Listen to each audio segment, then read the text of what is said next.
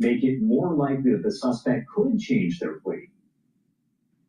It makes it less likely as a general rule, again, because the defendant who is facing the death penalty cannot plead guilty to receive the death penalty. What has to happen is the case has to be heard in court. And so I think that it is very likely instead that this case is being set up to be tried.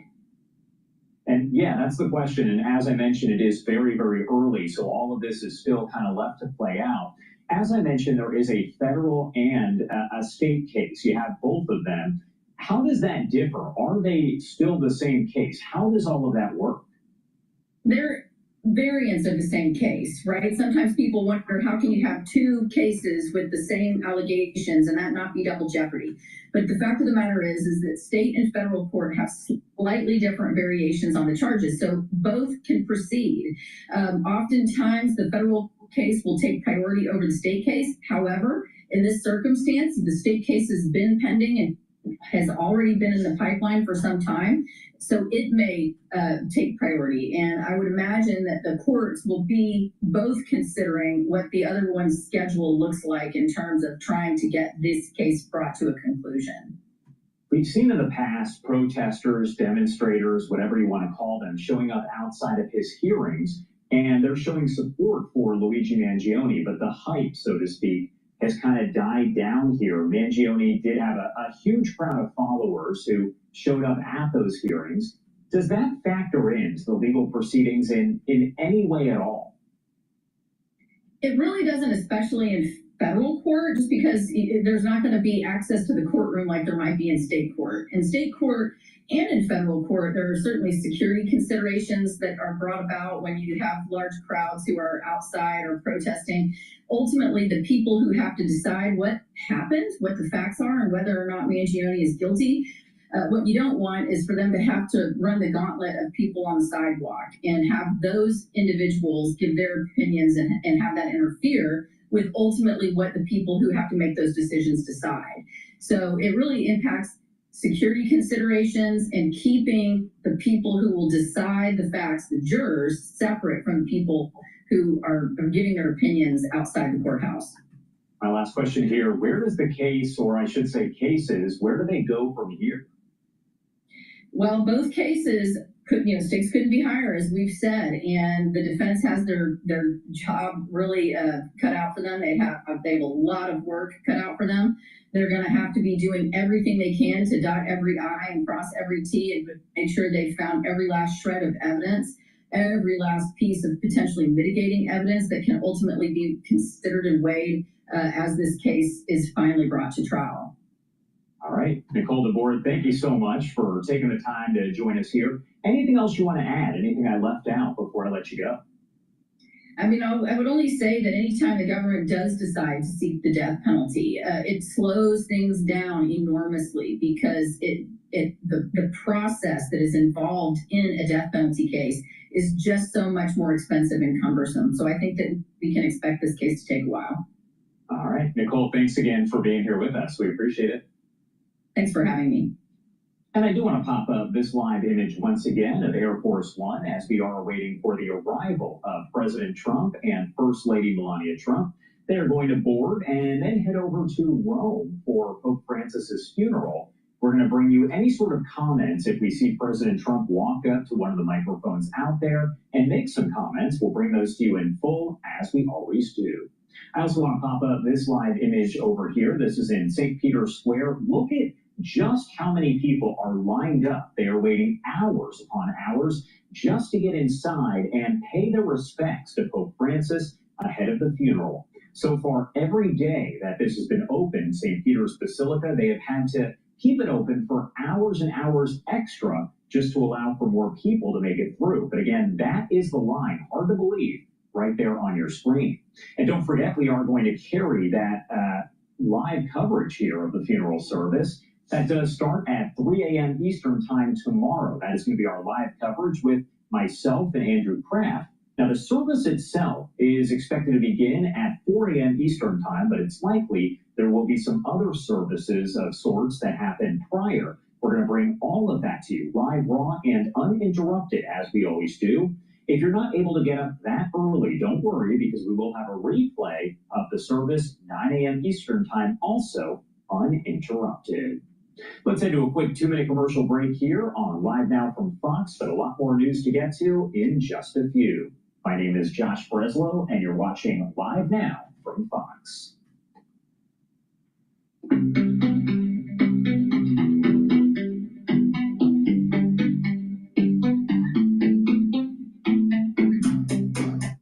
Nothing more important than the health and safety of the kids in your care and your staff. ProCare helps you support the well-being of your... We're 92.9 FM in Boston, as well as in Washington. Face the Nation Sunday at 2 p.m. On Bloomberg Radio. Futures at -12. I turned to them this morning. With the Bloomberg Business Flash, Lisa Mateo. Yeah, we've got futures pointing to a lower open. This with traders kind of losing that optimism that the U.S. will reach crucial deals with top economic partners or trade policies. We have NASDAQ futures down 0.3%, Dow futures off 0.4%, S&P futures off about 0.2%. The 2-year yield 3.79%. That's little change. The yield on the 10-year 4.27%. That's down about 4 basis points. Commodities, COMEX gold 1.5% lower, $3,292 an ounce. We have Brent crude down about 1%, $65 a barrel. To currencies, the Bloomberg Dollar Spot Index up about 0.2%. On the economic calendar for today, about an hour from now, we'll read on sentiment from the University of Michigan. We go to shares of AbbVie. They're up 3%. It raised its profit outlook for the year. Better than expected sales. Newer autoimmune treatments. The guidance, though, didn't reflect any potential trade policy shifts. Then we go to Colgate-Palmolive. It beats a beat on first quarter adjusted EPS. Hello, this is Dr. Paul Cottrell, and we're doing a live stream on Rumble, YouTube, and simulcasting on X Spaces. You can also watch the live streams on my website, the-studio-reykjavik.com, underneath Broadcast Live. We are doing this live stream on April 25th. I will also repeat this show on the different channels. I have 7 channels. I have 4 channels on YouTube, Brighteon, Bitchute, and Rumble. Please subscribe to all those channels to make sure that you get the notifications of the live streams that I do and the other content that I premiere. So please make sure you click the notification button or bell and make sure you subscribe to all those channels. Really important. You can also help support my work by purchasing the products that I have on my store or donating. You can donate through Stripe, PayPal, or Buy Me a Coffee on my website on the homepage, the-studio-reykjavik.com, or you can be a paid member to my Patreon channel. All these videos that I do are for free. I have thousands of videos for free about scientific endeavors and discoveries, domestic news, international affairs, finance, and economics. I cover a lot of stuff. So please help support my work by donating, being a paid member. I put all of this out for free to inform the public. I don't put stuff behind a paywall. So please help support my work. I greatly appreciate it. For the ones that have been supporting my work for many years, thank you very much. All right, let me do a market update. Now, the market update right now, the futures for the S&P 500 is at 5,500. Like I said, there's going to be a resistance level at 5,500 psychologically, and you're going to have quite a few short traders at that level, at 5,500 to short the S&P 500. It's at the end of the week. It's Friday. People are going to try to take profits, book their profits. So it's probably going to be less active compared to yesterday. All right. In the Asian session, it seemed somewhat positive, but then it kind of lost some steam in terms of futures market, in terms of oil, and even in terms of Bitcoin with the overnight session. But anything can happen. Trump could say something that could be very positive or very negative and move the markets. I doubt that will happen today, but it could happen. We don't know. All right. So right now, the S&P 500 futures, 5,501. VIX is trading at 26.80, so still elevated. We want to get VIX below 20. Euro USD is at 1.13.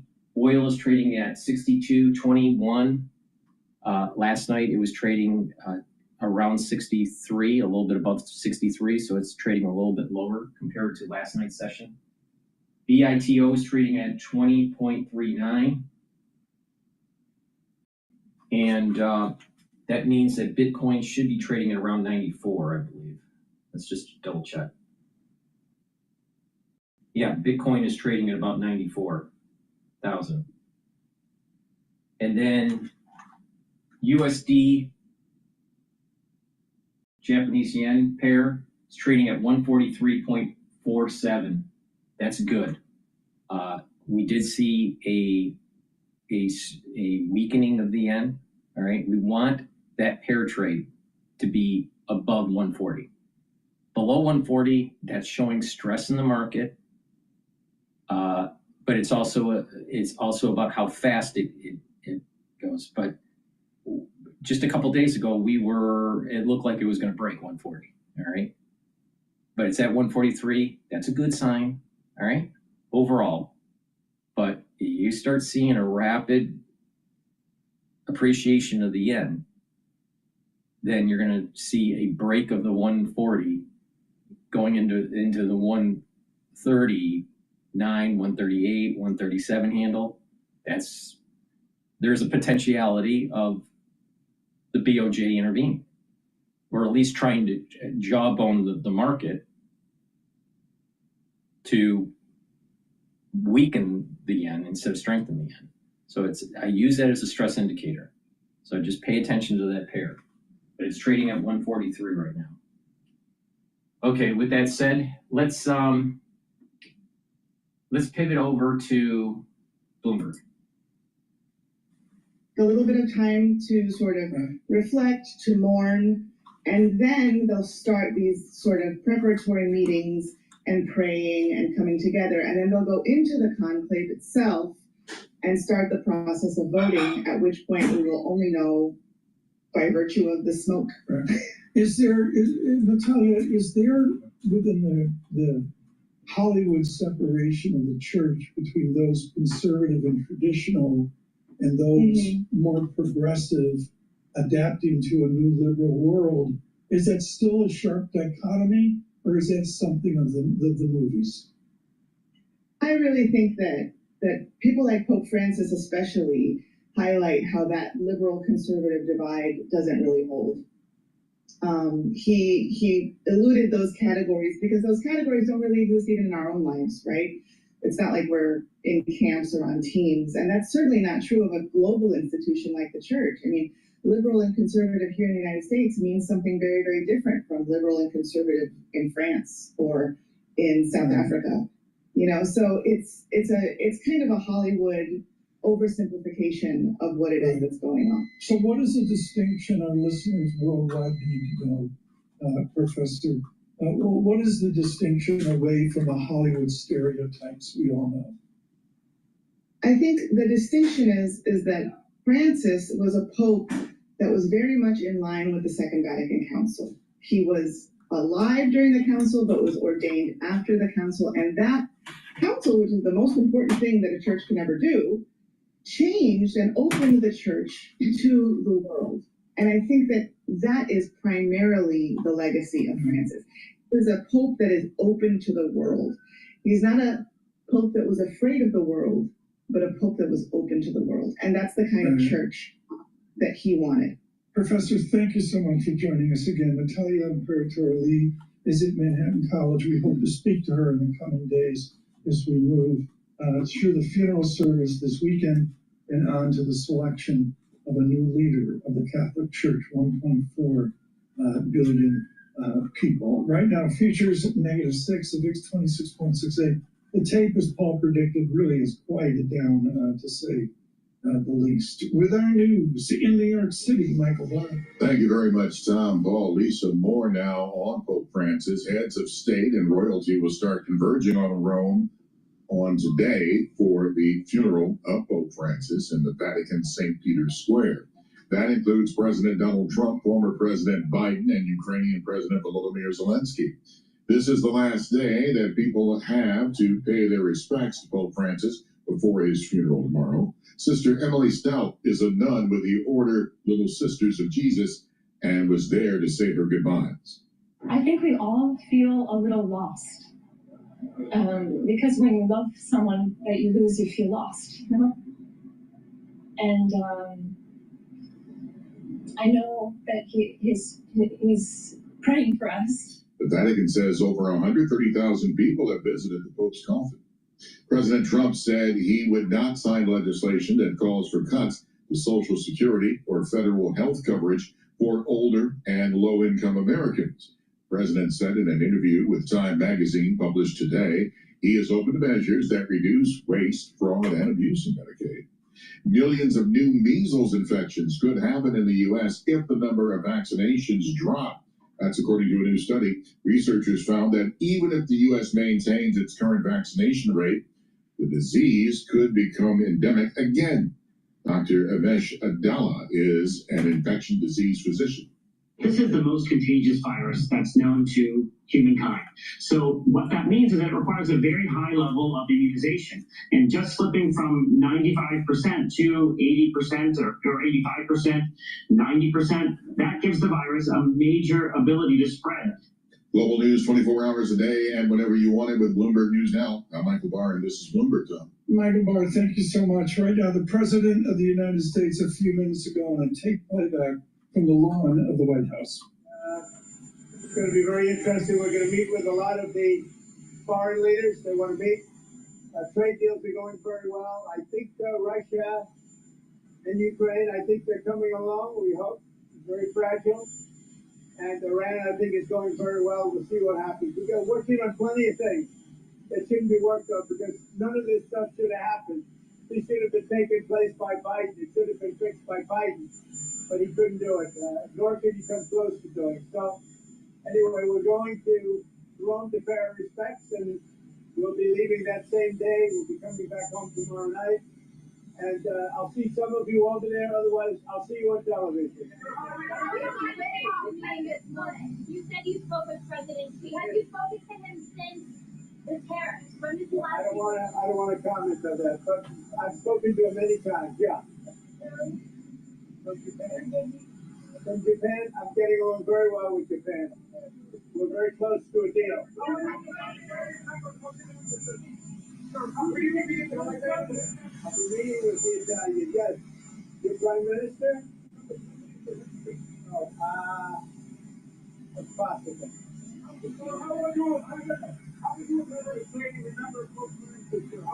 Very well. Good man. He loved the world, actually, and he was just a good man. I met him twice. I thought he was a fantastic kind of a guy. When did that happen and what did you discuss? I'll let you know at the appropriate time. Let's see if we can make a deal. He came down there from the Wickloff meeting, like that. What do you hope? We're meeting with Putin right now as we speak. And we have a lot of things going on, and I think in the end we're going to end up with a lot of good deals, including tariff deals and trade deals. We're going to make our country rich, so we're going to try and get out of war so that we can save 5,000 people a week, and that's what my aim is. I want to save 5,000 young men. They happen to be mostly Ukrainian, Russian, 5,000 young Ukrainian and Russian men, and that's a big honor if I can do it. I think we're pretty close. No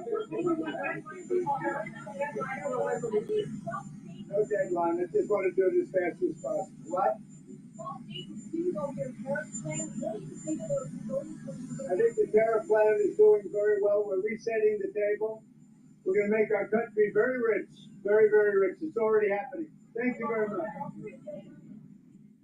President Trump across the lawn with the First Lady to the helicopter. This is a few minutes ago, a tape, and they're heading to Rome. And there will be the funeral services for the Pope in attendance as well scheduled. Prince William of the United Kingdom, Prime Minister Keir Starmer of the United Kingdom, Mr. Macron of France, Mr.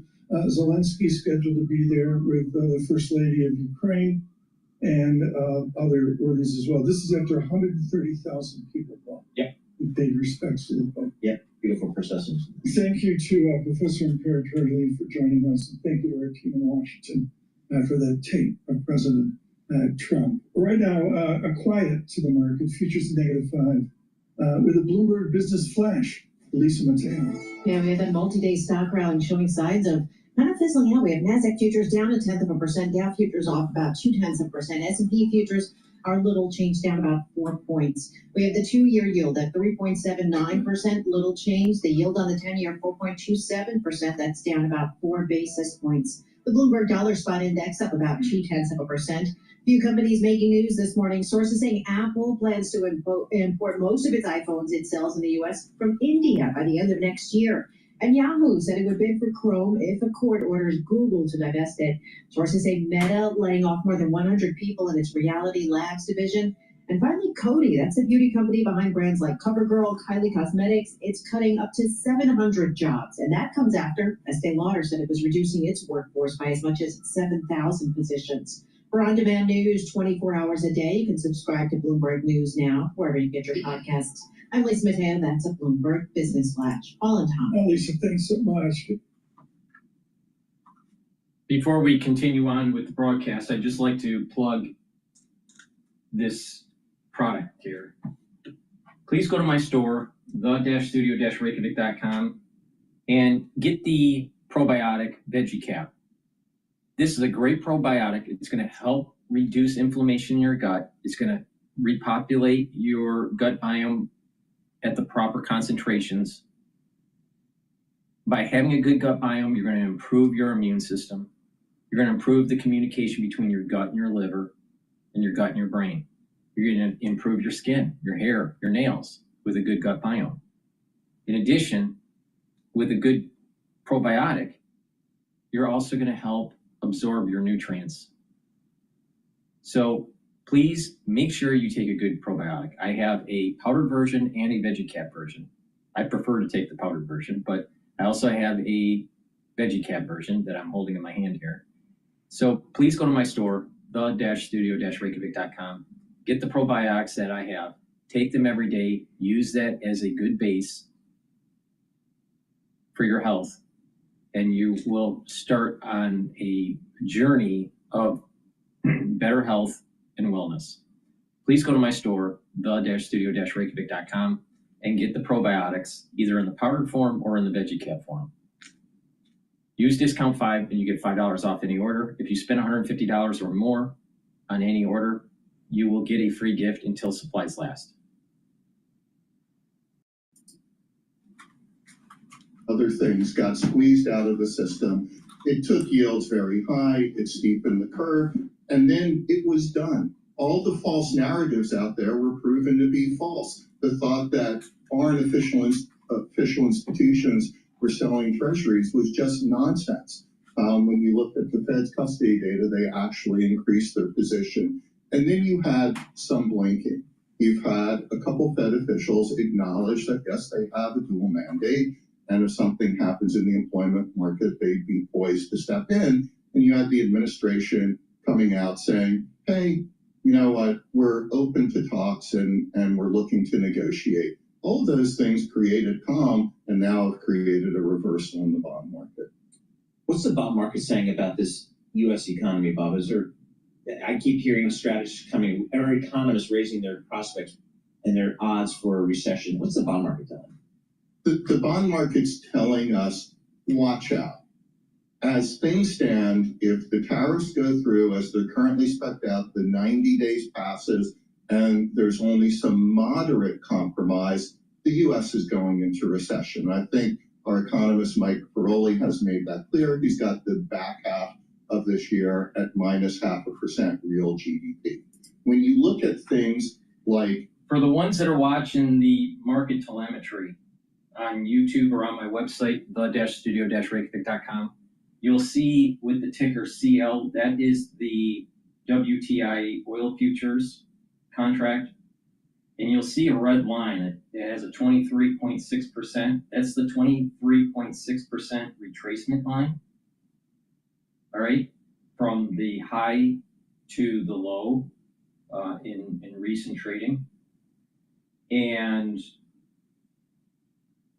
that might be over, I'm not sure if it's over a 1 year or a 10-year period. I think it's over a 10-year period, but I'd have to double check that. But that 23% retracement line that you see, that red line, it's showing that oil is trading and bouncing around intraday and actually for several days, all right, around that 23% retracement line.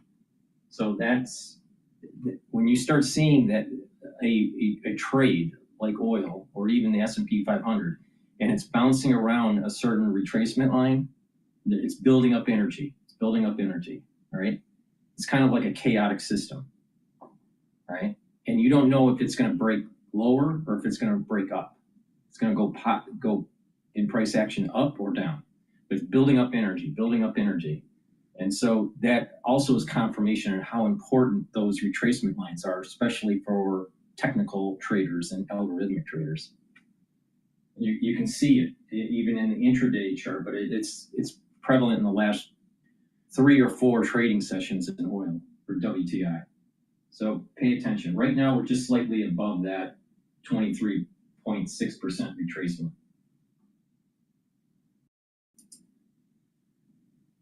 Were there down at JP Morgan? Do you know what? It's been pretty balanced in the acceptance of the bond market.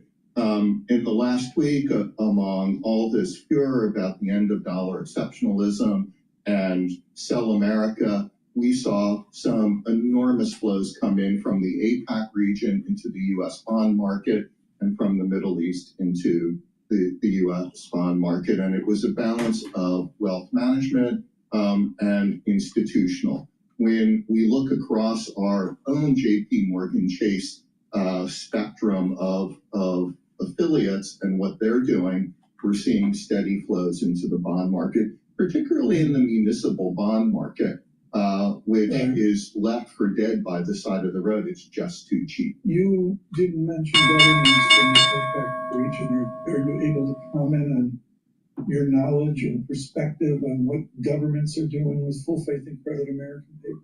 Well, like the Fed and the Treasury, we're watching the tick data and we're watching the Fed custody data, and we're not seeing that selling. And it's well known that official institutions, governments tend to buy in the 1 to 5 year part of the curve.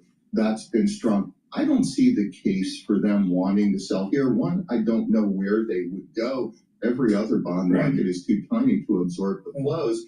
And you're in a negotiation stage. To me, that seems to be the option of last resort. We're in a stage, you get the market open. We're going to continue with Bob Michael at JP Morgan here in a moment. First print I see on the screen is green. Here's Lisa Mateo. That is good, because that means we're going to continue that momentum from 3 days of gains.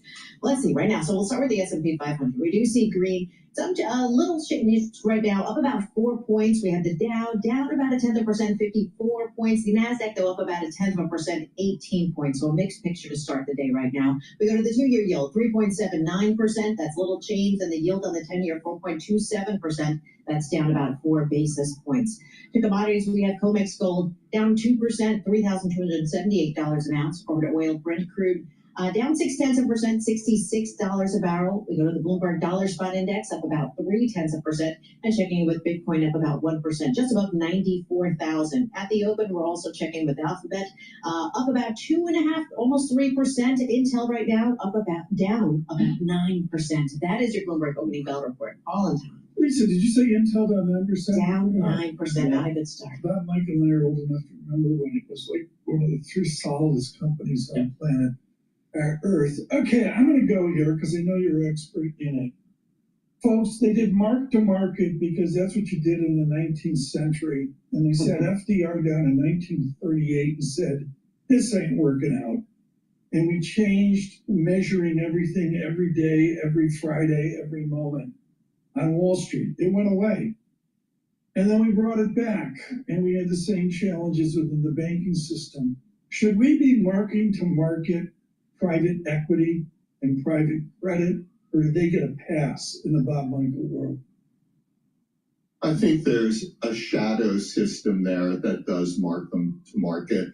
And I think this is going to be highlighted this year, because as you well know, there are an awful lot of plans who have expenses to pay. Maybe you're a pension fund, you have retiree benefits. Maybe you're an insurance company, you have claims to pay. Maybe you're a university endowment and you've got to run your school and your funding's been pulled. And now you're looking at your portfolio. What was in alts and a liquid seems not to have moved in price, and everything in the public markets at one point was down 5 to 15, 20%. But the only thing you could sell was what was down. I think you're going to see, one, some rebalancing, and two, some calls about greater liquidity in that space. Oh, this is really important. On radio, you don't see this, but on YouTube, cardinal rule of thumb, when a global Wall Street leader puts their hands up and starts measuring things, that's when you lean forward and really listen. How big is the haircut? Can you estimate for us, blended private equity, given institution, how much, what's the hit going to be? I have a number in my head. Yeah, the numbers that have been thrown out there are around 15%. Yes.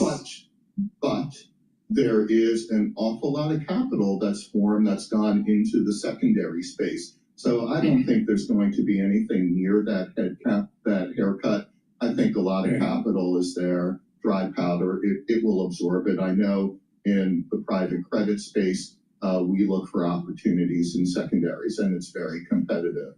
Well said. Yeah. It's Friday. Did you have a general counsel for JP Morgan's not listening? No. Sounds good. I'm chilling out on a Friday. Yeah. Getting ready. We'll come back with Bob Michael. We need to get the market straightened out here and give that to you. We're thrilled that Mr. Michael continue with us at this incredibly important time. You just heard the president. That was a tape delay on his way to Rome. The president talking about everything is fine out there. And what I can tell you, basically a sleepless Bloomberg News publishing into the weekend. It is 24/7. This morning we released out of, I believe, New York and Tokyo, a really important article on the Japanese and how they see the trade negotiations going. Look for those leadership articles from Bloomberg News here through the weekend. And of course, Bloomberg Opinion with all the thoughts that are out there. We'll see who publishes into Friday and beyond with Tim O'Brien. Red and green on the screen, just to churn the VIX 26.62. Bob Michael demands we do a bond quote, 428 on the 10-year or 380 on the 2-year. 30-year bond, we had a run. For the ones that are watching the telemetry dashboard, the USD Japanese yen is making a move. You can see that the yen is weakening now, so it's at 143.8. So dollar is increasing, dollar strengthening. You're also seeing a little bit of a move where dollar is strengthening against the euro at 1.13. BITO is trading at 20.58. That's the ETF for longing Bitcoin. And VIX is trading at 26.46. Oil is trading a little bit in just the recent hour or so, moving a little bit upward. It's at about 62.47. All right. Please go to my store, the-studio-reykjavik.com, and get the powdered probiotic. You can also get the VeggieCat probiotic, but the powdered probiotic is what I normally take. Why? Because I take a lot of different powders. I take the collagen and the lignans and the gladiator barley, the boomer boost. So it's just easier for me to take. All right. So if you prefer to take a powdered version of the probiotic, great. This is the one you want to take. Please go to my store, the-studio-reykjavik.com. Get that good gut biome. It's going to reduce inflammation, help with your immune system, help with your skin, your hair, your nails, the communication between your gut and your liver, your gut and your brain. Good probiotic will help you to think clearly and also reduce that irritability. You'll be able to sleep better. And research has shown in Europe that by having a good gut biome, it's increasing the chances of mitigating problems like early onset of dementia. So please go to my store, the-studio-reykjavik.com, and get the probiotic. It's very important to have a good foundation for improving your health, and that foundation starts with a multivitamin and starts with a probiotic. Please go to my store, the-studio-reykjavik.com. Make sure you drink filtered water on a regular basis. All right, let's go to Fox Business.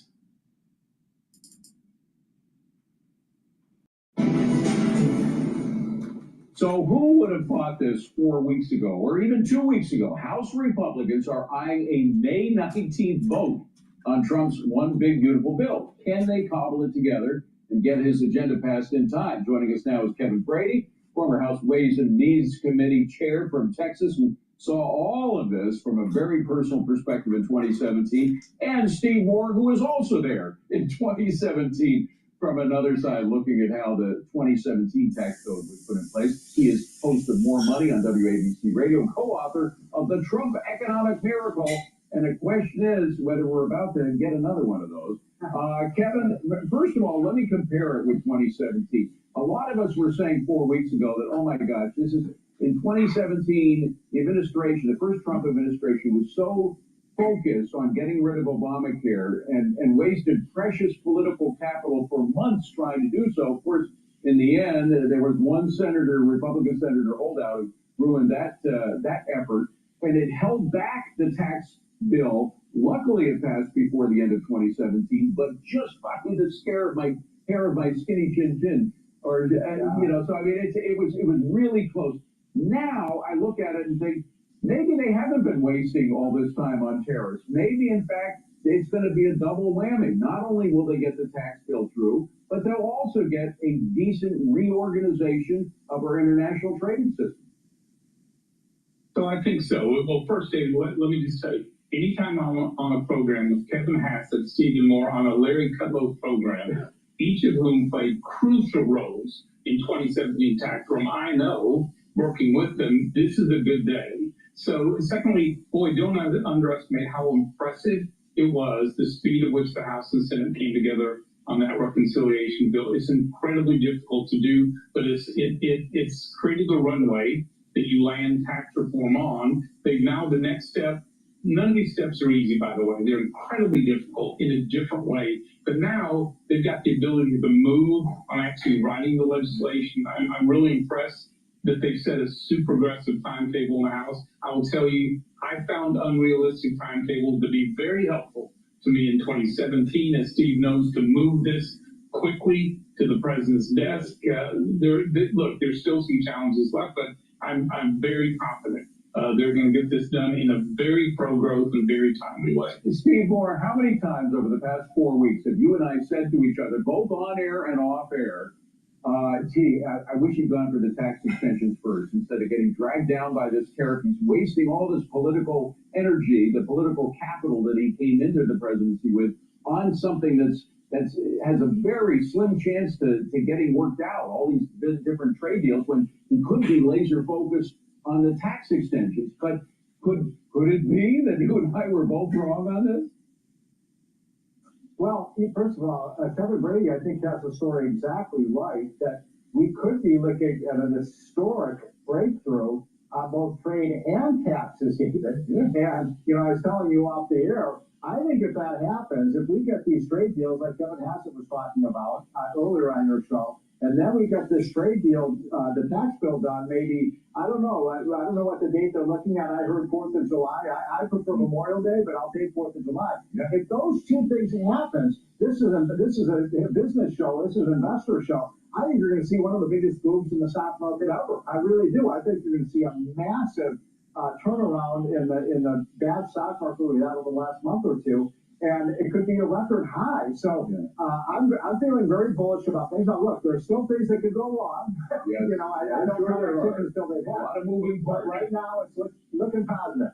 Yeah, a lot of moving parts and a lot of moving supply chains. And it's not, Kevin, it's not easy. I mean, we saw it during the pandemic. We know what happens when you have these massive changes in supply chains. Now, having said that, most of those supply chain problems and screw-ups happened during the Biden administration. So they were people, frankly, who I think were ill-equipped people like Pete Buttigieg, who was, ill-equipped to deal with the transportation aspect of changing supply chains and so forth. So I'm not underestimating the importance of these changes, but I think that people who have been even on our side, some conservatives who were really questioning this whole tariff move of the Trump administration may prove to be wrong.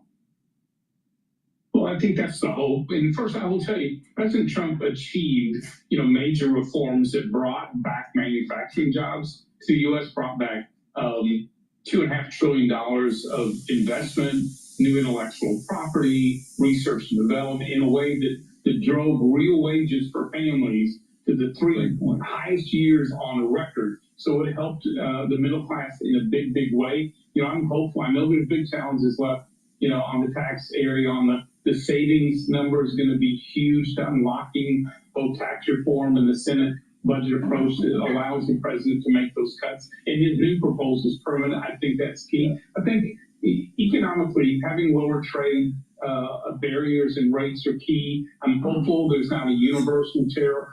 That could be about a $2 trillion tax issue, but giving the president the space to really deliver on these agreements while they're moving tax reform, as Steve said, I think that is a great double good win. I'm going to try to get through more questions, and so producers beware.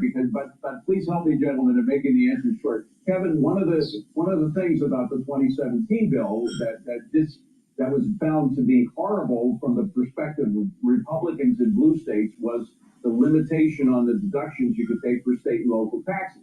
And of course, blue states have huge state and local taxes, and they were limited to $10,000 deductions. They want to raise that. And some of these people, like Congressman Lawler and other Republicans from blue states, are desperate to get that. How would you deal with that? How would you negotiate with them, say, folks, you got to come along with this, but let's make a deal?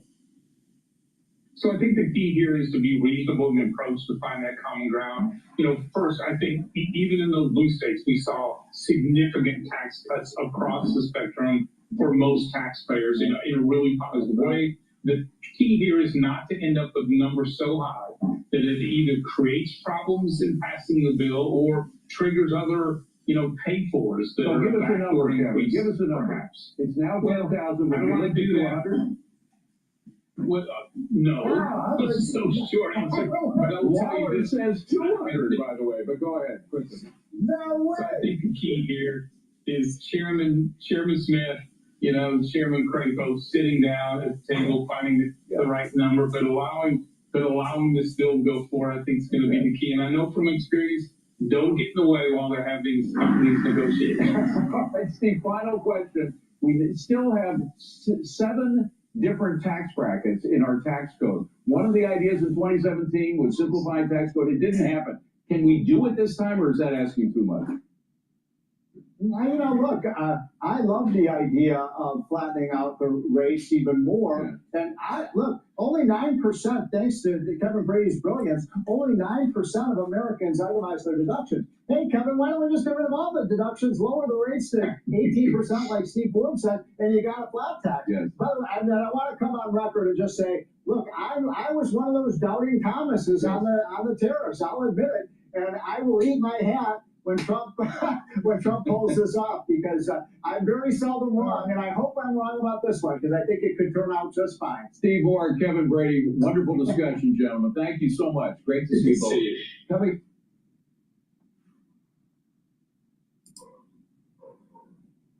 All right, what I want to do is take a look at also Newt Gingrich talking about Putin. Here now with analysis, Fox News contributor and former House Speaker Newt Gingrich.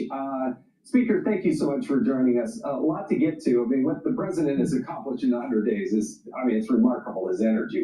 We talk about that a lot, but it can't be stated enough. But overseas, Iran is a major threat to world safety and security. Yet the price of oil is coming down. The president's taking on the Houthis. With Israel, they've been taking out the other threats, the other proxies in the Middle East.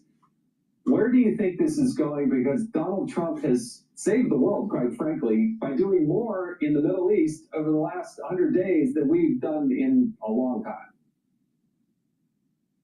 Well, look, I think it's been kind of amazing. If you take the whole 100 days, remember, just before he became president again, we had people pouring over the southern border.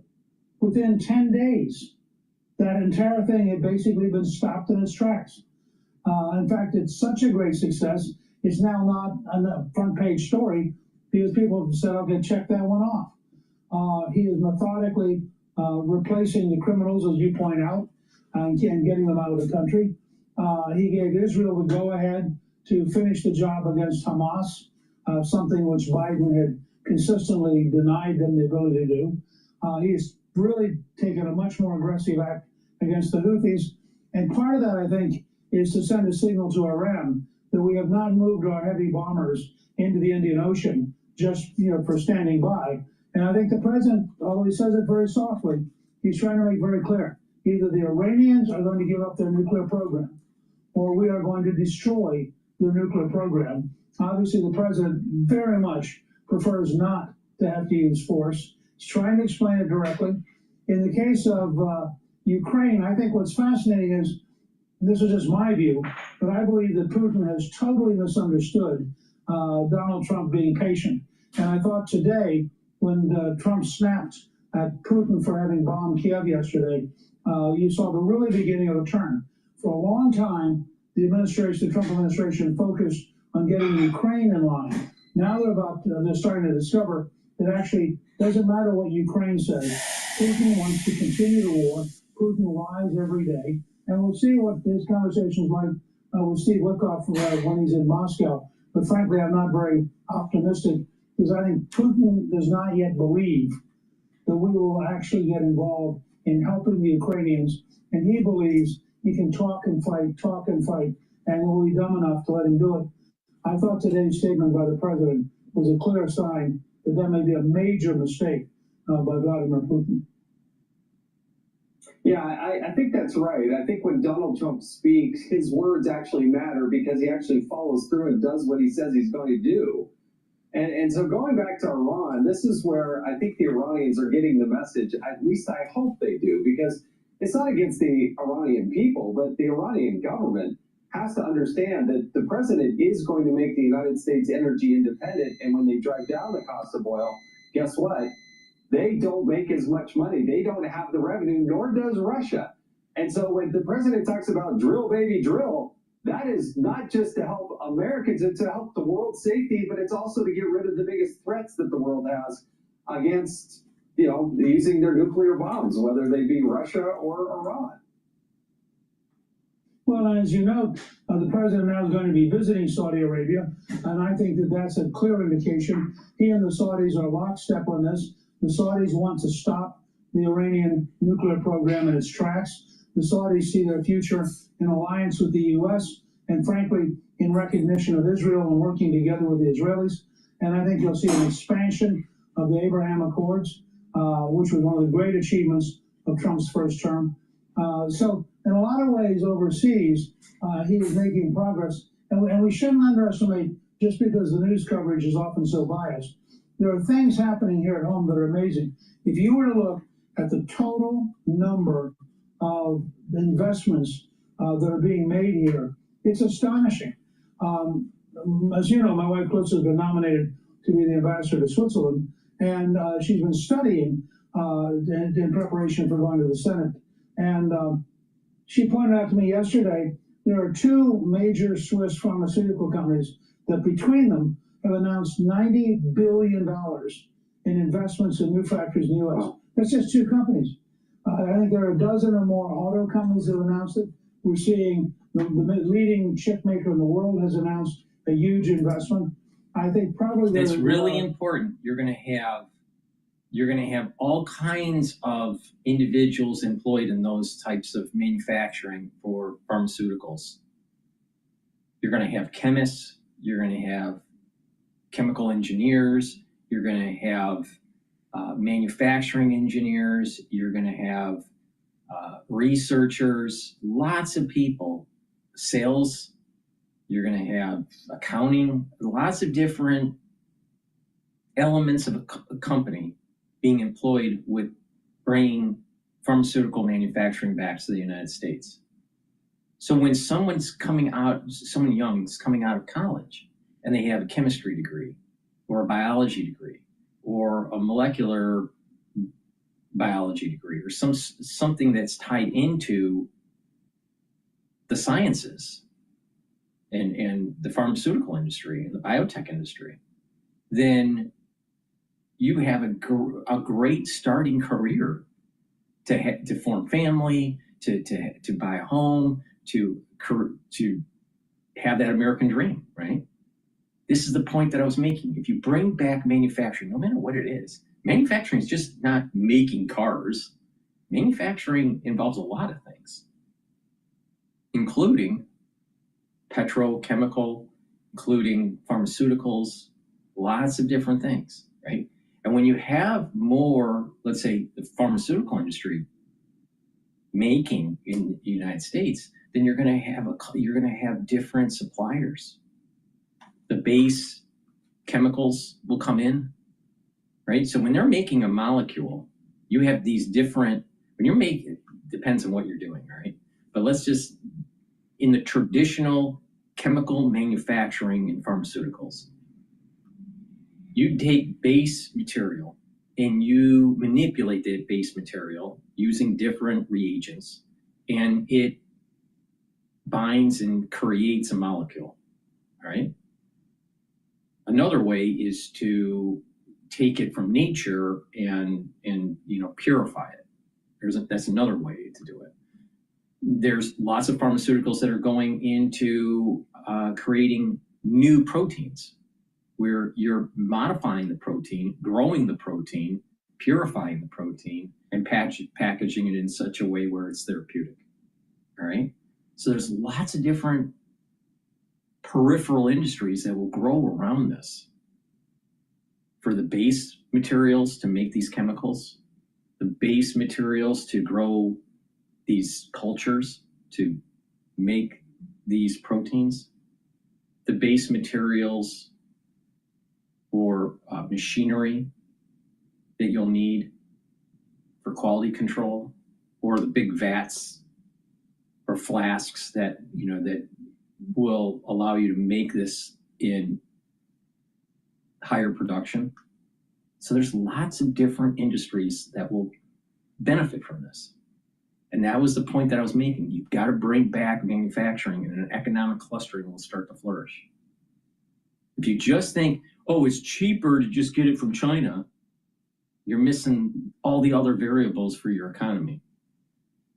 And that is the peripheral industries that are created, the economic clustering that's created, the ability for younger people to get into the workforce with high-paying jobs. The economy would be more vibrant. So stop thinking in the terms of a consumer. You got to start thinking in terms of a producer. And then you start having a robust economy.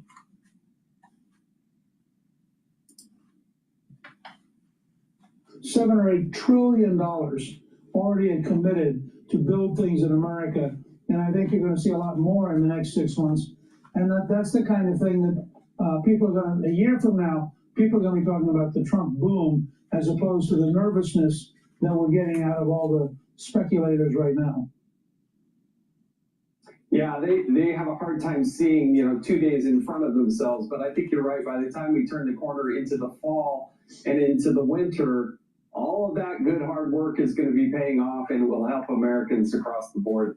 Speaker Newt Gingrich, thank you so much for joining us on Hannity tonight. Do appreciate it. Hey, Sean Hannity here. Hey, click here to subscribe to Fox News YouTube page and catch our hottest interviews and most compelling analysis. All righty, let's take a look at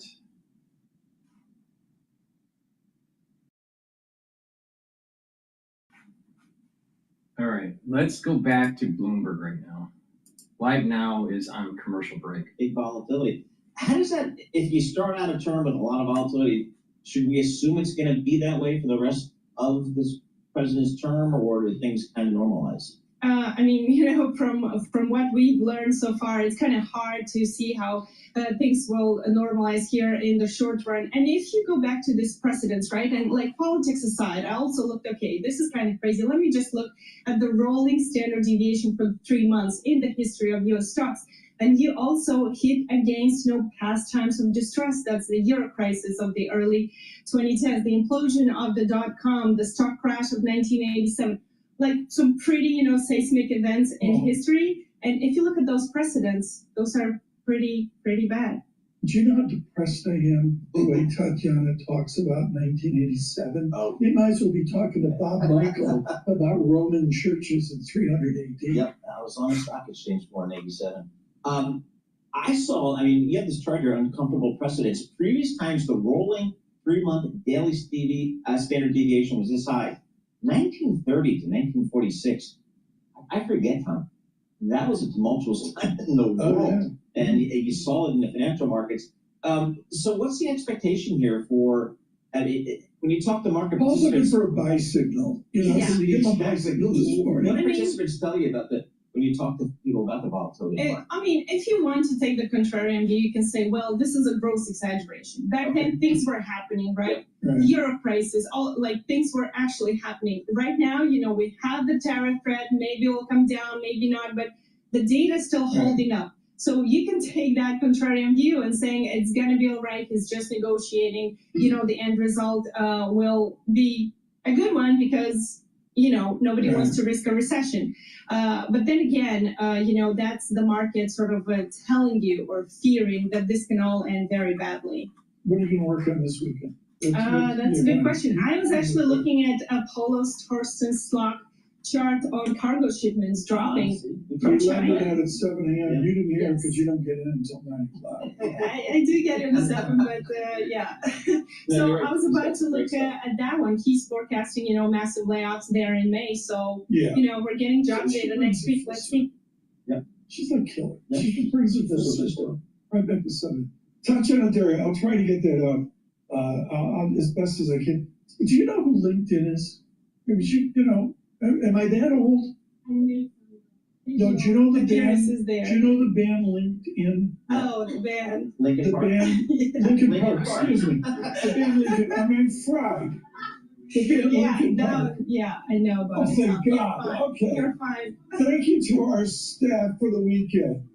Ken Fellow, our global technical director. Giuseppe's fun. All right, please go to my store, the-studio-reykjavik.com. Help support my work by getting the great products that I offer. These videos I do and give you my insight, and I'm telling you exactly where these support levels and resistance levels are in the market. And you're going to make money if you just listen to me. But not only that, if you listen to me, you're actually going to slow down your aging process, and you're going to boost up your immune system and get healthy and have more vitality.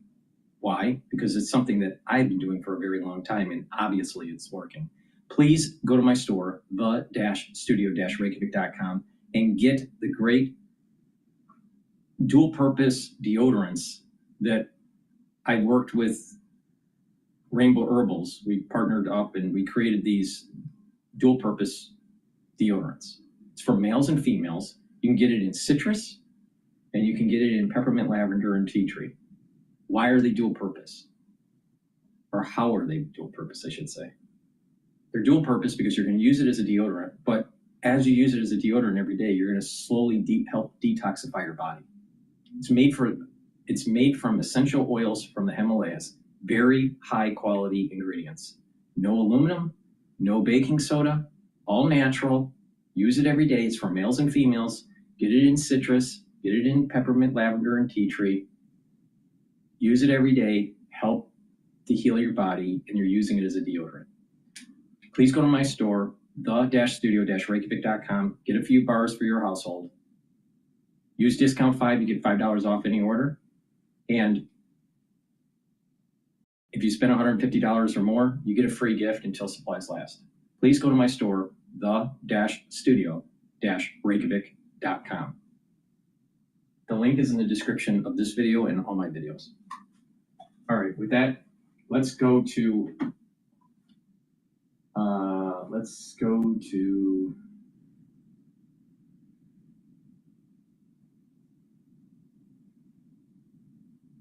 Let's go to G0 Media. Hi, everybody. Ian Bremer here, and a quick take. I want to talk about checks and balances in the U.S. political system. I get so many questions about this, of course, because the United States today is the principal driver of geopolitical uncertainty, of global economic uncertainty, and people want to understand, is this the end of globalization? Is it the end of U.S. democracy?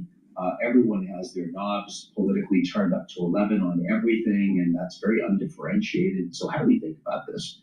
I want to give you a few thoughts on what is and what isn't a permanent change, what is and what isn't a serious threat and concern. Particularly big picture on the nature of the U.S. political system. I've said a number of times that I consider the U.S. to be by far the most kleptocratic and dysfunctional political system among all of the advanced industrial democracies. I've said that not just in the last few months, but for years now. And that predates Trump. Trump has sped up the kleptocratic impulses in the United States, the second most powerful person in the White House on President Trump, at least for now with an official position, is also the wealthiest person on the planet who continues to own and run 6 companies. Obviously, it's kleptocratic. All right, breaking news. University of Michigan, April 1-year expected inflation at 6.5% versus preliminary 6.7%. So it's a little bit lower than expectations for the preliminary result. Pay for play. If you're a TikTok investor and you give him money, he flips his position on TikTok. Very direct, very dramatic. But the United States has been kleptocratic for decades. It is the country where if you have money, you can use it to gain access to power, and that will get you outcomes you want, whether it's a specific tax code or a specific regulation or lack thereof. That is much more true in the US than it is in Canada or Germany or Japan or Australia or New Zealand or the Nordics, any of the advanced industrial democracies, the rich democracies, right, which is the kind of cohort that you look at when you think about the US political system.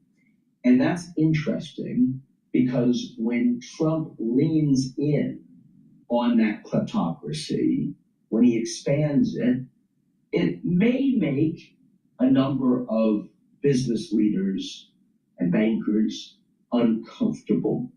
It's unseemly, but they're used to it. They know how that works. They already have their lobbyists and their PACs. They already have their comms teams. They've got their people on K Street lined up. They already know what it means to pay for an inauguration and to get people that say they have access to the family. I know he has a Ph.D. There's a lot of PhDs out there. But the thing is, almost every superpower or empire or country that has lots of hegemonic power is going to be a kleptocracy based on his definition. So what is he saying that's anything new? Come on, Ian. The administration, and they can help you as a consequence, and they're willing to spend money on that and to make favors for that. All of the offering internships for that, all of those things, right?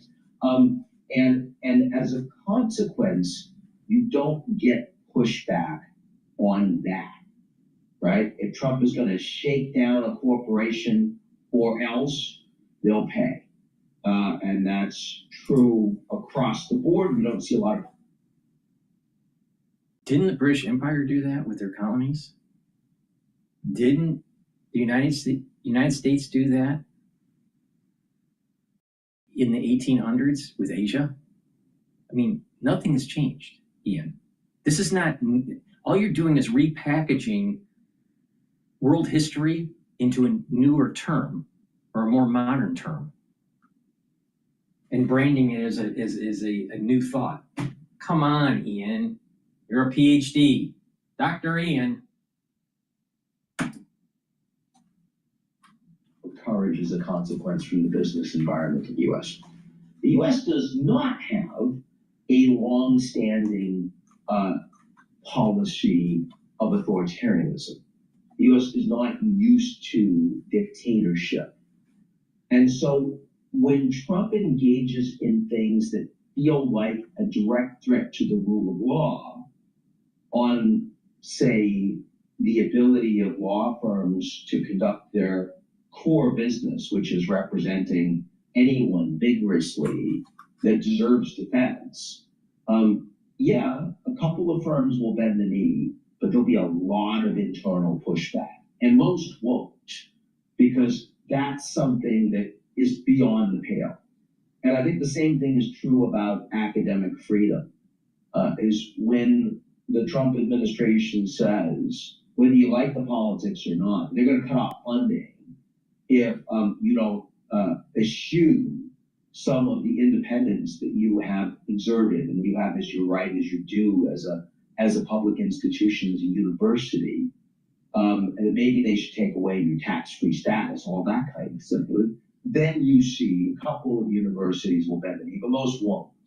And there'll be very strong pushback on that. And so what I think So Ian, you're saying that in United States history, not only did we use negotiating tactics to get what we want, especially with ones that would benefit economically, but that's also happening domestically. You know, so you're doing this internationally, right? And many world powers have done this for hundreds of years, where they use their hegemonic power, project it out, and if they don't get what they want, they find means to be able to get what they want. In modern day terms, especially post-World War II, that's what the World Bank and the IMF is about, with their conditionality.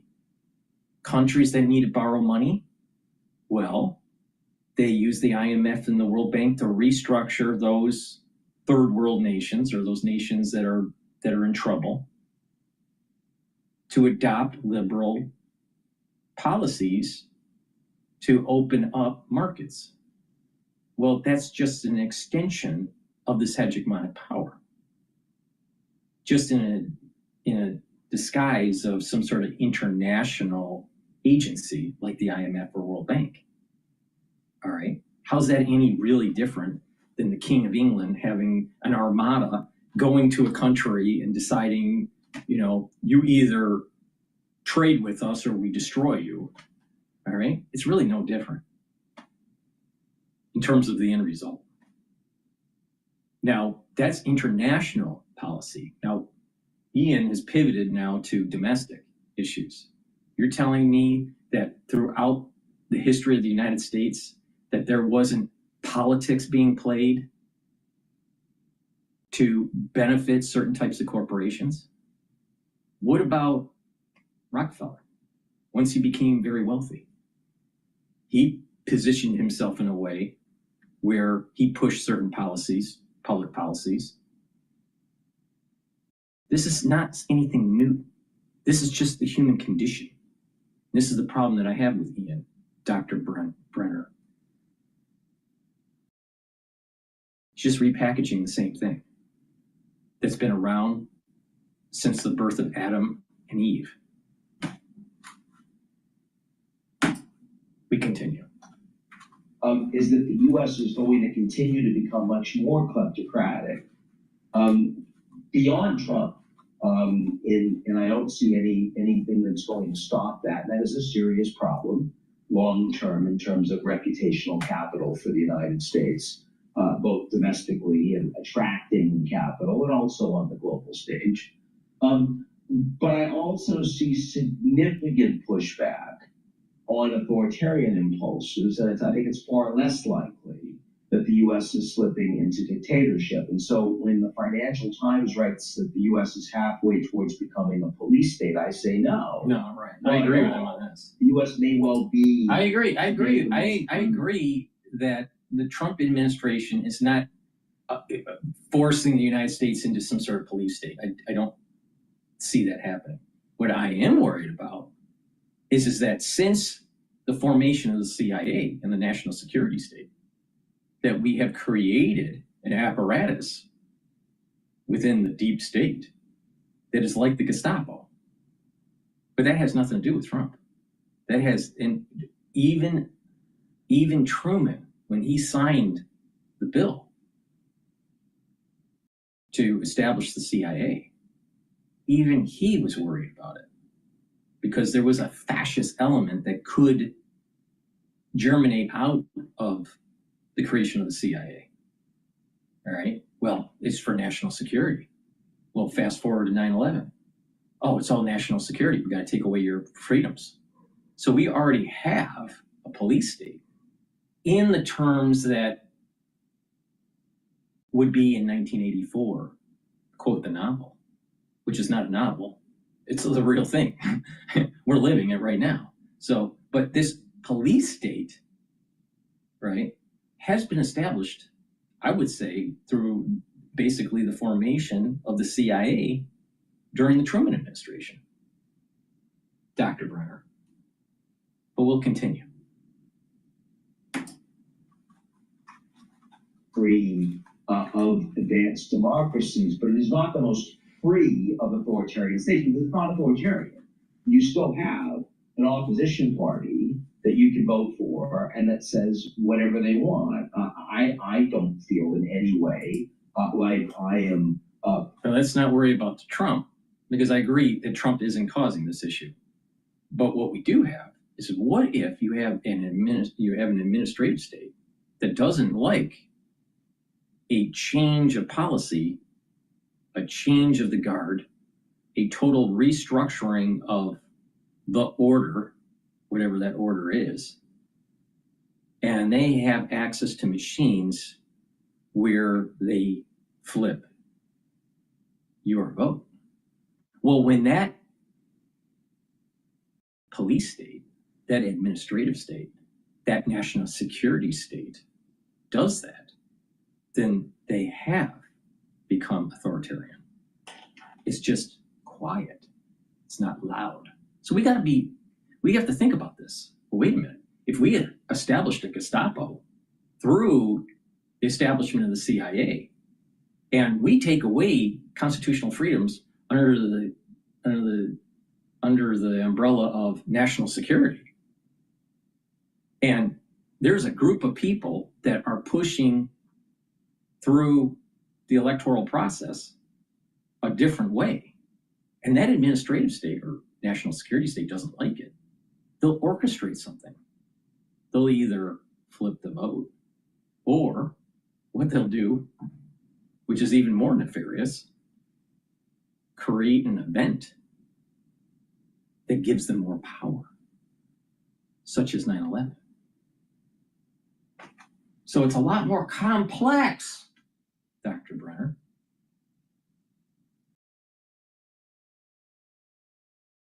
G0? Whatever. Potentially going to risk arrest or my liberties by virtue of saying to you exactly what I think about what's happening domestically, internationally. If that starts to stop, believe me, you're going to hear it from me before you hear it from somebody else. So that's one point. Second point. No, I'm pretty sure you'll hear it from me first, Dr. Brenner, because you're late to the party.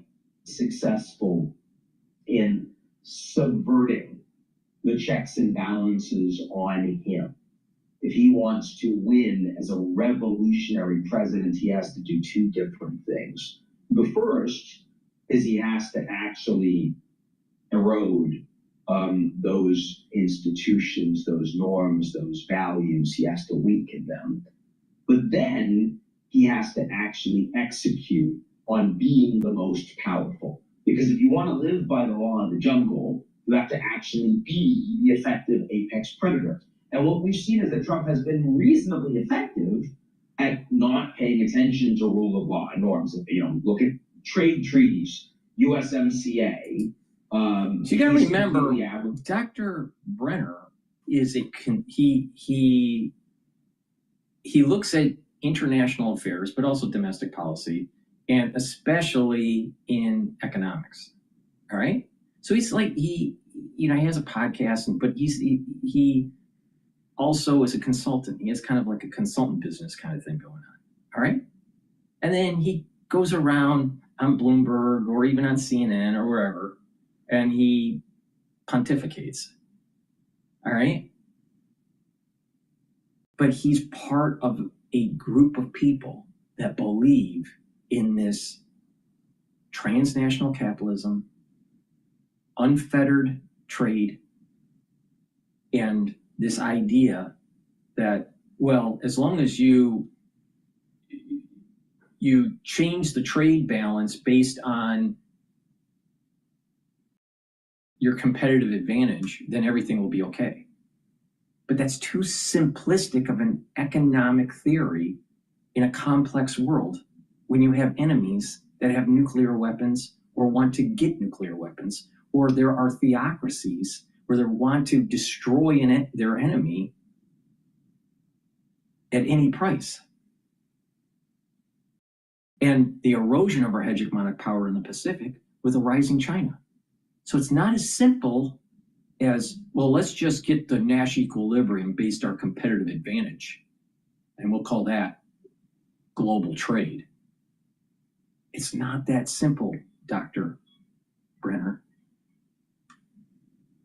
Because if you ship out your essential industries that maybe you don't have a competitive advantage on, you may not be able to wage war and protect the homeland. Dr. Brenner, stop being a globalist. This globalization thing, it's so 1980s, all right? It's localization. That's where it's at. Decentralized localization. By virtue of saying, no, national security emergency, I'm just putting tariffs on. That's clearly not what the Mexicans and Canadians signed up for. He doesn't care. And he is doing that with reckless abandon in all sorts of different places. Oh, so Dr. Brenner, you're saying that Trump can't say that it's a national security problem because we have a porous border and we need to stop this. And we just need to let this, we need to let them over the border because that's what the globalists want. We can't stop that. But it's okay to scream national security and erode your civil liberties because soccer mom wanted to protect Johnny and Judy right after 9/11. Because, you never know when the terrorist is going to be around the corner in the bushes in WASP America.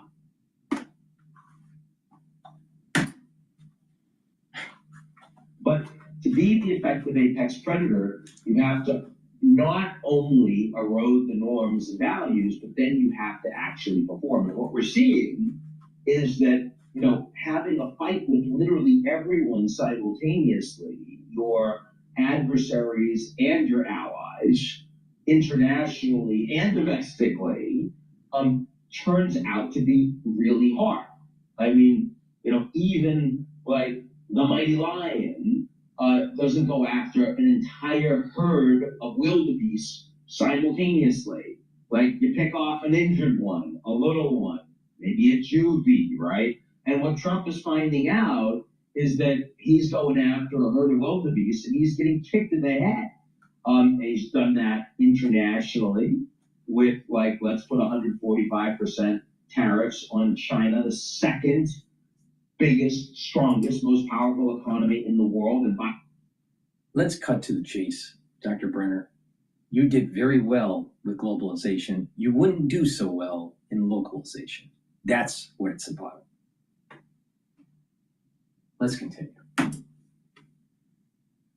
With a political system that's much more capable of waiting out and taking pain than the Americans are, because it's an actual authoritarian regime with a multi-generational rule from a communist party that is very consolidated. So the Chinese are saying, oh yeah, we'll hit you back. And now Trump is saying, oh, maybe bad idea. He's also seeing that, for example, with his decision to go after Bitchute. Yeah, but the multinational corporations with their lobbying isn't some sort of cabal that is kleptocratic. Is that what you're saying, Dr. Brenner? That we don't need to worry about the transnational capitalists or the global corporations that are poisoning the well of a constitutional republic?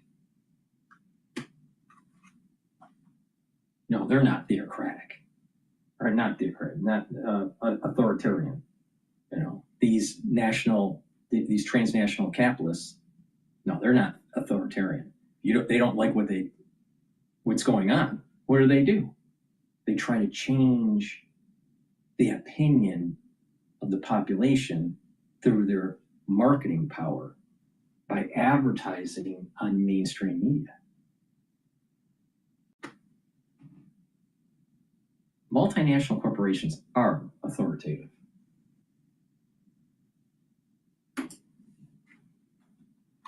Jerome Powell, and he said, you know, how horrible Powell is, and I should fire him, I should get rid of him, and few days later, he's like, I'm not going to fire Powell. Well, it's not like Powell's done anything differently. He's not behaving in any way that Trump would want, but Trump has recognized that trying to kick Powell in the head is a really bad idea because the markets are throwing up all over it, the business community and other countries, and his own advisors. It's harder to get that feedback to Trump because he has a group of advisors, some of whom are very capable, some of whom are completely incompetent, but all of whom are far more loyal and therefore far less willing to give him information he does not like. But the bigger the obvious failures are, the more clear it is that you can't fight all the wildebeest simultaneously, the more that information is going to get through to Trump, and we are seeing that start to happen. So in other words, I do see snapback functions that are constraining what Trump is trying to accomplish. They are not snapback functions, mean reversions. Lovely words, Dr. Brenner. When you have a system that is dug in, that's rooted over time, and you have another group of people that are trying to uproot it, you don't just chip away at the margins. You just don't just go after the weak ones in the herd. Sometimes, if you want radical change, you need to shape the system and hit at multiple vectors, not just chip away at the periphery. If you have a system that's in chaos, all right, you have to shock. You know, if you have a system that it's not benefiting based on some criteria, you need to shock the system. And when you shock the system, it goes into chaos, and then there is a self-assembly, a self-assembling that takes place that most likely would not be of the original order. And that's what Trump's doing. Trump is all about chaos. He was born under a chaotic zodiac. His behaviors are chaotic, but leads to results in the end. You may not like the process, but it's chaotic, but it leads to something better. And we have a system that is not benefiting most of the population. The people's perception and the reality is that the middle class and the poor in the United States are not benefiting as much as the uber wealthy, the upper middle class. And Ph.D. wrote in Capitalist 21st Century about this disparity between the rich and the poor, the haves, the have-nots, right? Now, a big part of that in the modern day world is because rich people have lots of equities. They have economies of scale with their wealth. So when there's an appreciation, they get richer. This is the reason why you hear, the uber wealthy losing billions of dollars one day and making billions of dollars the next day, because they have so much of their wealth tied into the financial markets. So it's a big problem. So we have to like shock the system. All right. So let me give you an example. Let me give you an example. All right. Let's say someone is their EKG, all right, is stable. All right. And then all of a sudden something's happening and they go into AFib. All right. And then you have to shock the system to get it back to the normal heartbeat, right? Now, if they have some sort of pathology problem, they may go back into AFib. But you have to shock the system, get it back. Because what's happening with the heart and the myocytes and the electrical signaling that's going through these different nodes, the sinus node, right? The AV node, the bundle of His, right? There's a storm that's taking place. Normally, if you have a healthy heartbeat, a normal heartbeat, it's orderly. It's going in an orderly fashion and contracting the heart in an orderly way.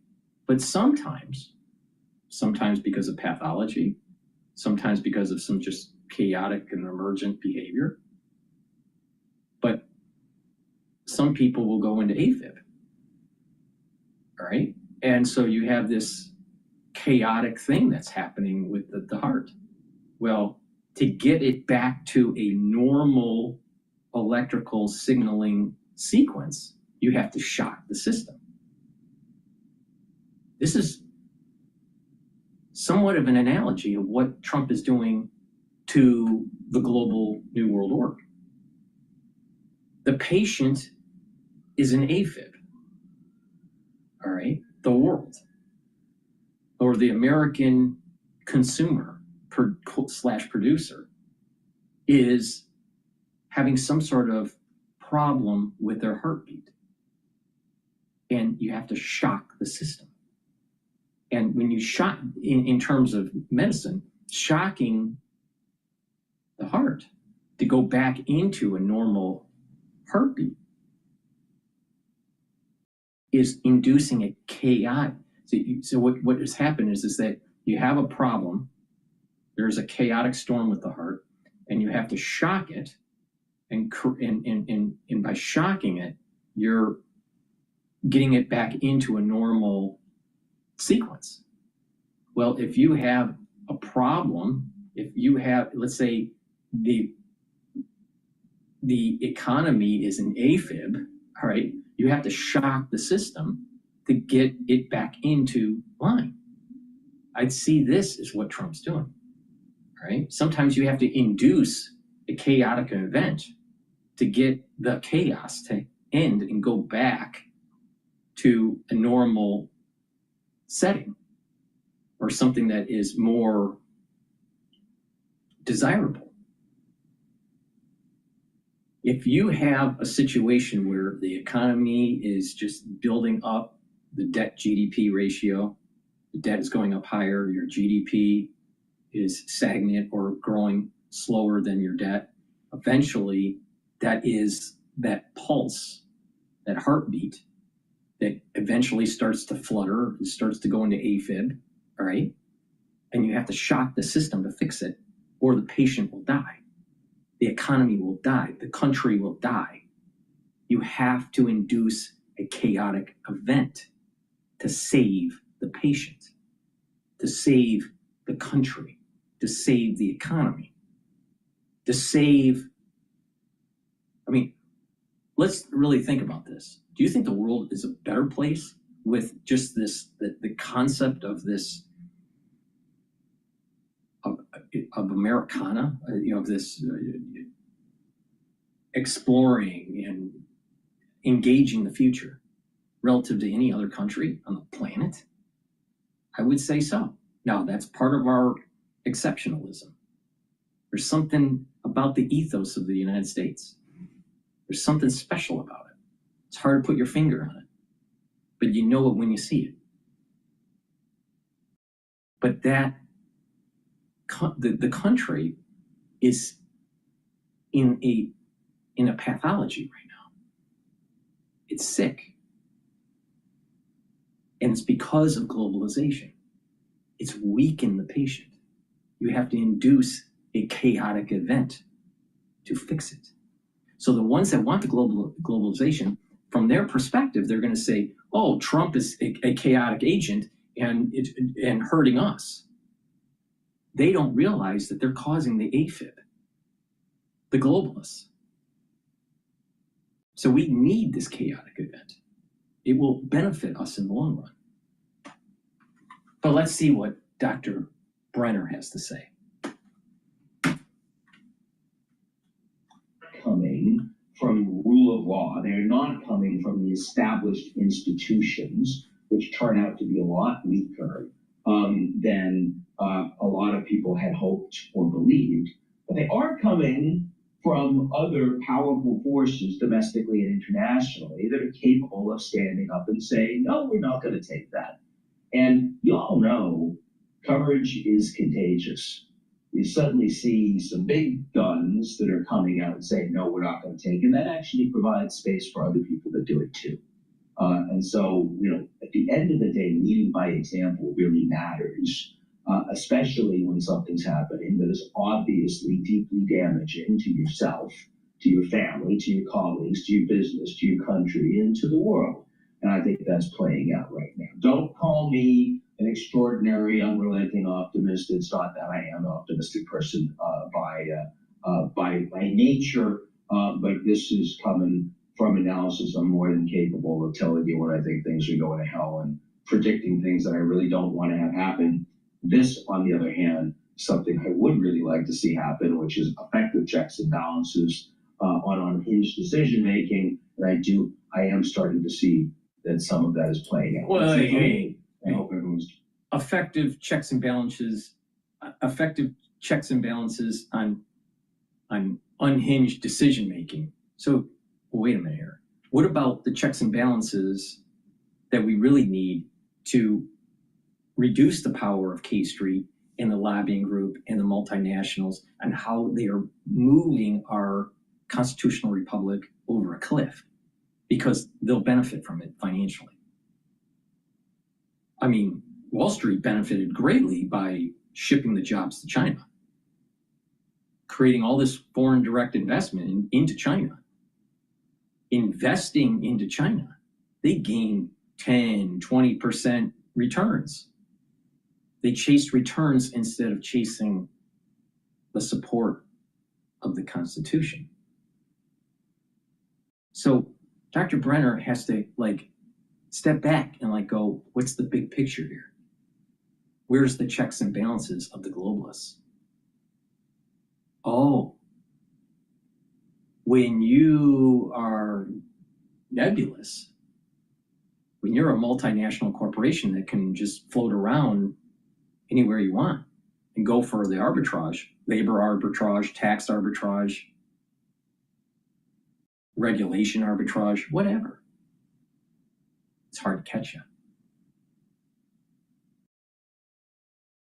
Is that what he's supporting?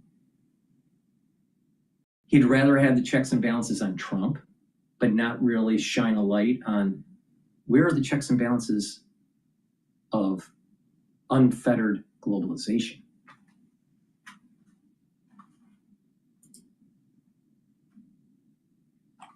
All right. Please go to my store, the-studio-reykjavik.com, and get the multivitamin. This multivitamin is easy to digest, and it has the vitamins that you need for proper enzymatic activity. Enzymes in your cell need cofactors, most of them. All right. And you'll get those cofactors that you need in this multivitamin. By having those cofactors, the enzyme in the cell will perform better. If you don't have those multivitamins at the right concentration levels, your cells perform subpar. So it's very important to take a multivitamin, and that's a foundation, just like the probiotics are a foundation.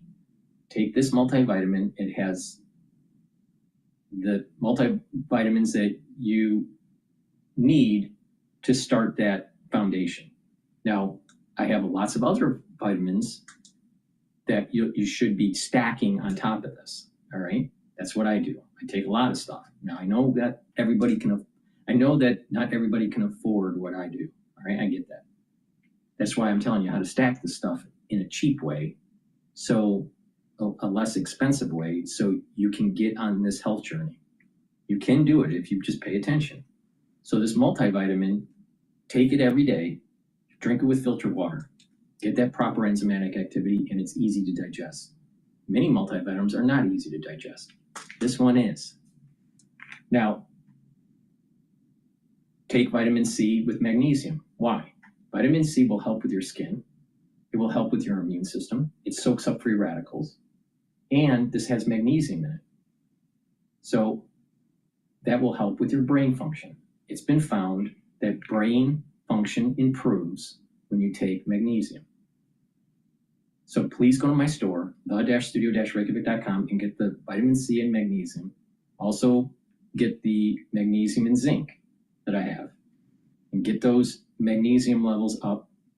Also, the Boomer Boost that I have has magnesium in it. So you can get magnesium from my store multiple ways. Now, vitamin C and magnesium is really important to take every day. Drink it with filtered water. It helps with your immune system. And again, it helps with your skin and your brain function. Soaks up free radicals. If you're not feeling well, take a double dose. Make sure you drink it with filtered water. You can stack this together. It's a great stack. Please go to my store, the-studio-reykjavik.com.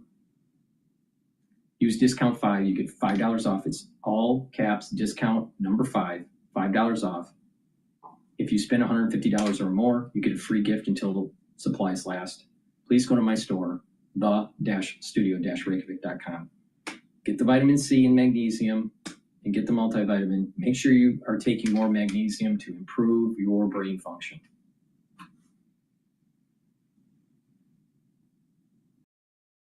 All righty. Let's go to Fox News. They're talking about Harvard's feud.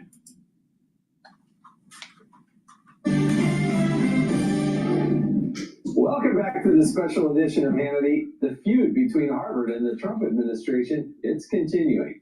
Harvard President Alan Gerber said the school will not compromise on its rights during an interview with Lester Holt that aired last night. Have a look. You're taking on the most powerful man in the world. We are defending what I believe is one of the most important linchpins. To answer Amber's question, what water filter do I use? I use a zero water filtration system. It's a 5-level filtration system that you can get on Amazon. An economy and way of life, our universities. How much pain can Harvard absorb here? We don't know how much we can actually absorb, but what we do know is that we cannot compromise on basic principles. Meanwhile, according to a new report, Harvard's endowment, get this, it equates to roughly $7 million per student. Still, the school received over $500 million in federal funding, and that happens annually. But President Trump's war with Harvard received praise from the Anti-Defamation League, the CEO, Jonathan Greenblatt, saying, quote, "It's a good thing." Here with reaction, Ohio gubernatorial candidate Vivek Ramaswamy. Vivek, thank you so much for joining us. I think what people really appreciate about you and your approach is it's very principled. So when you hear the Harvard president talk about we can't compromise because these are the things we stand for, there's a huge disconnect when I see that, because it begs the question, what is it that you really stand for? Look, I speak as somebody who graduated from Harvard back in 2007. The university always leaned left. It leaned left when I was there. But back then, it was an institution that at least cared about free speech and open debate, the pursuit of truth. Veritas is the school's slogan. And so now I think their embrace of free speech is really selective based on which cause they're espousing. My own view is that they need to get out of the business, and so many of these universities need to get out of the business of indoctrinating. It's even more simple than that. Where's the money flowing from? There are so many donors, either internationally or even domestically, that are pushing certain types of agendas. And these universities need the money. They want the money. They're like on crack, all right? They're like addicted to the money from China or Doha or wherever, or these liberal donors, all right? Now, there are many conservative donors also that give to Harvard. So here's the rub. There's enough conservative donors that are pulling back that's causing huge problems. But it's not about it's not that the university believes in some sort of higher cause, higher purpose. It's who's funding at the particular time. Harvard, in its whole history, for almost 400 years, has always been on the wrong side at the beginning. Always. And eventually they're pushed to being on the right side of history. They were for the King of England. They were not for George Washington. They were not for civil liberties. They were against civil liberties, for civil rights. They were against civil rights. They weren't for it at the beginning. They weren't even for labor unions. They were against labor unions. They have always been on the wrong side at the beginning. Always. Pursuit of truth. And I predict this could be the beginning of a trend that we see in our country of private universities decoupling themselves from federal funding. Frankly, a lot of these universities have had a lot of mandates rammed down their throat by the Obama administration, by the Biden administration, in the era of Title IX. And so the fact of the matter is this issue of the federal government telling universities what to do or not to do is not some new issue. It's an issue that goes back as old as the mid-20th century, if not before, when our federal government was overspending its money anyway. We're in the middle of a national debt crisis. We need to cut down how much our federal government is spending. We need to return as much of that to the states and to the people anyway. So putting aside the spat of the day, this could be the beginning of a broader trend. To say that institutions like Harvard have plenty of successful graduates who are able to fund the mission of the university if they find it aligned with their view of the world, decouple yourself from the federal government. Hillsdale's done it. I visit there from time to time. I think other universities may choose and be wise to follow that trend in the future as well. Well, what is the proper role of government? We see billions and billions. I think most people are shocked at how many billions of dollars are going to these universities. So what's the proper role of government when it's a public institution versus maybe a private institution? Where are those lines? Well, I believe the role of government needs to go back to its skeletal roots as our founding fathers envisioned. I think it's as simple as this. There are more original research coming out of universities that are not Ivy League or Ivy League Plus, that are stellar research, cutting edge research. And what should happen is more funding should go to them. And that if you're a private institution, you need to have a higher bar to get public funds. That's how I feel. Protect private property rights, provide for national defense and security, and on occasion, for the right kinds of projects, provide infrastructure that's a collective action failure for the private sector. That's it. The fact of the matter is our government is failing to do those three things over the last 4 years, certainly while Biden was in office, and really much of the post-Great Society federal government itself. And while it's failing to do the few things that it should do well, secure a border, actually provide for the national defense. The problem is that you get the same issues that you had with Intel. Now, Dr. Paul Cottrell, how is Intel related to Harvard? Let me tell you. The CHIPS Act, through the Biden administration, funded money that flowed to Intel to build manufacturing in the United States. If you haven't been paying attention to the news lately, Intel is cutting jobs and is having major financial problems because they didn't see the trend change between CPUs and GPUs, and NVIDIA took their lunch. All right, so they're doing a restructuring. So even with all of that chip money that came from the Biden administration, it didn't save Intel. All right, So another colossal waste of money. The same thing with universities. They're funding these universities to keep them afloat. But are they really benefiting society in general? I think that there are quite a few people that would say, no, they're not. Or if they are, it's at the margins. Don't fall into this trap that all these elite institutions are creating the most cutting edge research.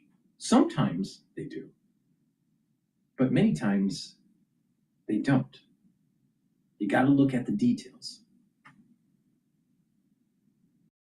And sometimes when the well-heeled, the well-connected talk, then funds come from government into their institutions or into their companies. And if there are money that's given, it's not necessarily spent wisely.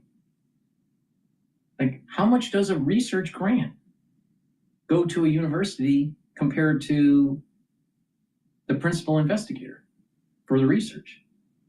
You'd be surprised that in some cases it's 40% just shaved off and goes to the university for administrative expenses. Well, are you really paying for the research? Are you paying for propping up woke ideology? That's the problem. I mean, not to talk down to Vivek, but I am so tired of looking at people that are this next generation of political leaders or politicians or even business leaders. I just find that we are ruled by a bunch of idiots. I mean, just listen to how he's talking. All right. Yeah, many of the things that he's saying I agree with. He's not getting to the core of the problem. It's as if he's missing something in his soul. What it is, I'm not sure, but there's something missing. We need real leaders, not people that can slick their hair back and talk, but real leaders. This is not a real leader. Finds all kinds of other things to do in the first place. So Jason, this is a deeper conversation we got to have in our country about what is the proper role of the federal government. And we've created this entitlement state where really everybody, from the individuals, even to institutions, to corporations, to nonprofits, to universities, are suckling at the teat of the taxpayer. I think it's time to end that culture of dependence. Next year, we're celebrating the 250th anniversary of the Declaration of Independence. The real Declaration of Independence in the modern day is this. You know what it is? I just feel as though, because of his education, I feel as though he's trying to sell you something. He's trying to sell you something so he has a political platform to build off of in the future. That's what I'm picking up. He's missing something. He's missing something like in the soul. It's like, how do you save the country? Instead of how do you position yourself based on the zeitgeist of the politics so you can become a governor or a senator or a cabinet head or maybe the president of the United States or an ambassador. See, everyone's trying to position themselves instead of like saving the country. That's what I'm picking up. There's a little bit of a selfishness to him. From the government rather than greater dependence on it. I was in Clyde, Ohio earlier today. I had a great conversation with great Ohioans there. I think people are hungry for that culture of independence, to go back to that founding culture in America. If we do that, our country's best days are ahead of us. Our national debt crisis can be behind us. And we actually have a government that allows individuals to flourish in their own private lives instead of trying to socially engineer the way we run our country. That's what I think we need to see from our government. Go back to skeletal, bare bones roots as our founders envisioned, and we're going to be in a much better place as a country if we do. Yeah, independence brings You know, freedom, he's and sitting in freedom that chair when he's being interviewed on Fox, and he's thinking in his mind, boy, I sounded smart.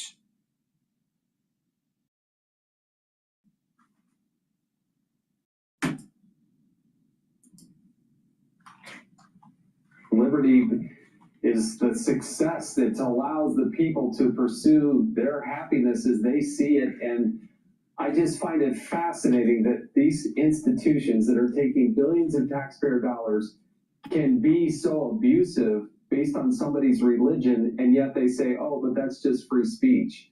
And I just see the total disconnect. You're one of the better thinkers on this, Vivek. Thank you so much for joining us tonight on Hannity. Really do appreciate it. Hey, Sean Hannity here. Hey, Really? He's one of the better thinkers? Like he's like some Christopher Hitchens of the Constitution. I mean, shit. I'd say everyone is just patting the back of people that shouldn't be, just, I don't know. Very, very, it's crazy. It's absolutely crazy. All right, let's see what's going on here. Sean Duffy shares what might happen to states if they defy admin policies. All right, let's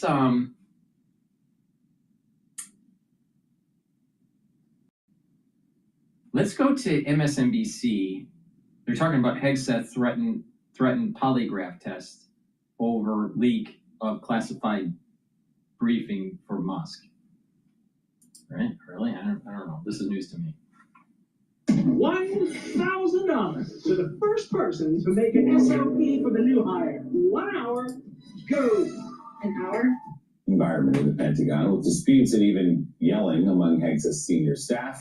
This comes amid a slew of controversies. The White House has dismissed all of this. 2 U.S. officials say President Trump spoke to Hegseth over the phone after the New York Times revealed the secretary disclosed military plans in 2 different Signal group chats, one of which included his wife and his brother.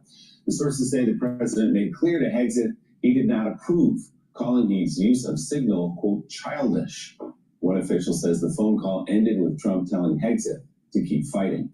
According to the Wall Street Journal, when news broke about Elon Musk possibly attending a classified briefing on China, Hegseth reportedly accused several people of the leak, including his then acting chairman of the Joint Chiefs of Staff. 2 sources tell the Journal Hegseth shouted at Admiral Christopher Grady, threatening to, quote, hook him up to a polygraph, marking what the Journal calls a turning point in an already rocky tenure.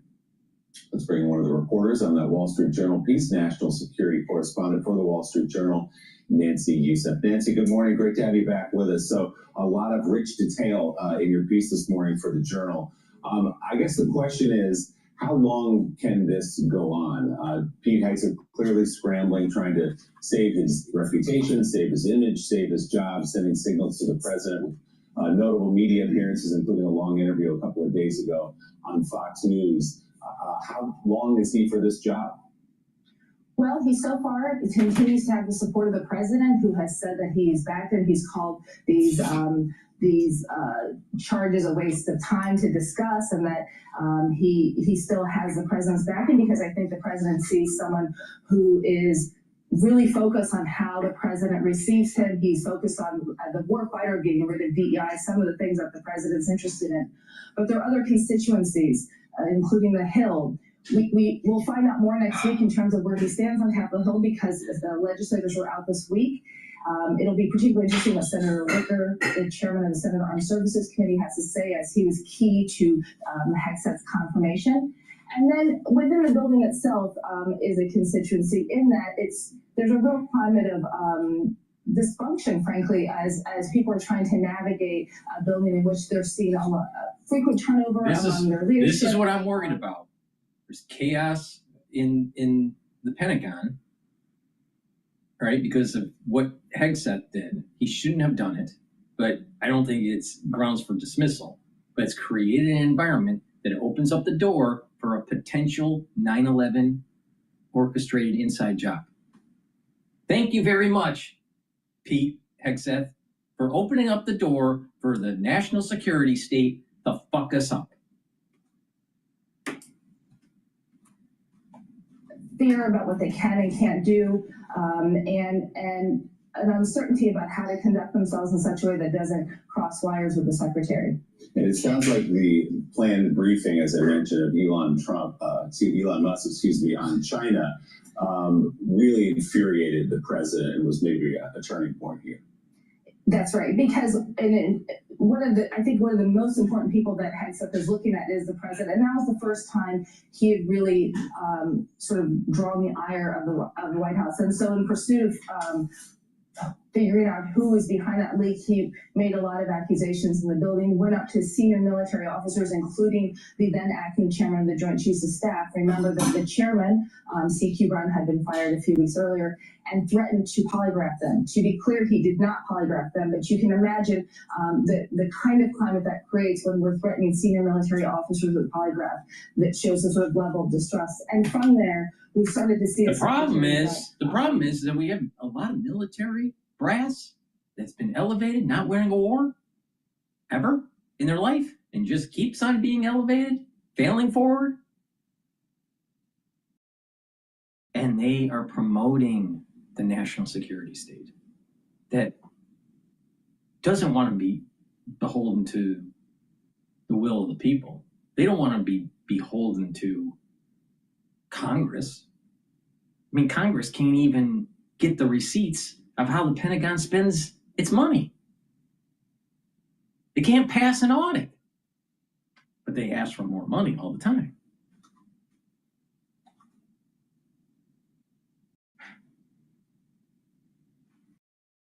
Amazing.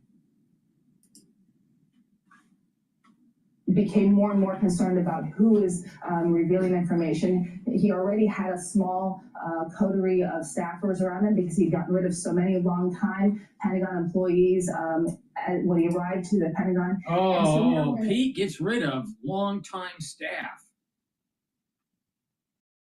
that's been inculcated in the national security state, and they don't like that. The national security state doesn't like you getting rid of their crowd. Putting in new people, or maybe even just truncating certain positions. No, they don't like that at all. And this is my worry.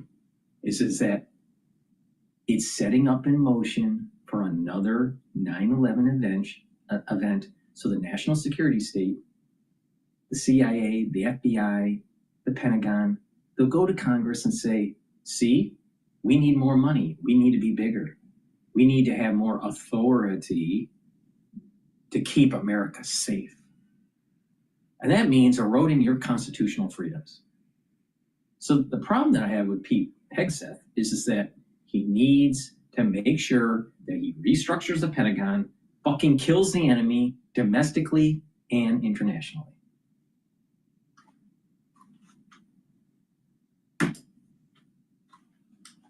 We're in a building where the staffing is quite small, and this, because of it, you're seeing a secretary who appears to almost be isolated from the rest of the building. And I think we're at a point now where we'll start to see a rebuild of that staff, what it looks like, and whether he can sort of reset the relationship within the building is yet to be seen. But that March 21st meeting with Elon Musk and the reports that was happening really sort of started to unravel the relationship between the secretary and the higher ranking military officers, and even some of his own staff who he brought in to the building. Nancy, it's Richard Haas here. Amidst all this turbulence and all this theater, or whatever you want to call it, the purging of the generals and admirals, the unraveling of the staff, what's actually going on in terms of policy? This guy's been in the job for nearly 100 days. What has he done? What has he done about pivoting to Asia? What has he done about U.S. forces, about the budget, about new technologies? What if any impact has he had substantively on U.S. defense policy and national security?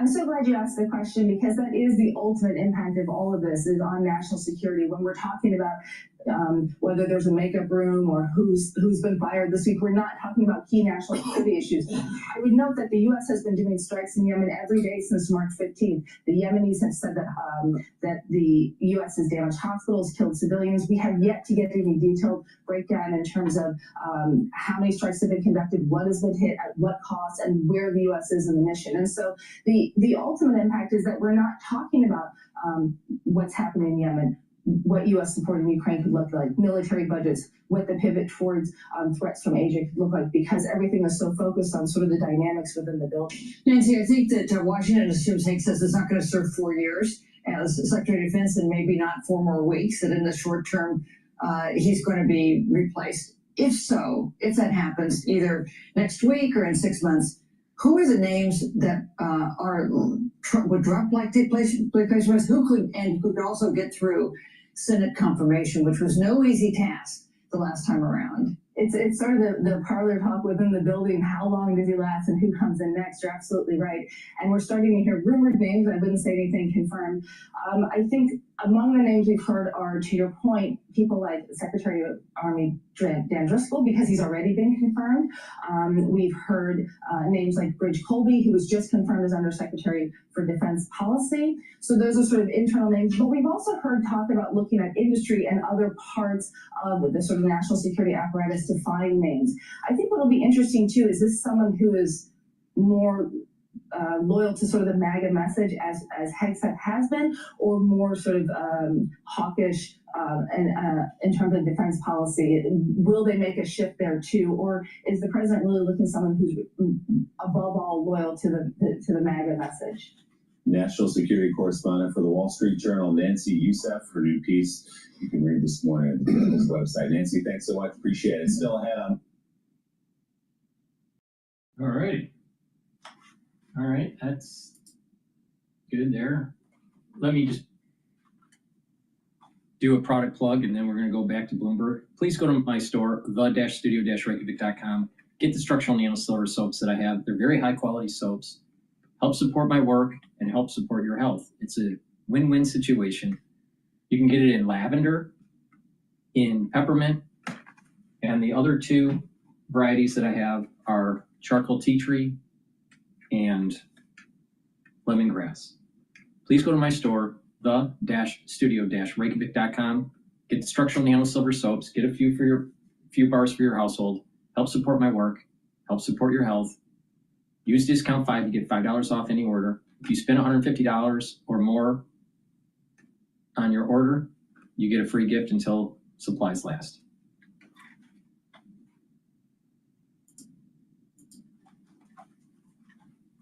But we do have Jeffries noting that this report came in better than feared. Right. I feel like that's going to be a theme for some of these guys. Right? We're expecting the worst, and it's not as bad, and therefore, there you go. But speaking of, T-Mobile was a bit of a surprise, because when Verizon disappointed, we were all like, ooh, maybe T-Mobile is stealing their customers, but maybe that's not true. Exactly. I mean, that may not be the case. We are seeing T-Mobile being one of the worst performing. It is the worst performing stock right now in the S&P 500 by a percentage basis. Shares are down as much as 11% in trading. This is the worst intraday fall since the start of the pandemic. That was back in March 2020. Wow. So pretty brutal as we're looking at the pressure here that T-Mobile is seeing. But this is due to some rising competition. So their mobile phone subscribers fell short of expectations, and Brooker also are flagging that the customer turnover was higher than expected, and they're saying that this is likely as a result to T-Mobile's increased pricing. It's really interesting, because I always wonder if people are, do they have a brand that they stick with? It doesn't matter if it's Verizon, you stick with Verizon, or when prices start going up, are you going to move? Well, I'm a Verizon person. Haven't moved since the beginning of the whole mobile thing back in the day. Charlie Hellett sings the praises of T-Mobile. I'm a T-Mus. You're a T-Mus? Mm-hmm. Tom Keene is at AT&T. And have you changed? I went from Verizon to T-Mus. You did? A few years ago. Hey, I got free Wi-Fi from T-Mus on American Airlines yesterday. Okay. And you guys have T-Mobile Tuesdays, where you can get all these free food. Download the app. Huh? What? I might be coming your way. Okay. All right, so there we go. So everybody's got their brand. Right. It's a competitive marketplace. AT&T did well with their subscribers. Mm-hmm. Verizon and T-Mobile not so well. So who knows? What else you got? I mean, another name that's not doing well, I'm looking at Intel, down as much as 10% today. And of course, people are really looking at this company to see whether or not they can have this turnaround story that this new CEO is really putting out there and saying that he wants to do. He's saying that the company needs a cultural shakeup.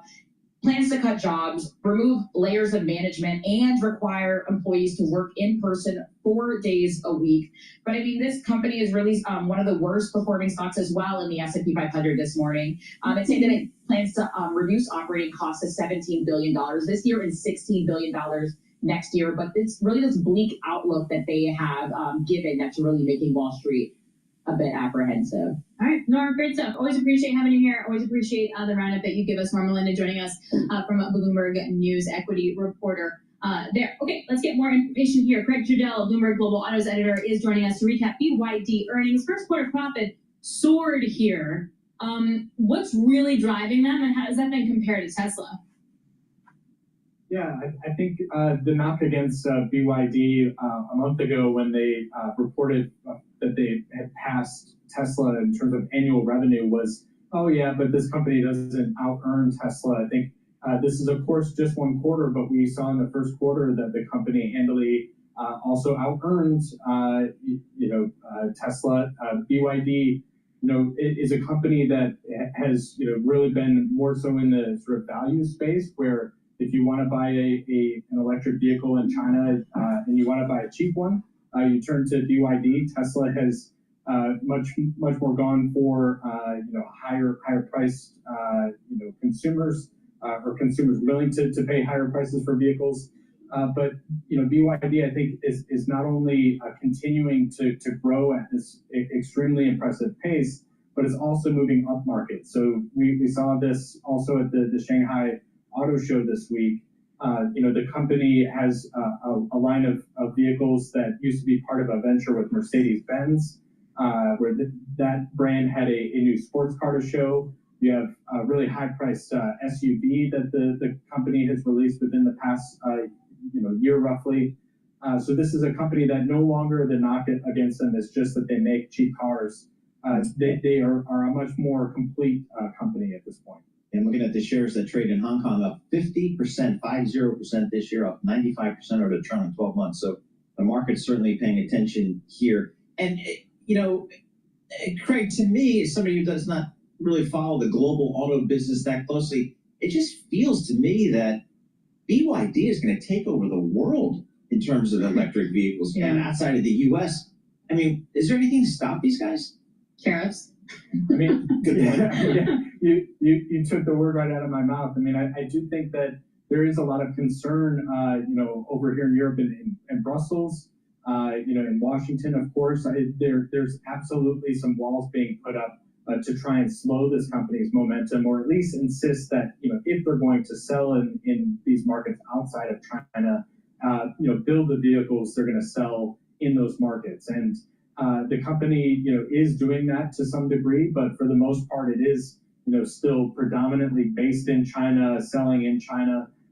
They are getting some momentum in certain places, outside of their home country, but until and unless they really are able to make more headway there, there is going to be at some point some ceiling for BYD of we can think about the Tesla effect, right? Where, once everyone on your block has the same car in the driveway, there tends to be a desire to want to sort of set yourself apart and look for something else. How easy is it going to be to catch up to the cheapness of BYD's EVs? I think, that's the key for me is that, there has not been any sort of, sign or indication that international car makers or even, battery companies outside of China have an answer for BYD or, in the batteries realm, CATL. You have just in the last few weeks, these companies, BYD and CATL, sort of, slugging it out over who can, bring a battery to market that charges in 5 minutes and how much range they can get out of, just quick 5-minute charges. The rest of the industry, is nowhere near the capability that those two are bringing to the table. And, as long as that's the case where the technology is so much better and importantly, the price is so much more competitive, it's going to be really difficult for the rest of the world to keep up with these companies. Craig, what's the feeling in the industry these days about ultimate demand for electric vehicles? I just bought a new car and I bought a, what's it called? It's kind of like a hybrid. Was it a Hyundai? Yeah, no, it was a Honda, but it was a hybrid. It was a hybrid. It was a Yeah, hybrid. a hybrid. So that was pretty cool. So I'm getting there. But what's the overall call on demand out there for EVs these days, Craig? I think a lot of consumers like you are opting for hybrids in the U.S. market. It's something that's more familiar. Does get you in the direction of electrifying, saves you at the gas pump, but you're not concerned about being left in the lurch with a battery that is out of juice and desperately searching for a charging station where sometimes you may spend 30 minutes, an hour and a half either waiting for a charge or waiting for the charge to take place once you do find just use some common sense. Just step back whenever you have a big problem. Just step back and look at the common sense. All right, look at how people act with cell phones or iPads, all right, or even their laptop. And you're in an organization like at work or in school or just out in the society. You'll see that people will have to be they're almost out of battery and they have to go and look to see where they're going to be able to charge. And sometimes they're just sitting there by the outlet waiting for their device to charge up, get enough juice, and then they're off on their way again. Now just imagine and scale that up in terms of size, the amount of time to charge the vehicle, right? And the number of people that would need to plug their car into a very low supply of charging stations. And you have a problem. Just look at how people act with a cell phone, all right? How people act with a cell phone and when they're trying to charge their battery. Especially when it gets older, the cell phone gets older. Just imagine what it would be with your car. Do you really want an EV? Or would you prefer to have either a hybrid or a combustion engine to get you to where you need to go? See my point? But people sell you a certain philosophy, a certain way of life, and they want you to buy into it. And then once you buy into it and you get that buying behavior, it's hard to stop it. It's the same thing that happened with GE when they started to electrify your home. All right. Do you really need a microwave? You're better off not having a microwave in your kitchen. All right. It's just not healthy. All right. But people now seem as though they can't do without it. Well, you can thank GE for that, right? So there's many things that are going on in our life where there is a manufactured consensus through advertising to change the behavior of consumers. And people need to be very mindful of this when it comes to changing our energy profile in the United States, changing our consumer behavior with vehicles and our modes of transportation, changing our behavior in the types of homes that we purchase. And this is all brought to you by BlackRock. BlackRock has a lot to be made by investing in ETFs and in individual companies that will benefit from an ESG kind of buying behavior. All right. So is it really benefiting the average consumer, or is it benefiting people that have invested in these ESGs? The answer is the rich are going to get richer and the poor are going to get poorer. All right. You're not benefiting from getting a 100% EV. And when you look at if you do a cost benefit analysis of extracting lithium and all the water usage that takes place and all of the runoff that takes place and the environmental degradation that takes place with these mines, and the lack of durability in an EV because of a battery wearing out quickly, how long it takes to charge, the serviceability of these vehicles once it's 6 or 8 years old, the cost-benefit analysis isn't there. The society is not better off with EV versus combustion. The society is actually better off with combustion. You have less environmental decline with oil production. In oil, it was called cracking, but cracking the actual molecule, than it is to mine and process lithium. But they want you to believe that it's different. Just like how Rockefeller wanted you to believe that having a gasoline engine was better than an ethanol engine. Because he would make money. He didn't make money on ethanol. He made money on gasoline. And hence, it created a huge supply chain for the combustion engine. And that's what we have today. But we could have ran all of these cars that we have on ethanol.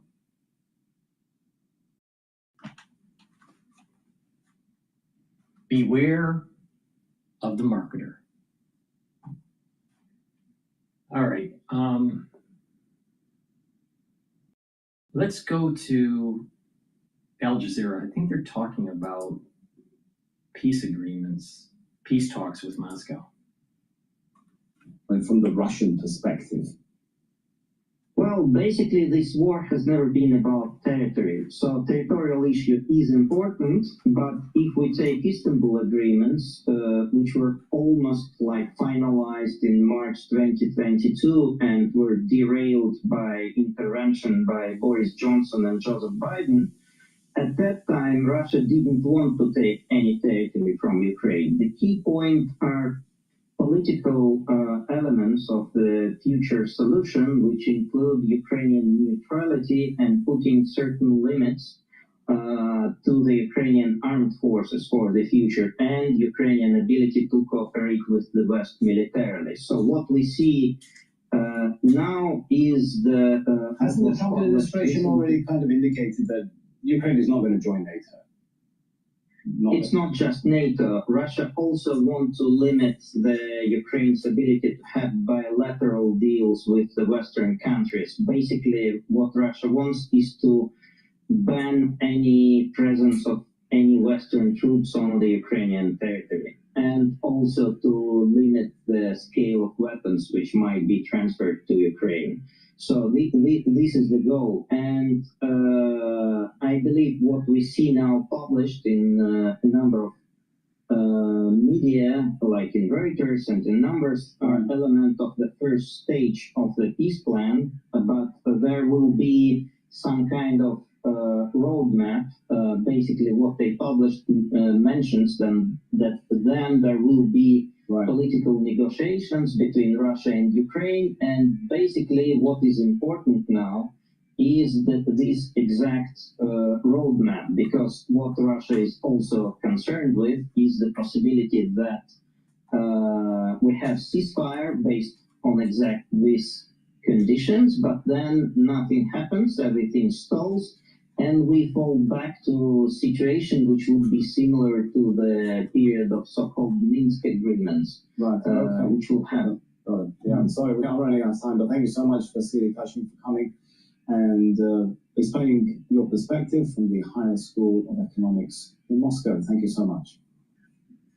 Thank you.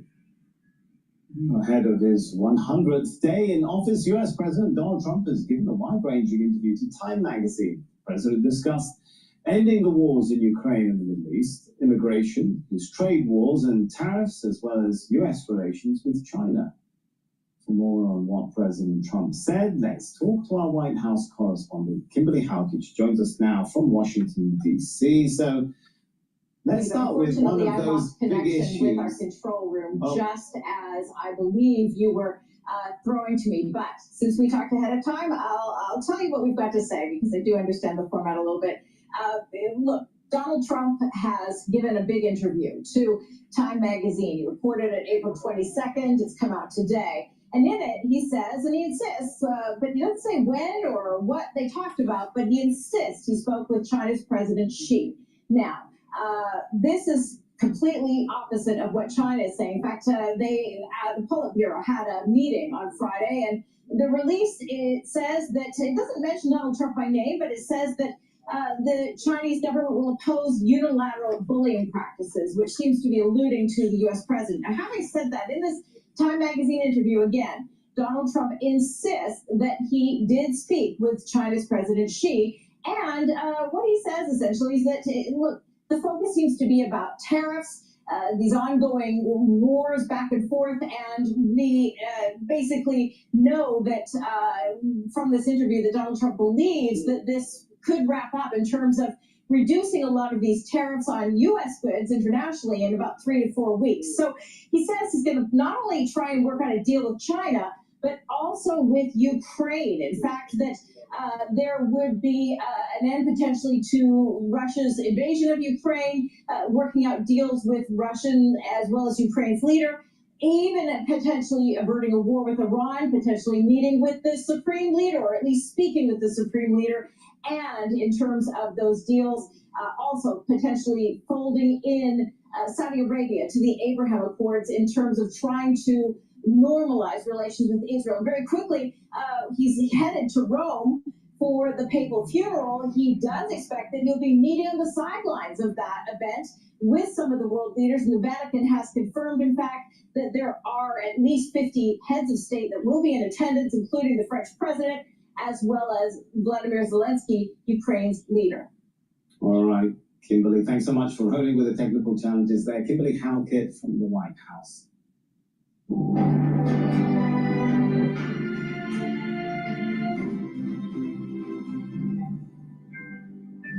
Now, the Vatican says more than 150,000 people have paid their respects to Pope Francis, who's lying in state ahead of his funeral on Saturday. Mourners have been lining up to view the Pope's body at St. Peter's Basilica in the Vatican City before it's sealed off. The 88-year-old died from a stroke and heart failure on Monday. But Dr. Hamid joins us now, live from Vatican City. So, we're just hours away from the Pope's funeral. What's the atmosphere looking like there now? Well, now the St. Peter's Square is closed. Only those who have already been queuing will still be allowed for the next hour, a little bit longer, to go into the Basilica and give their final farewell to the Pope. But apart from that, no one else is allowed to come in. Then, in about 2 hours, the Basilica itself will shut down, and then at around 18 GMT, the coffin of the Pope will be sealed. Now, there are 2 coffins. First, a zinc coffin that will be sort of soldiered in, and then the wooden coffin. Inside the coffin, they will place 12 coins, 12 minted coins, each representing a year of Pope Francis' papacy, and they will also put a metal tube inside with the history, with a paper with the history of his papacy and his legacy, and a white cloth will be put on his face.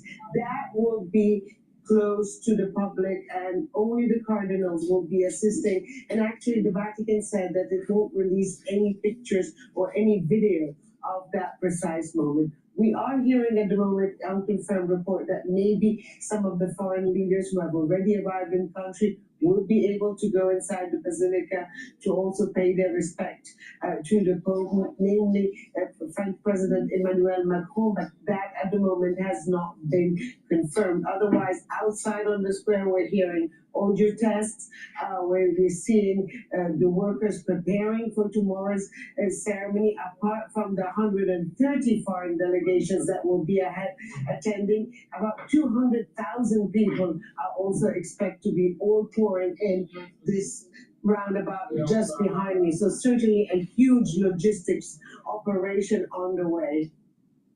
All right. Huda Abdel Hamid there from Vatican City.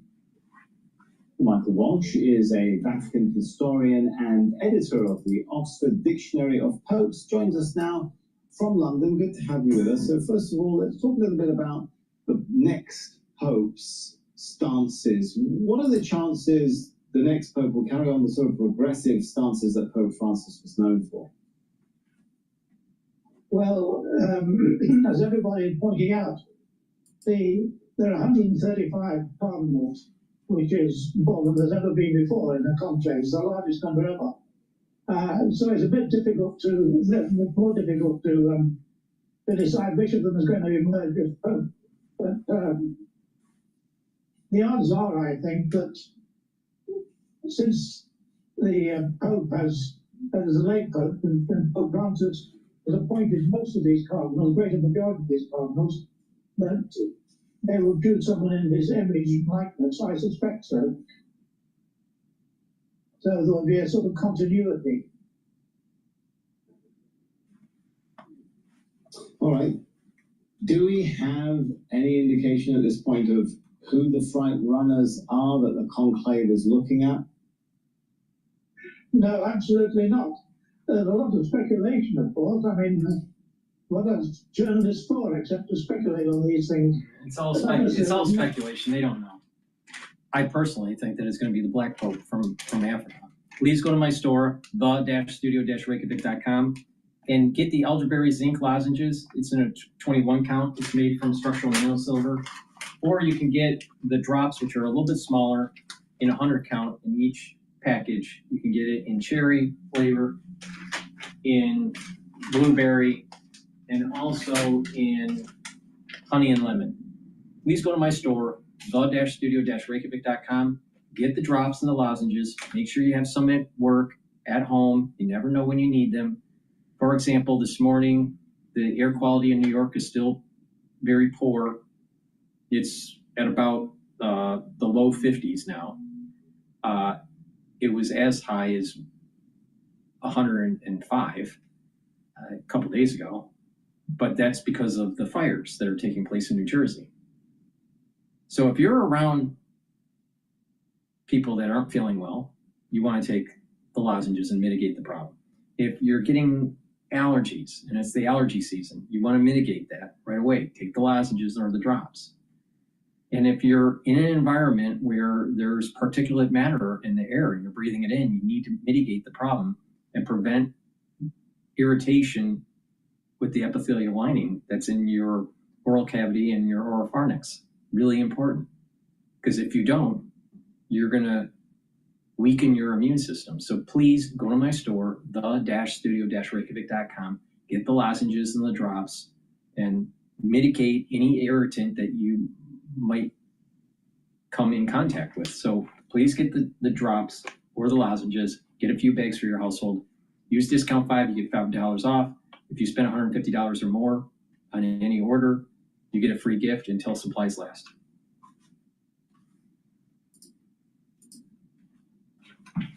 The way to go? Negotiating is the way to go? Sending somebody to Washington, D.C. to meet with the administration? Or is it to lay low? Is it to retaliate? Is there any strategy that's, kind of emanating here? Yeah. There's not a universal strategy. Different countries are adopting different methods. Obviously, the Chinese are just sitting back and letting Trump crawl to them because they won't engage. But then you've got the British, Rachel Reeves, the Chancellor of the Exchequer, yesterday at the British ambassador's residence, giving a speech that was aimed at one man. It was all about how tariffs can be useful, and we do need to make sure we manufacture more things in our home countries, etc. So they're doing the flattering thing. Others are also flattering, but some are just saying we're available for talks. The Japanese, the South Koreans have come to town and sat down with members of the Trump administration. So there's no universal strategy. We'll see which one, if any, produce results.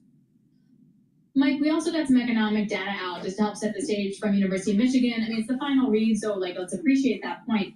It was less bad than expected, but the numbers are still pretty icky overall. And that sentiment across the board, independents, Democrats, and Republicans. What's the conversation on that feeding through to hard data at some point? Well, that's the question. With these sentiment surveys, we don't always see consumers do what or reflect what their attitudes are. And that's what we're waiting to see. It'll take a month or so to see if consumers really pull back on spending. The University of Michigan numbers do show people are very down about the prospects going forward. And the question is, do they then pull back? Because that creates a demand problem in the economy that slows growth, where the tariffs create a supply problem. So you end up with both the inflation from a supply problem and the slowing economy from a demand problem. And that's what officials are keeping an eye on. But as Chris Waller said yesterday, it probably won't be until July that we start to get reliable hard data on all of this. Do you think folks at the Fed, Mike, from your discussions, are they taking up their recession, I guess, probabilities as we've seen some on Wall Street do? I think they've ticked up their recession probabilities, but their view is we can't, predicting a recession isn't going to do us any good. Yeah. We have to see what the actual path of the economy is, because it could be that we get a demand shock and the economy falls off some, but because it slows down, inflation doesn't go up as much as they thought it would. So there's not a clear-cut way of thinking about it. They just have to wait and see what the data will tell them. Mike, what's the vibe there? So Mike and I were exchanging emails. I was in Oklahoma City. Mike was in DC. The vibes are very different, despite the fact that oil is in, the 60, 62 area. The vibe was just different. It was about deregulation. It was about more freedom to do stuff rather than constraints, and that really affecting sentiment. And we were exchanging notes on how different our vibes were. What's the vibe down there? The vibe is uncertainty and unhappiness, not just because of what tariffs might do, but the whole idea that the Trump administration has ripped up the playbook for the global economy of the last 80 years or so, and is no longer a reliable partner to work with, and no longer does the country with the world's reserve currency set a tone of free markets and free trade and helping other countries and having your back and all that sort of thing. So there's the foreboding about what the tariffs might do in the short run, and then a sort of sadness about what this might mean in the longer run for sort of Western liberalism. Yeah, and I guess the question I have is that kind of where we want to be? I mean, I don't know. I kind of grew up in a world where globalization was kind of a positive thing and resulted in some pretty high standards of living and strong economic growth. But I know there's downsides to it, certainly, as well. So maybe we're just dealing with that. Michael McKee, thank you so much for joining us. Michael McKee is the international economics and policy correspondent for Bloomberg News, and he will make the fateful travel decision to fly back to New York today, as opposed to take the Acela train back. I know. But These are the choices he makes. These are the choices he makes. These are the choices he makes. He's no longer even listening to us, so it doesn't. No, it's fine. Yeah. Well, she's fine. All right, well, coming up, we're going to break down how to position with these markets, particularly as next week is the biggest earnings season this overall. Okay, let me try that one more time.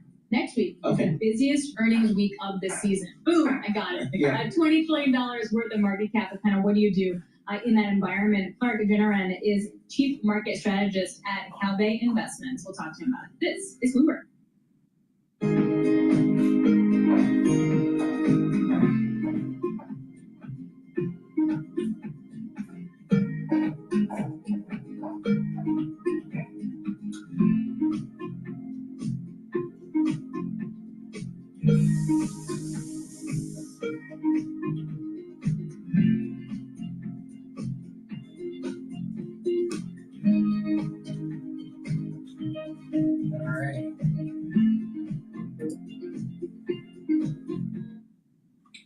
All right. Before we go to another video, please go to my store, the-studio-reykjavik.com. Get the C60. C60 is a very potent antioxidant. It's going to soak up free radicals. Take a teaspoon a day, every day. Take it on an empty stomach for best absorption. If you work out, take it before your workout. They'll soak up free radicals that you produce during your workout, and it will help you to recover from your workout. Now, you can get it in extra virgin olive oil, MCT coconut oil, or avocado oil. C60 has to be in an oil, in a lipid, for for you to absorb it properly. All right? Very important. Take a teaspoon a day every day. And what's going to happen is it's going to soak up free radicals. It's going to improve your energy levels. It's going to improve your mitochondrial health. And when your tissues are performing better, your organ systems are performing better, your endocrine system is going to perform better, your immune system is going to perform better. You will also improve your neuron health because you're soaking up free radicals in the neuron that's being produced, and you're helping the health of the mitochondria in the neuron. You need very healthy mitochondria to have the ATP levels to be able to produce the neurotransmitters and to have those neurotransmitters fire from the neuron. So that's the part of the reason why if you're thinking all the time and you get kind of tired from thinking, it's because you're generating a lot of energy. It's just thinking. It's really important to keep healthy neurons. And a great way to do that is to soak up the free radicals and maintain healthy mitochondria.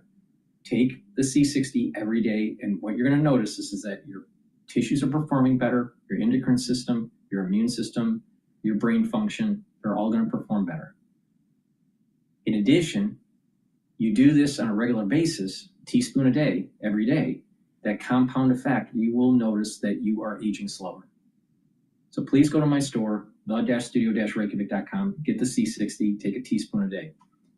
Also, if you soak up free radicals that are in your bloodstream, you're reducing the chances of plaque buildup, because plaque buildup is based on a cascade of events: inflammation, lipid LDL being oxidized, and that getting into your media of the blood vessel, and having macrophages going in and eating that up. And when the macrophages eat up oxidized LDL, it turns into a foam cell that turns into plaque. You don't want that. So you need to bring down inflammation, bring down those LDL levels, increase your HDL levels, reduce free radicals.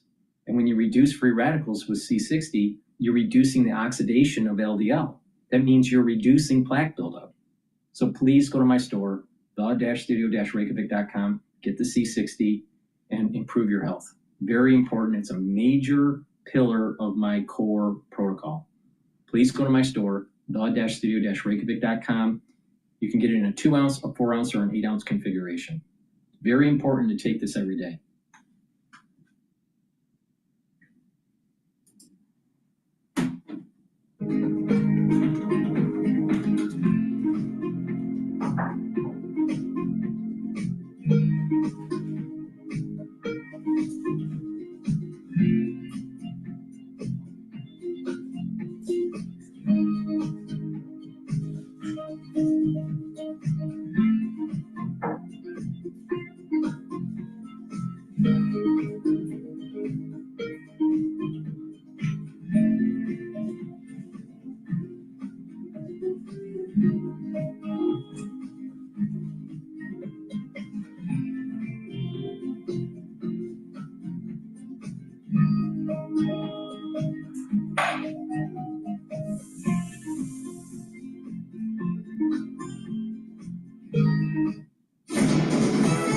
Markets, headlines, and breaking news 24 hours a day at Bloomberg.com, Bloomberg Television, and the Bloomberg Business app. This is a Bloomberg Business Flash. It's 11:40 on Wall Street. We do check markets all day long here at Bloomberg, and this Bloomberg Business Flash is brought to you by BAM Mutual. Put America's strength to work in your portfolio with BAM Insured Municipal Bonds. Protect your investments with an added layer of security and guaranteed income. Invest with strength. Build a stronger tomorrow with BAM Mutual. The Dow lower now by 243 points. We've got the S&P 500 index a little change, but back in the red. Last update, we told you stocks were higher. Right now, the S&P down 2 points. The key takeaway, little movement there. We've got the Dow lower by 0.6%. NASDAQ is holding on to a gain of 58 points now, up by about 0.3%. The 10-year 4.27%, with the 2-year currently yielding 3.78%. Spot gold down $72 the ounce, $32.77, down 2.2%. And West Texas Intermediate crude oil up 0.2%, $62.89 a barrel. Bitcoin, meanwhile, now up 1.7%, 95,064 on Bitcoin. Economists are warning of rough seas for America's economy, slashing the outlook for 2025 and 2026. And with that story, here's Bloomberg's Vinny Del Giudice. American families are in the crosshairs. Forecasters see the White House trade war zapping the economy and putting a dent in household spending. GDP is set to expand 1.4% this year and 1.5% next year, based on a monthly Bloomberg survey. That's below prior estimates. Meantime, financial chiefs at the International Monetary Fund's spring meetings are downplaying prospects for a financial crisis, but not ruling it out. Uncertainty reigns, not good news for Main Street. Bloomberg Radio. Skechers USA shares lower by 5% after the footwear company said it is not providing financial guidance and withdrawing its previous annual outlook due to macroeconomic uncertainty stemming from global trade policies. Again, Skechers now down by 5%. Consumer products maker Colgate-Palmolive is cutting its growth and profit outlooks as tariffs are expected to add $200 million in costs this year. Colgate-Palmolive trading higher now by 1.1%. Rival Procter & Gamble down 0.1%. For on-demand news 24 hours a day, subscribe to Bloomberg News Now wherever you get your podcasts. I'm Charlie Powell. That is a Bloomberg Business Flash. All right, Charlie Powell, thank you so much. We appreciate that. Alex Steele, Paul Sweeney. We are live here in our Bloomberg Interactive Broker Studio in New York City. And we are streaming live on YouTube as well. So head over to youtube.com, search Bloomberg Podcast Live, and that's where you'll find us. We got the Bloomberg Magnificent 7 Total Return Index. The bad news is down 20% from the beginning of the year high. The good news is up about 13% from the lows just a couple of weeks ago. The question is, what do you do with some of those Mag 7 names? Or what do you do with just technology and growth in general? Can that continue to be a leader for a market that's facing a lot of economic uncertainties out there? Our next guest might have some thoughts. Clark Garranan is a chief market strategist at Cal Bay Investments. They did a little Googling. Cal Bay Investments is in Danville, California, just a little bit east of Oakland, beautiful part of the country. Clark, I guess just given who your neighbors are, you got to think about technology out there. How do you view the tech sector at this point, given some of the economic uncertainties that we do have? We really like the large cap tech space. After we saw the pullback so far this year, we are really looking at it as a great opportunity. We haven't seen valuations like this in years. So we're really telling our clients with any dry powder that they have, or potentially after a rebalance, that these are great names to look at as we're moving forward. What are the worry parts though? Like they've re-rated for a reason. Because they're exposed to tariffs, because they're worried about growth, etc., CapEx spend. So where does the discount actually, though, make sense? So what we're thinking is a lot of these tariffs are going to be pulled back. And I know that the administration promised 90 deals in 90 days. We haven't seen one happen. But we think right now that a lot of this is baked into the markets, and we are going to see this continue to move forward. I mean, we were at a 24 times multiple at the end of the year, which is what prompted us to do a rebalance, knowing that we were going to see some of this uncertainty moving forward. And I think we're in a good position right now to move forward into the tech. You know, we had one of the bellwethers report earnings yesterday at Google. What did you take away from the Google earnings as it relates to maybe just tech spending in general, digital advertising in general? So while I can't speak to an individual company, I will say that a lot of the CapEx numbers have stayed the same. That being said, we also see a lot of companies now coming out and not providing guidance for 2025. Yeah. And I think really they're in the same boat that we are, where they're just trying to under-promise and hopefully over-deliver based on the current environment. We don't know what's going to happen, but we're all hopeful that we will get some deals done over the next 90 days. What would give you confidence in terms of market calm? Would it be an actual deal? Or would it just be like less negative headlines? What would it indicate that for you? Sure. So although we don't like trading on tone, we have seen some positive data come out this week. Production numbers, manufacturing, and new home sales, which have all been a positive. So to the contrary of that, a lot of the soft data that we've been seeing, which has really been driving some of the fear and the tone in the markets, like consumer sentiment, that number improved today. And so we are liking to see that the soft data and the hard data are starting to move in the same direction. What are the kind of conversations you're having with your clients here, Clark? Over the last, 2, 3, 4 months, when the volatility has kind of spiked, we've gotten a lot of uncertainty now into the economic outlook as it relates to tariffs. What are the conversations that you're having most commonly with your clients? So a lot of them are concerned. For instance, we have a 60-year-old and an 80-year-old coming to us with the same concern. How am I ever going to make up these losses? And so for us, it's the best time to educate clients, reevaluate the risks that they're taking, and look at tax loss harvesting opportunities. Use those proceeds and try to put them into an opportunity, whether it be large cap tech or financials, which we're also bullish on.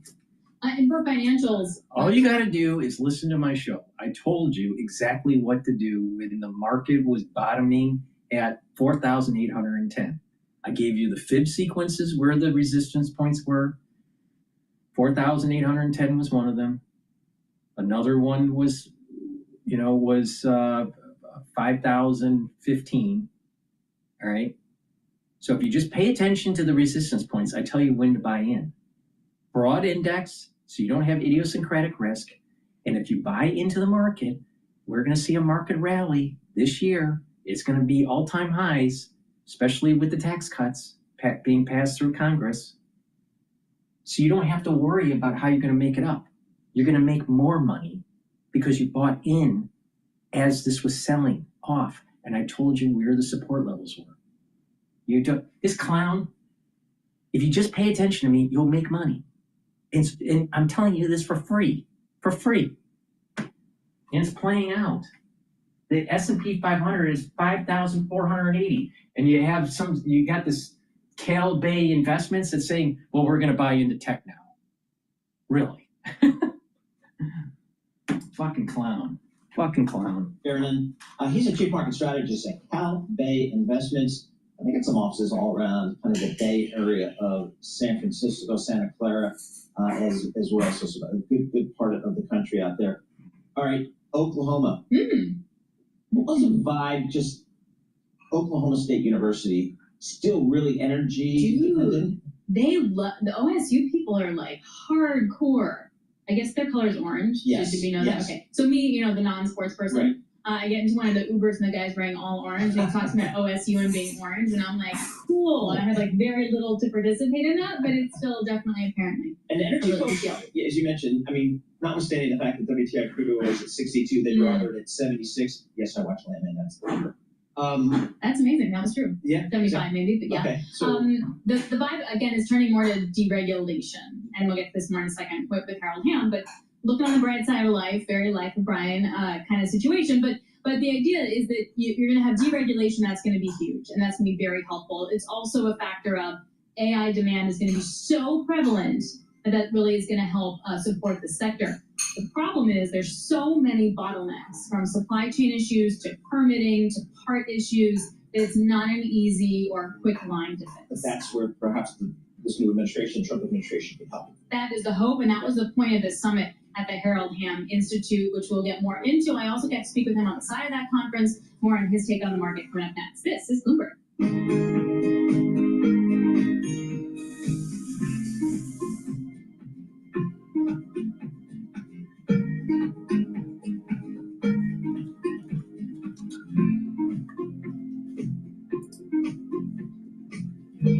All right, before we go to another video, please go to my store, the-studio-reykjavik.com.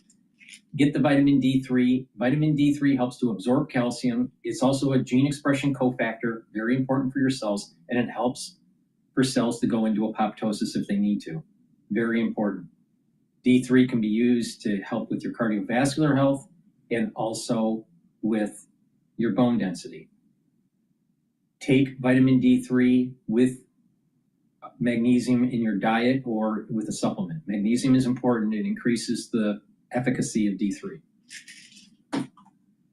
Vitamin K2, MK7 molecule is going to help with the bone density. It's synergistic with D3. You take them together, you do some resistance training, and you're going to maintain and build denser bone.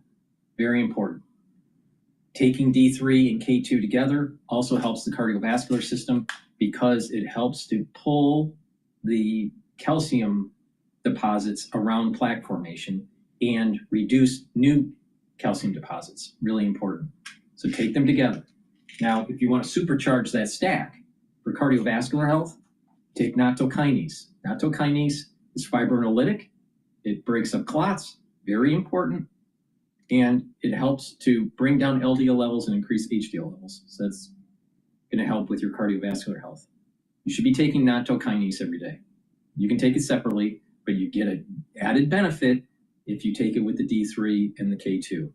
So please go to my store, the-studio-reykjavik.com.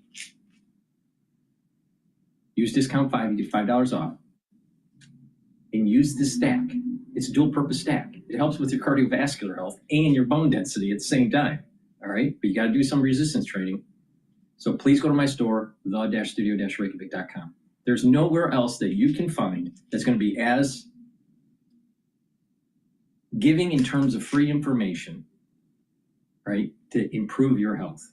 All right, I'm the most comprehensive on this, and it's something that I do every day. All right, and the proof is in the pudding. All right, I'm aging slower. You know why? Because my protocol works. Please go to my store, the-studio-reykjavik.com.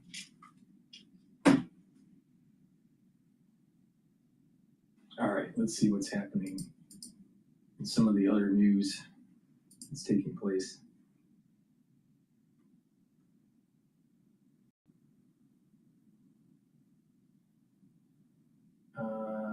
Let's go to MSNBC talking about excess anxiety and concern.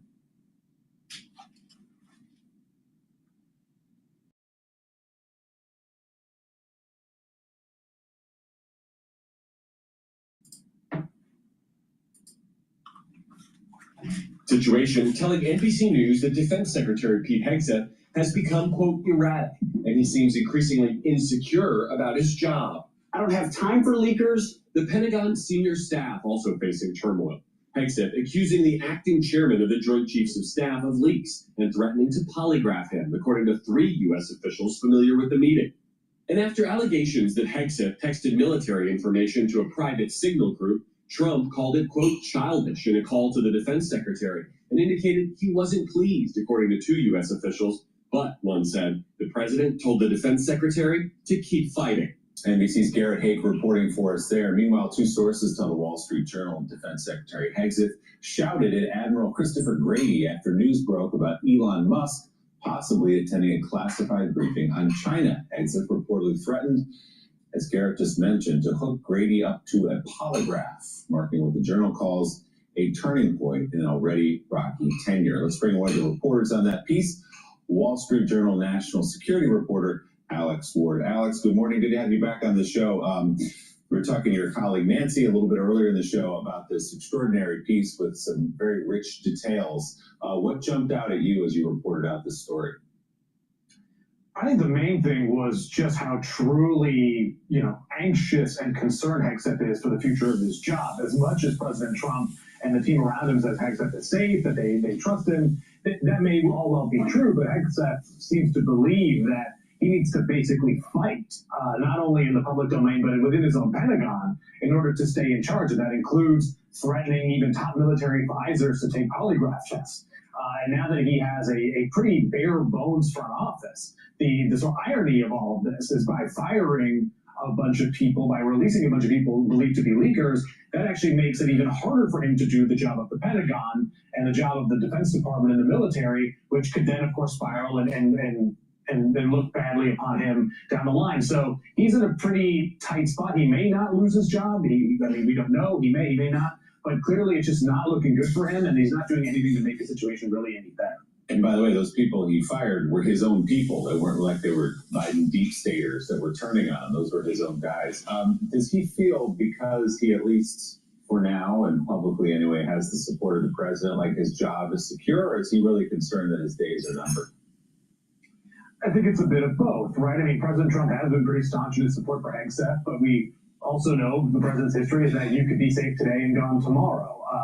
So if you are Pete Hegseth, you're trying to prove yourself literally on camera by combating the media, by being strong in the president's parlance, and by going after alleged leakers. I mean, he's trying to do both a PR campaign in order to keep Trump on his side, and at the same time try to clean house at the Pentagon, because he believes truly that he is doing some sort of large mission here that hasn't been done at the Pentagon forever, and that he's facing immense resistance. And so he will, it seems, move anyone out of his way that could be going against that own agenda. And that includes, as you mentioned, people that he literally brought in, his own aides and loyalists for many years.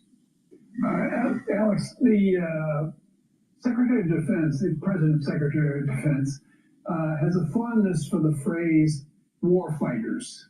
He's doing everything every day in order to help the war fighters. But the everyday function of the Defense Department, thankfully, has less to do with wars right now than it has to do with administering defense and defense of America around the world. Where does he stand with not the top echelon, not the generals, but the colonels, the majors, the master sergeants who are around the ring in the Pentagon, who make that place run every day? Where does he stand with them? Do you know? It's hard to know, right? There's just a bunch of people there, but I think it's fair to say that if you have a defense secretary who is threatening top military brass and others with polygraph tests because they might be seen as disloyal, that could not necessarily ingratiate himself to a building that we should note has been already kind of hostile to him, because he has different ideas of how the Defense Department should run and the military should run than that building has seen for quite some time. And the Hegseth would note that recruiting numbers are up. So in fact, in his mind, what he's doing seems to be appealing to the warfighter or even potential warfighters around the country. But there's no question that there is increasing tensions. I mean, I know we've mentioned it a few times, but it is genuinely a remarkable thing to have the defense secretary yell as he did at the then acting Joint Chiefs chair and threaten him with a polygraph test. That is not a normal thing that happens. There are, of course, disagreements between a defense secretary and a Joint Chiefs chair, and they can occasionally get heated and impassioned, but it is not like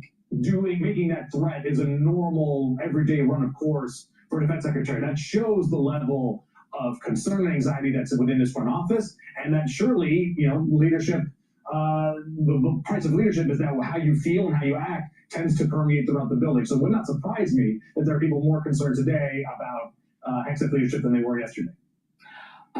It's Simone Sanders Townsend. I guess my question is, how is the building being run right now? Because there is, yes, you have the secretary, you have the secretary's advisors, you also have the chief of staff. The chief of staff's office really works with the day-to-day, but the chief of staff has now left. Many of the advisors are now gone. And again, to Willie's point, these are folks that the secretary brought in himself. So how is the building actually being run right now? And can we expect to see any statements, anything else coming out of the secretary's office to clean up what is a huge mess and distraction, frankly, for the White House? That's a bit unclear. Well, in terms of how the Pentagon runs, I mean, the front office is quite bare bones at this point. They are not able to keep up with the just immense amount of paper that an $800 billion, $300 billion, 3 million personnel building requires. I mean, you need not only a chief of staff and senior advisors, but you need a bunch of career people working in lockstep with the secretary and, of course, the president's vision. And they just don't have that right now. There's actually, to give credit to a rival publication, Politico has a great story last night or this morning just about the open wound. I'm telling you, like I predicted in November of 2024, the deep state, the national security state, is going to use this as an opportunity to set up another 9/11. Something's going to happen. It's going to be different. It's going to be on a different day, most likely.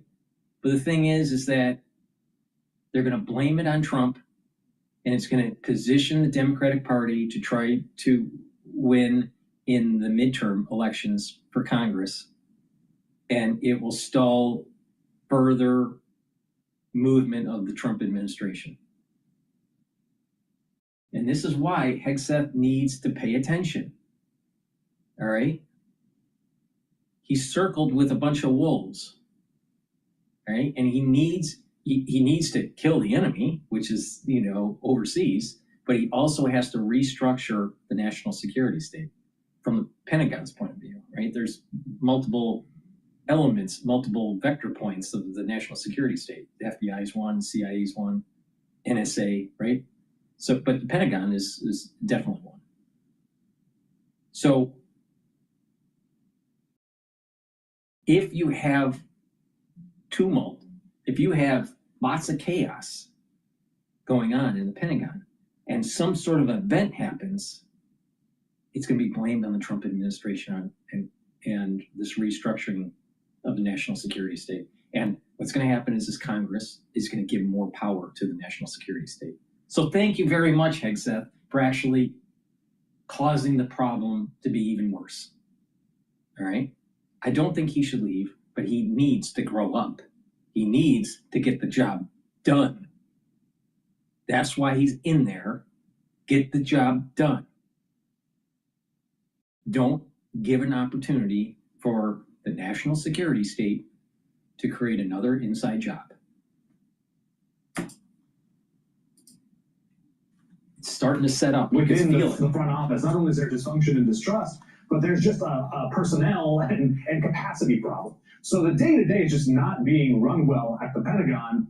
And so what's going to happen here is things are going to fall through the cracks. Now, if you're Pete Hegseth, then you don't think that matters necessarily because, you'll eventually hire more people and you'll figure this out. But in the meantime, he has to show not only to President Trump, but to the people in the building that he can still run the Pentagon happily, that he's the right guy for the job. And if more were to leak out, if more damaging information were to come out, that not only imperils, of course, the Pentagon's own mission, but Hegseth's own employment. So it's again, a very tense time to be Pete Hegseth, but he's clinging on to his job because he loves it, and he's doing everything he can to save it. Yeah, and this preoccupation with perceived leakers, everything else, the signal scandal and being on TV to protect himself means he's not actually doing a very, very difficult job of running the Department of Defense. National security reporter for the Wall Street Journal, Alex Ward. Alex, thanks so much. The sad thing is that you have the media that is gleefully, watching the self-implosion of Hegseth. Meanwhile, you can feel that 9/11 inside job creeping up.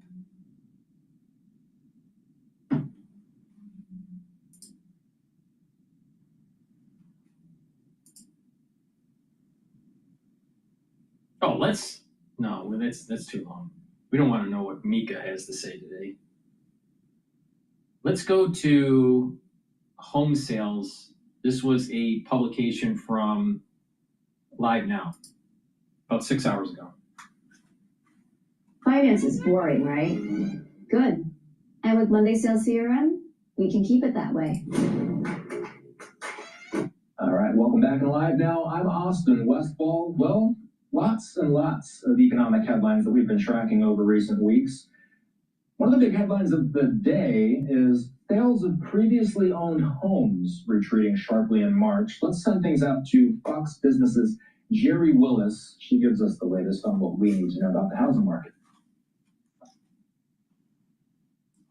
The housing market gets underway. The National Association of Realtors reporting existing home sales plummeted in March. Here are the numbers. March sales falling 5.9% month to month and even down year over year by 2.4%. The move even surprising NAR chief economist Lawrence Yun, who said he had expected building inventories to boost sales, but it was not to be. Barbara Corcoran, founder of Corcoran Group, said economic uncertainty and Trump's tariffs are undermining confidence among potential buyers. Though Trump's announcement of tariffs didn't occur until April 2nd, he vowed to raise tariffs as early as his first day in office. It's the main card. People don't like to buy in uncertain times. People worry. People at home are worried about their futures and nervous about everything. And the last thing they do is want to make a large commitment to anything. They hesitate. Meanwhile, Realtor.com noting that Don't worry. Don't bet against America in the long term. I know it seems a little fearful and people may be concerned about their jobs, and especially with AI and all this stuff, but just stay educated, stack your skills, upgrade your skills. You don't have to go and get a new degree or anything. You can just do these many ways to upgrade your skills. There's lots of videos online or whatever, right? You can learn new skill sets, stack them onto the current skill sets that you have. Take care of your health. That's really important. Don't let your health decline. And don't be fearful. Just buy into the market, all right? Stay invested. You will do fine in the long run. Trust me. Trust me on this. I told you how to navigate through 2020 crisis. I got you through it. I'll help you navigate through this too. Home sales decline occurring at the same time as mortgage rates coming down. According to Danielle Hale, Realtor.com chief economist, quote, these March home sales would likely have gone under contract in February and early March when mortgage rates declined from near 7% to 6.6%. Hale went on to say, quote, the tailwind of falling mortgage rates was likely offset by rising concerns about the outlook for personal financial situations and job security reported in consumer surveys, despite the fact that actual labor market data remained quite healthy. Some good news out of that report, inventories are increasing up 8.1% month to month, which should ultimately boost sales. Jerry Willis, Fox Business. President Trump was asked directly about this in the Oval Office earlier today. Here's what he had to say. Mr. President, on the economy, there was a slowdown as it relates to home sales in the month of March, the slowest pace since 2009. Is that an economic indicator, and perhaps the Treasury Secretary can weigh in on this as well? Is that an economic indicator that concerns you about the broader U.S. economy? No, they have very good numbers on housing today, extremely good numbers, and that's despite interest rates. Because, if you look at what happened, everyone said, oh, I said I was going to get prices down. I did. Housing is doing very well. We should lower interest rates. That's the Fed. I hope they lower interest rates. It's a smart thing to do. Be ahead a little bit, although already it's a little bit late. But in the end, we just have a great country, a very strong country. So we're going to continue our coverage on this. This is something that we are going to be tracking closely. Standing by is senior economist at Realtor.com, Joel Berner. He's here. Joel, there may be people watching this who don't follow the housing market closely. Why is this news important? Are existing home sales an indicator of larger economic trends? Absolutely they are. The housing market is essentially underpinned by the labor market, and how confident and comfortable people feel about their jobs and their income is how they're going to make decisions about buying a home. And so a slowdown like we saw. It is April 25th, all right? Things are going to be a lot different September, October, November, December of this year. Don't worry.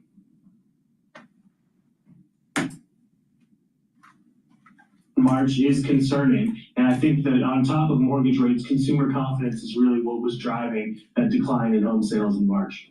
So did sales fall hardest in any particular part of the country? Sales have been performing across the country in different ways. A majority of sales are still happening in the South for both existing homes and new homes. But what's really been interesting is the price differential of homes selling in the lower tiers and higher tiers, with the luxury segment really outperforming kind of the starter inventory segment, which is sort of interesting development and speaks to the importance of mortgage rates. Because folks who can afford to buy really expensive homes are often paying more in cash and mortgaging less, while first-time home buyers looking for starter inventory have to rely on mortgage rates at these high 6% rates, which just makes it even harder to afford a home. I was just about to ask you, and maybe you've already just answered my next question, but what is the main culprit for the sluggish months? If I can put it in my own words, is it affordability challenges? It's affordability challenges and it's uncertainty. Those two things together are really slowing, a lot of prospective home buyers from getting into the market. People just aren't feeling certain about their own economic prospects, and they're looking around at homes and seeing that there are very few, even though there's more inventory, not as much that meets their budget. Springtime. Why is it the most popular time for people to buy or sell a home? Yeah, it's the start of when families tend to move. Is kind of the long and short answer of it. As the school year comes to an end, families are more likely to start making a move during the summer, so if they can buy a home in the spring, it makes a summer move a lot easier. So it really just comes down to lifestyle as much as anything else. But in a lot of parts of the country, this is a time where it's finally nice out and finally nice to go and look at homes on the block. So I think that's a part of it too. So I read that there is $52 trillion worth of real estate asset valuation in the U.S. right now. That's a high figure, isn't it? What does that tell us if total asset valuation is booming, but existing home sales are not? Yeah, we think that the order of operations here is really, listing prices to sales prices to home values. And so we can kind of get a sense of where things are going in home valuation data by looking at the market. And in terms of listing data, we're really seeing flat year-over-year change in terms of the median listing price on the market. Sales data show that the median sales price is still growing, even in this March slowdown in terms of volume.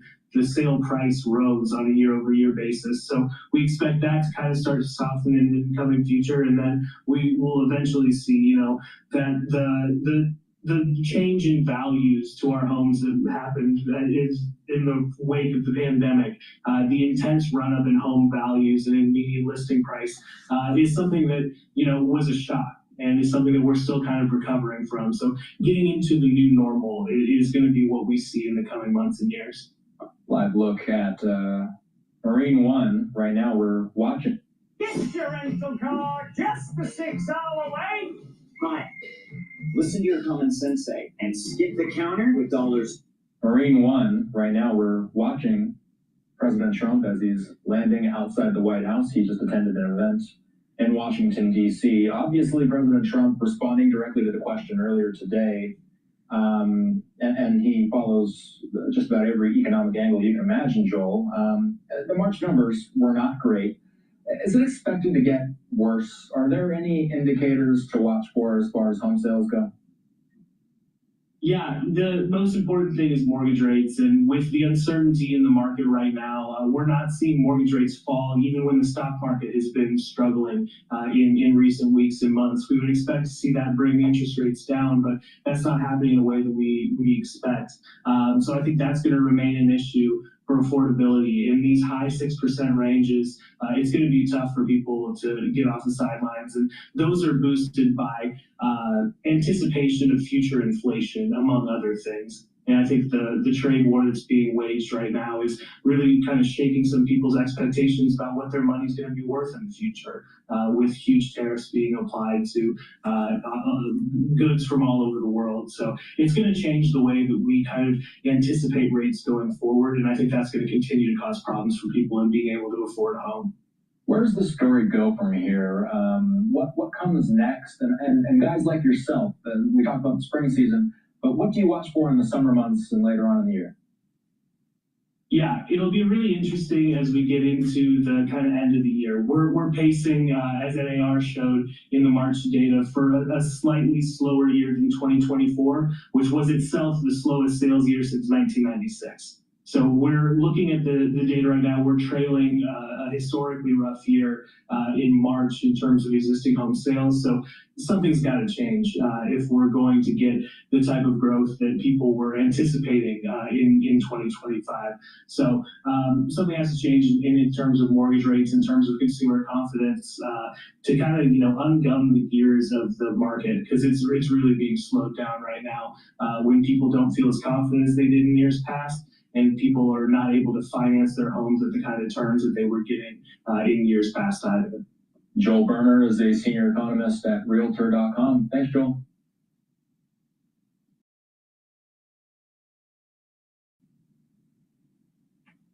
All righty.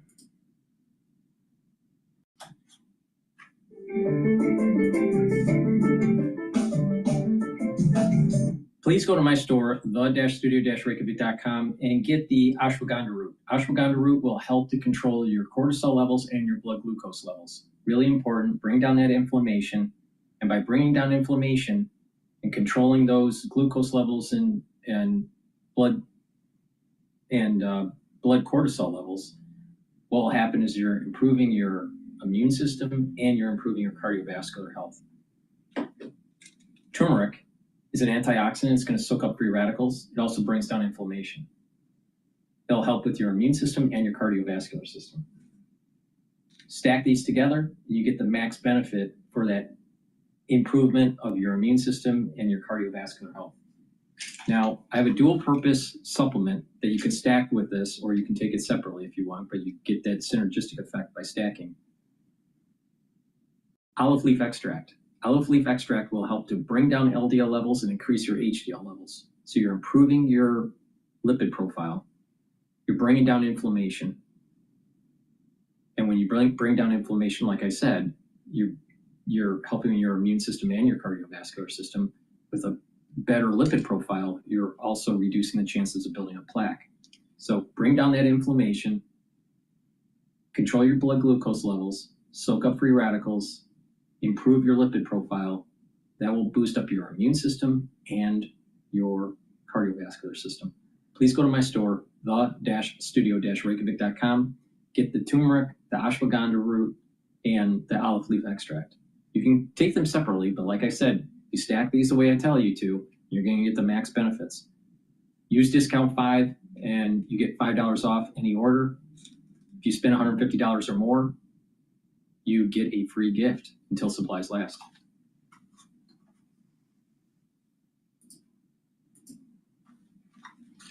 Markets, even if the news flow itself isn't altogether different. Wendy Benjaminson, great to have you help us distill the week, as always. Bloomberg senior editor with us here in the nation's capital. I'm Joe Matthew, of course, in Washington, where this program comes from every day. We'll have a lot more straight ahead on the fastest show in politics, IMF Week. All right, so he's, let's go to Alan Dershowitz. What does he have to say about Trump and Harvard here?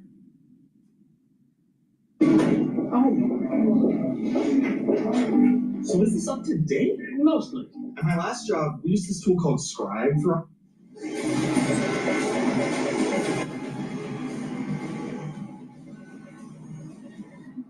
The DER Show. The administration, through the Department of Education and some other departments, sent a letter to Harvard saying, if you want to continue to get federal funding, you got to do a bunch of things. You got to, first of all, end the DEI program, and that's a good thing. DEI is a disaster, and it should be ended. You have to end discriminatory hiring. You have to end discriminatory admissions policies. You have to impose restrictions on anti-Semitic groups and clubs at Harvard. Take, for example, the National Lawyers Guild. The National Lawyers Guild is an abomination. It's a group of hard-left, anti-American, anti-Semitic, anti-Israel lawyers, some of them Jewish, who are only lawyers for the hard left. They declare themselves to be essentially the lawyers for Hamas. They blame October 7th on the Jews, on Israel, and likewise Students for Justice in Palestine. And so the question is, should Harvard be recognizing these groups? Would it recognize the Ku Klux Klan? For me, the National Lawyers Guild and the Ku Klux Klan are indistinguishable in terms of ideology. Sure, the National Lawyers Guild is composed of lawyers, and it used to be composed of liberal lawyers, not anymore. Today it's radical, anti-Israel, anti-Semitic, anti-American lawyers. But they're lawyers. The Ku Klux Klan probably has some lawyers, probably has some judges, but it's not a lawyers group. But I have nothing but contempt for the National Lawyers Guild. It depends on what Harvard's rules are. If it would recognize a group of Klansmen, okay, then it recognizes the National Lawyers Guild. But if it wouldn't recognize Klansmen, or if it wouldn't recognize sexists, a group of sexists who called for the end of equality for women, then it shouldn't recognize the pro-Hamas National Lawyers Guild. So, we're seeing this letter comes from the Department of Education saying to Harvard, we want you to do these 14 things. I read it very carefully. About 7 of them are perfectly reasonable. You got to have a little bit of diversity in your school. For example, there is a place called the Carr Center for international human rights at Harvard Law School. It's just a blatantly hard left political organization that pretends to be in favor of human rights. It's not. It's in favor of human wrongs. The only human rights that it recognizes are human rights for people on the left and people who are anti-American. And there are so many organizations like that at Harvard. The Divinity School has become a place where anti-Semitism runs rampant. The same thing is true of some other departments as well. No, it's not true of medical research, and Harvard shouldn't be getting its funding cut for research on cancer prevention or diabetes prevention or Alzheimer's prevention. That's all fair game. But so what Harvard did was very typically Harvard clever. The president of Harvard, who I know and who I like, Alan Garber, who's a great scientist and a wonderful man personally, he made a very solid announcement saying we're not going to give in to the Trump administration. We're not going to let them interfere with our teaching, with our administration. We're going to fight back. That's right. That was a message sent to the faculty, because the faculty is very left, and he couldn't survive if he gave in to the Trump administration any more than the former acting president of Columbia. As soon as she capitulated to the Trump administration by offering compromise, essentially she was fired. And President Garber understood that. And so he sent a very, very strong open letter to the faculty. I got a copy of it. Others got copies of it, saying we're going to fight back. We're not going to give in at all. Okay, but then what did he do? He hired the two lawyers to represent Harvard, who were both Trump insiders, people who have Trump's ear, people who have worked for the Trump family, the Trump businesses, and another one who's very active. And so President Garber and Harvard are sending mixed messages to the faculty. They're sending a message saying, we're fighting. To the Trump administration, they sent the message saying, we're negotiating. The lawyer, the main lawyer that's representing Harvard, helped negotiate with the big law firm, Paul Weiss, Rifkin, Wharton, and Garrison. He was part of that whole process of negotiation. He's known as a compromiser, a negotiator, and Harvard sent out a message to the administration. Don't listen to what the letter to the faculty says. Listen to who we're sending to negotiate with you. And of course, Trump responded to the public letter by saying, all right, you're gonna be tough. I'm gonna be tough. I might cut off your tax exemption. Now remember, Harvard has a $53 billion endowment. It can survive for quite a few years without any federal funding. But could it survive without tax exemption? What about the alumni who contribute millions of dollars every year and take tax deductions? What if those tax deductions are taken away? And what if Harvard's tax exemption from its portfolio, makes, the Harvard endowment is so wealthy because the people who run it are making, 7, 8, 9% a year, sometimes more than that. And it's tax exempt.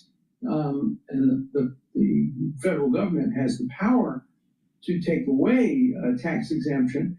What Trump said is, look, Harvard is not an institution, an objective, neutral institution that deserves tax exemption. It's a political body. It's a body that serves the interests of the left politically, and therefore it doesn't deserve a tax exemption. I don't know whether that would win or lose in court, and I don't know whether it would win or lose in court if there were lawsuits. There are lawsuits. A couple of faculty members have brought a lawsuit against the Trump administration.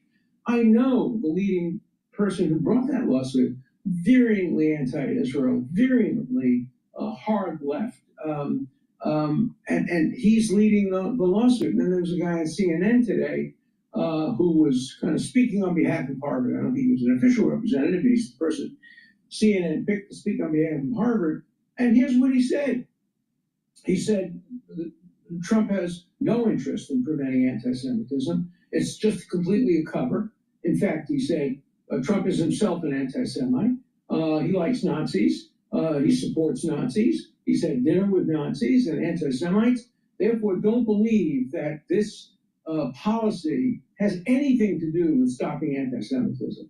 I mean, if that's the best Harvard could do, they're in real trouble. If that's the best they can present as an argument in their favor, that Trump's an anti-Semite and that the policies of the administration to try to stop anti-Semitism has nothing to do with anti-Semitism, that's just a totally phony argument. Step into Wix Studio, the platform for agencies and enterprises. Kick off projects in a workspace that's designed for your workflow. All right. Well, that was Alan Dershowitz. Please go to my store, the-studio-reykjavik.com. Get the structural nanosilver gel either in the tube form or in the quick dispenser. Have some at work, have some at home. Just make sure that you use it when you need it. If you're around someone that's not feeling well or you're not feeling well, put it on your hands, around your mouth, around your eyes, around your nose, lightly coat your nostrils, around your ears, all right? Stays active for 5.5 hours. You can use it as a daily skincare. If you have an abrasion, put it on the abrasion, a cut, a minor burn, it'll help to heal it. You can use it as an aftershave. So please go to my store, the-studio-reykjavik.com. Use the structural nanosilver gel. Use it daily as a skincare, but better yet, make sure you have it available at work or at home because you never know when you need it. And like I said, if you're around areas where you have particulate matter in the air because of fires or just poor air quality, lightly coat your nostrils with the structural nanosilver gel and it'll capture some of that particulate matter when you're breathing, because you want to make sure you want to mitigate those particulate irritations, because that particulate irritation can cause problems with your epithelial lining and your oropharynx. Another thing that you should be doing if you're in an area there's poor air quality, make sure you take the lozenges and the drops that I have. Take them, create those secretions, protect that mucosal lining and that epithelial lining in your oral cavity and in your oropharynx. Really important. Boost up that immune system. Please go to my store, the-studio-reykjavik.com. Use discount 5 and you get $5 off any order. Also get the structural nanosilver toothpaste. It has no fluoride, it whitens your teeth, freshens your breath, helps with your gum line, reduces inflammation, and with good oral hygiene, you're gonna help with your vascular system and your valvular system. Please go to my store, the-studio-reykjavik.com. Get a few tubes of this toothpaste. It is a very high quality toothpaste. It's made from structural nanosilver, has no fluoride. This is the best toothpaste that you're gonna be able to get. So help support my work. Get a few tubes of this toothpaste. Use discount 5 and get $5 off.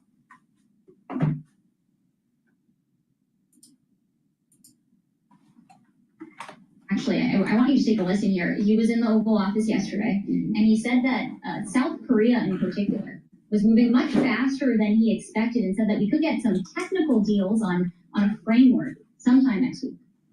We had a very successful bilateral meeting with the Republic of South Korea today.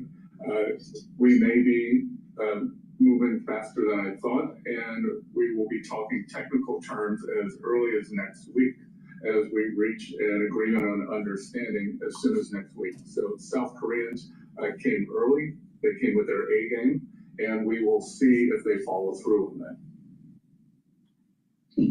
So still details on what a framework of an agreement means. I was actually talking about this with Kaylee Lines out by our desk before. I thought she had a good example. It's like a letter of intent, perhaps, Sure, right. An agreement to have a deal, right? But we still do know some things potentially that could be in a deal. We know, the U.S. wants to see these countries boost their imports, particularly when it comes to U.S. LNG. They want to curb those non-tariff barriers that we hear a lot about. Take Japan, for example. President Trump saying a lot of progress has been made on Japan. He's feeling very positive about Japan. He wants to see them curb their standards when it comes to U.S. auto imports that he alleges is hurting U.S. automakers' market access to Japan. So things like that. So perhaps maybe we would get some sort of firmer commitments, but at the moment they're trying to show progress towards towards a broader deal to signal that these talks are indeed happening, particularly with those countries that are geographically close to China.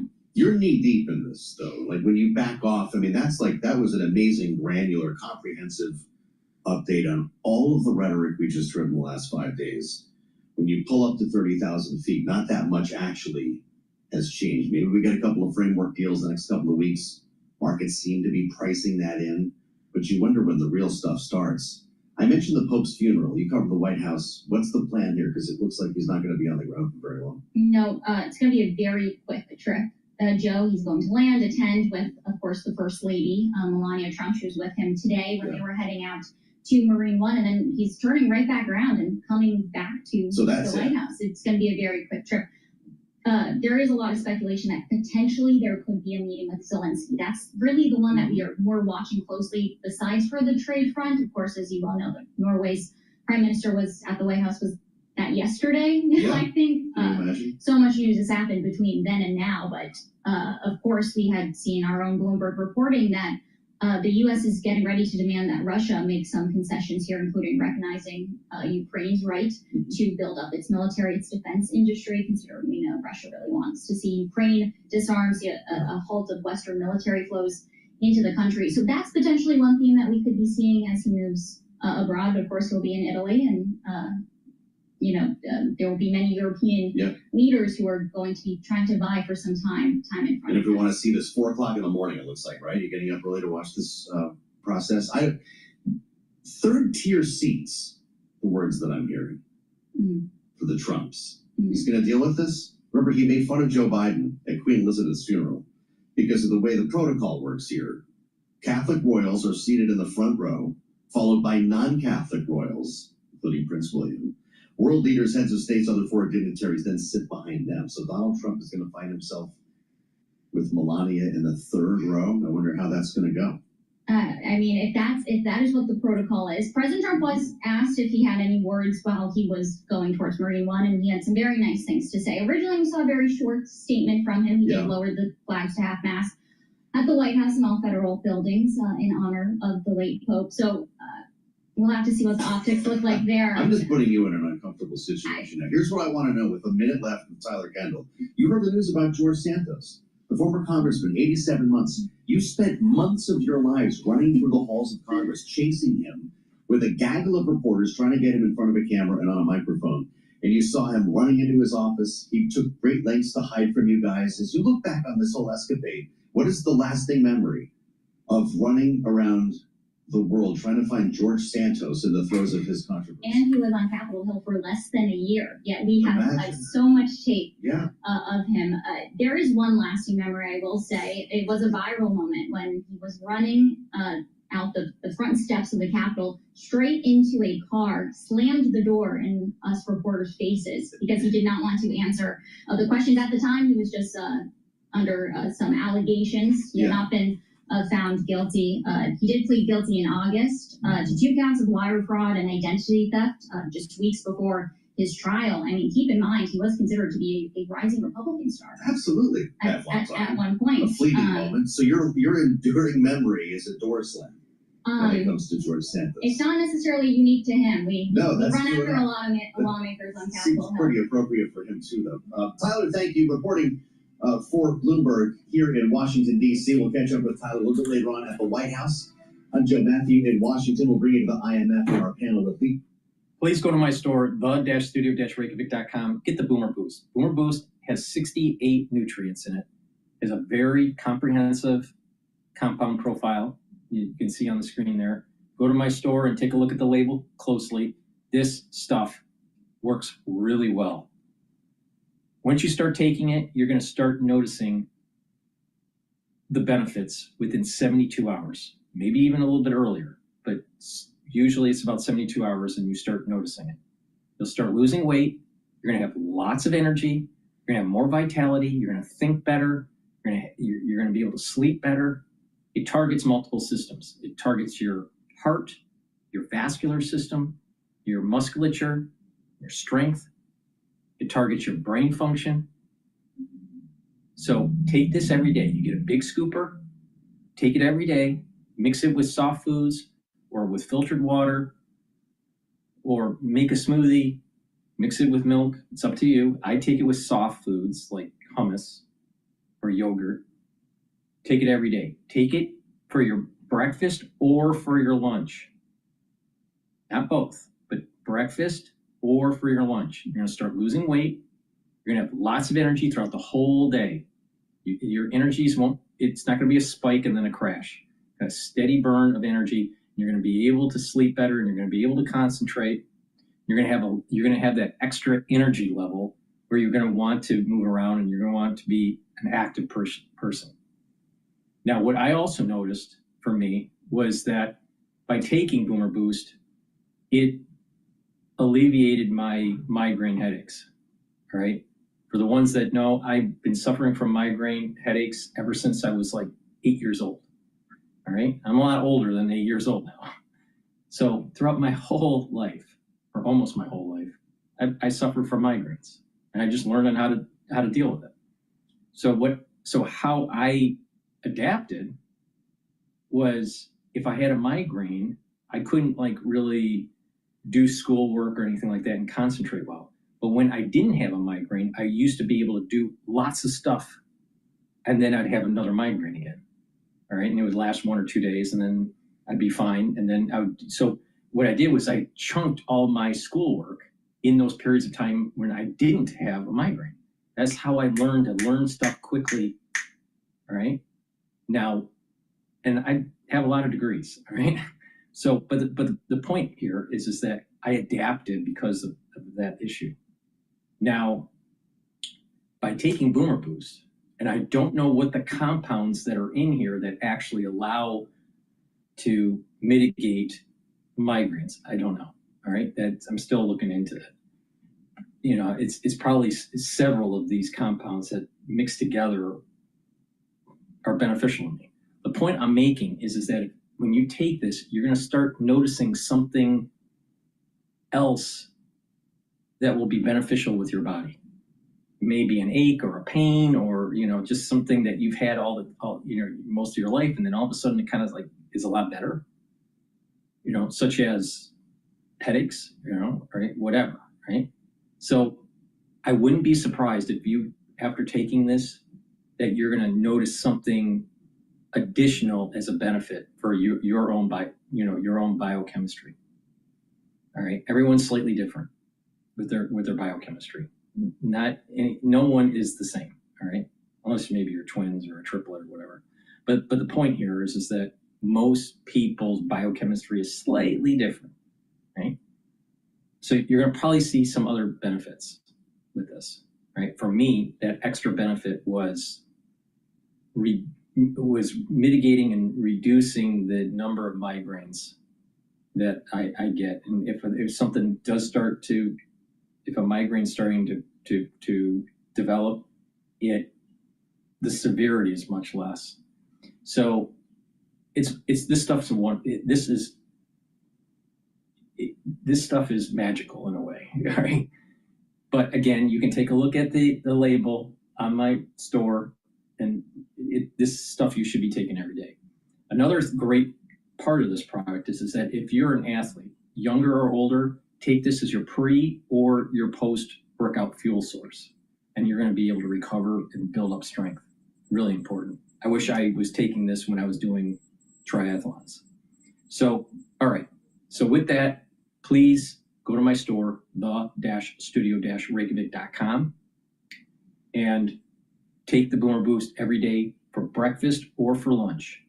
You're going to lose weight. You're going to you're going to be improving your cardiovascular, your strength. Your energy levels are going to go up. You're going to improve your brain function. Please go to my store and get the Boomer Boost. And you can take separately, but it works better if you take it with the Boomer Boost. Gladiator barley or heirloom barley. Now, what's the difference? Heirloom barley helps to detoxify your body, soak up free radicals with superoxide dismutase, and bring down inflammation. That's important for your cardiovascular health and for your immune system.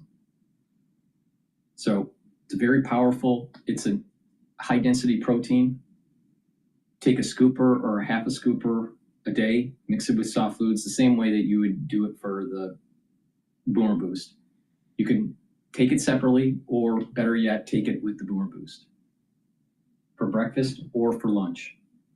Gladiator barley gets all the benefits that you get with the heirloom barley: detoxification, bringing down inflammation, soaking up free radicals with superoxide dismutase, but it also targets strength. You do some resistance training, it's a great way to build muscle. Take a full scooper of this, or a half a scooper, and voila, you're gaining strength and you're detoxifying your body and bringing down inflammation. So when you're working out, you're actually going to recover quicker. So take the Gladiator barley. You can take it separately, but it's better if you take it with the Boomer Boost. So take Boomer Boost with the Gladiator barley, Boomer Boost, or with the heirloom barley, and you're controlling your A1C levels. And you're getting healthy. You're targeting all these different systems. And you're targeting the two most important chronic diseases that are happening in the United States. Cardiovascular disease is rampant in the United States, and most of it's self-induced. And diabetes. Most diabetes in the United States, self-induced. So take the Gladiator barley, the Boomer Boost, do resistance training, and get healthy. I want you healthy in 2025 and start on this journey of just improving your health and vitality. Please go to my store, get the Gladiator barley, the heirloom barley, and the Boomer Boost. The stuff's magic. It's magical, all right? So please go to my store, the-studio-reykjavik.com. Use discount 5, you get $5 off any order. If you spend $150 or more, you get a free gift until supplies last. Affects not just manufacturing jobs, but service jobs, especially middle-class service jobs in a big way. Now, of course, the reverberations to that kind of policy change in the West is going to affect emerging markets all around. You can give the usual mantra, maintain a reasonable monetary policy, accommodate shocks where you can, etc. But these are actually order moving or global moving changes. And I think we need to anticipate that we'll have to react to these also. Meanwhile, if you want to add to the soup of uncertainty, this past week there was a real challenge to the idea of central bank independence, in particular, to whether this president could fire Fed Chair Jay Powell. There seems to be a walking back of that. But Governor Ramalona, I'm wondering from your perspective, why it is so important to have central bank independence and the difficulty that comes into play when that is called into question. Well, let me say first that we're fortunate in the Philippines to have had central bank independence for the last 30 years. That means the national government doesn't ask us for money. And that's very important. All right, let's pivot over to a different video here.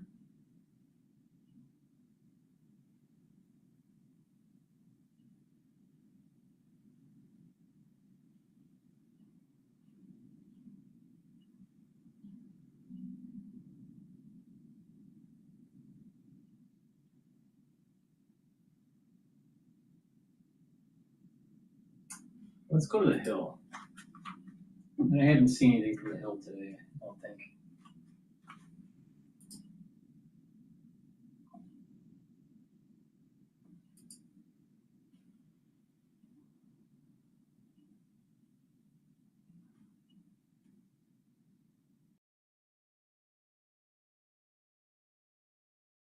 All right, let's take a look at how Dems need self-reflection. California Governor Gavin Newsom says the Democratic Party still has not figured out what went wrong in the 2024 election. I don't know what the party is. Those are the words of Newsom, who's thought to be a top contender for the 2028 presidential race. Newsom shared his views in an exclusive interview with The Hill's Amy Parnes, who joins us now. Hi, Amy. So Newsom says there's been no autopsy, but it is well known that Democrats underperformed with young people, Hispanics, Black men, continue to lose support in the white working class. What does Newsom want to know that we don't know already? I think there needs to be, and he's talking about this, a really formal kind of investigation, if you will, of of what went wrong, looking into the campaign, kicking the tires, looking at the engine, where did they go wrong? What did they miss? There's a lot more than the actual demographics. I think there's messaging, there's the ground game. Democrats touted that they had strong fundraising numbers throughout the election, but in the end, it didn't help. I think he wants a more thorough autopsy of what happened. He wants to obviously be included in it. I mean, this is a guy who has been a huge player within the Democratic Party, huge governor of a big state, wants to be in that discussion, and so far has not been, and that was pretty surprising to me.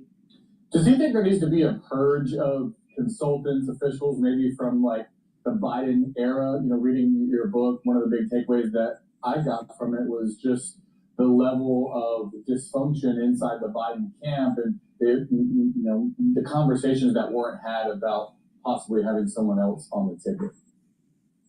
That was a huge takeaway, I think, for a lot of people reading the book. I think that people want to turn the page. They don't want these Obama era advisors and consultants anymore. They want new blood, fresh blood, all around, from the consultant class to the candidates. And I think all of that is reflected in our book. Newsom has this baggage of being the governor of California. It's often perceived as this lefty state. People think San Francisco, LA, problems with homelessness, crime. If he's ever going to be a viable presidential candidate, it would seem that he's going to have to figure out a way to blunt that criticism. Do you think that's what he's getting at when he talks about all the agriculture and hunting, forestry jobs that are in his state? Yeah, I mean, I think he wants to, he talked about the flyover states, and he's saying, look, I mean, in my state, we have all of those things, and so don't count me out. Don't think that I'm some progressive lefty, because I've actually had to deal with a lot of conservative issues as well, and conservative voters in my state.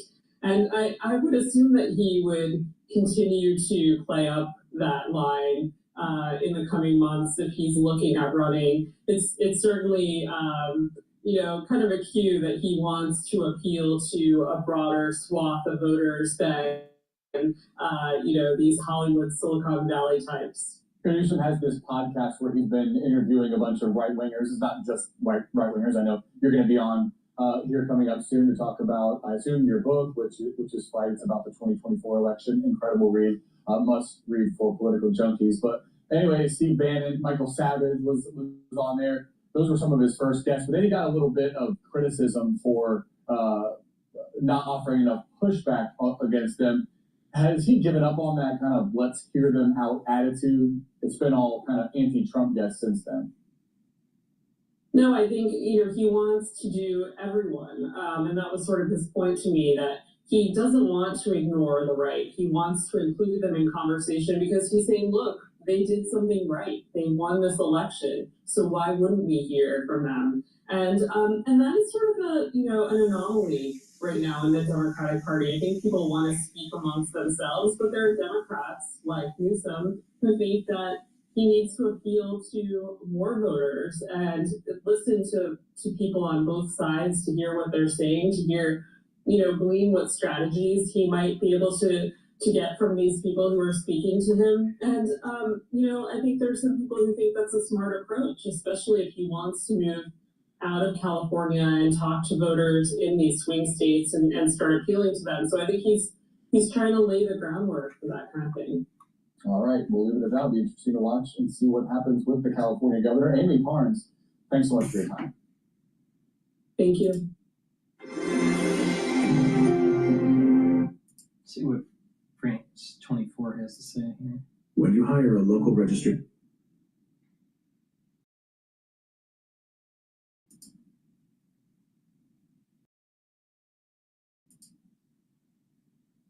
as commentator. Thank you both.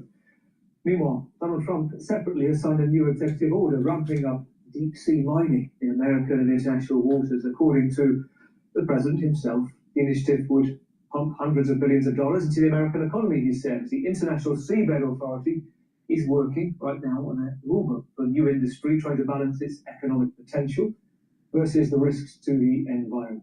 The US is not a member, though, of that UN body. Here's Elisa Pereira with the explainer. US President Donald Trump is now interested in a new, highly controversial industry, deep-sea mining.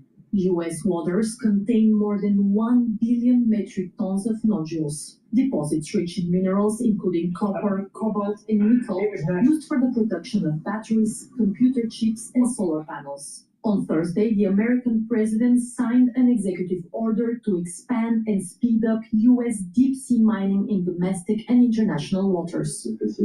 But scientists warn that the practice risks damaging and even destroying existing ecosystems. It takes millions of years for these nodules to form. That's the slowest geological process on the planet. And there are organisms that live attached to them. So it's these deposits that allow life to form in that kind of environment. Commercial deep-sea mining is a brand new industry dominated by China. But the global race to discover and obtain more rare earth minerals is underway. Let's head to the south of France. We're hearing from the daughter of French Prime Minister François Bayrou today, describing being assaulted by a priest at a Catholic school there in the 1980s. Now, she echoes other former pupils of complaints that prompted a lot of scrutiny about her father's time as education minister. It is a Notre Dame de Betterame school in the south of France. It's been at the centre of a Catholic abuse scandal dating back to the 90s. Allegations of physical, emotional, sexual abuse at a private boarding school. Incidents of violence first publicly reported in 1996. That was during the time the French now Prime Minister was the then Education Minister. He had repeatedly denied knowledge of the allegations, with questions about whether he could have done more at the time. And he's accused his detractors of politicising the issue. Now his daughter, Hélène Berland, has said in a recent account, as part of an investigation by the French investigative outlet, France Media Bar, that she was violently abused and that her father had in fact met with a judge back in 1998, contrary to what he had publicly stated. Let's see.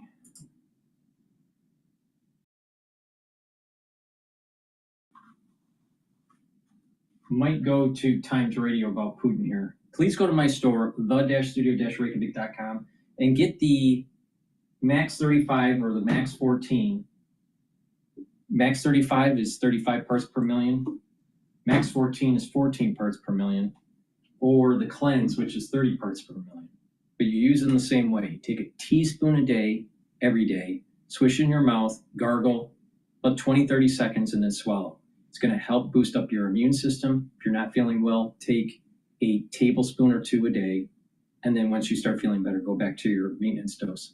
So get the Cleanse, the Max 14, or the Max 35, and take them every day. I have them at different price points to get these great products in your hand. This is the first pillar of the core protocol. The first pillar is the Max 35 or the Max 14 or Cleanse. The second pillar is C60, soak up those free radicals. The third pillar is the turmeric, ashwagandha, and lignans to boost up that immune system and help with your cardiovascular system.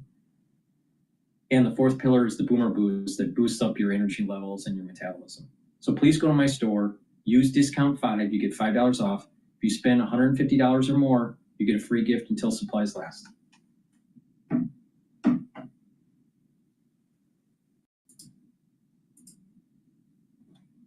Green. Thanks for being with us here on Live Now from Fox. My name is Christy Matino. We're going to go away for a final break of this hour. On the other side, Andrew Kraft picking up the coverage. Stay with us. Yeah, everyone's going in commercial break here. All right. Let's take a look at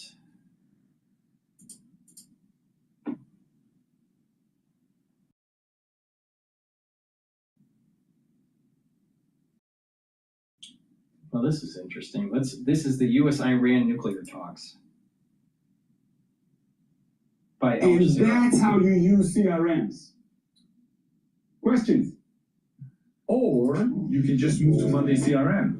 Let's talk about Iran, its nuclear program, and why it's back in the news. With the region on edge and Tehran closer than ever to a nuclear weapon. High-stakes nuclear talks between the U.S. and Iran. It's all happening after U.S. President Donald Trump threatened Iran to make a deal or face war. Did you mean military action now if they don't agree? Oh, if necessary? Absolutely. Yeah. So what does each side want from these talks? Why are they happening now? And how close is Iran to getting a nuclear weapon? Let's start with that last one. Iran's had a nuclear program for about 50 years, but has always insisted it's only for peaceful civilian use, i.e. for things like nuclear energy. In fact, Iran's supreme leader has said pursuing a nuclear weapon goes against Islamic rules. هم ساختنش غلطه، هم نگه داشتنش غلطه، چون به کار بردنش حرامه. But since the early 2000s, Iran has been accused of secretly trying to develop nuclear weapons. And in the following years, the UN, the US, and others targeted Iran with all sorts of sanctions, which devastated Iran's economy. It's a total disaster. It can't be described by words. We've got nothing left. Then, in 2015, back when Barack Obama was president, Iran signed a deal with 6 world powers, including the US, to limit its nuclear program. The EU was also involved. This is the deal's official name, but it's usually just known by its acronym, the JCPOA. In it, Iran agreed not to seek, develop, or acquire any nuclear weapons, and to allow investigators to monitor its nuclear activities. In return, UN sanctions on Iran would be lifted. For the next couple of years, the deal broadly worked, but it had some big critics, including Donald Trump. Was one of the worst and most one-sided transactions the United States has ever entered into. So he ended U.S. participation and reimposed sanctions. Basically, the U.S. broke the deal, and that pretty much killed it, although technically all the other countries are still signed up. Soon, Iran was ramping up its nuclear program again. It started making it harder for investigators to monitor nuclear sites.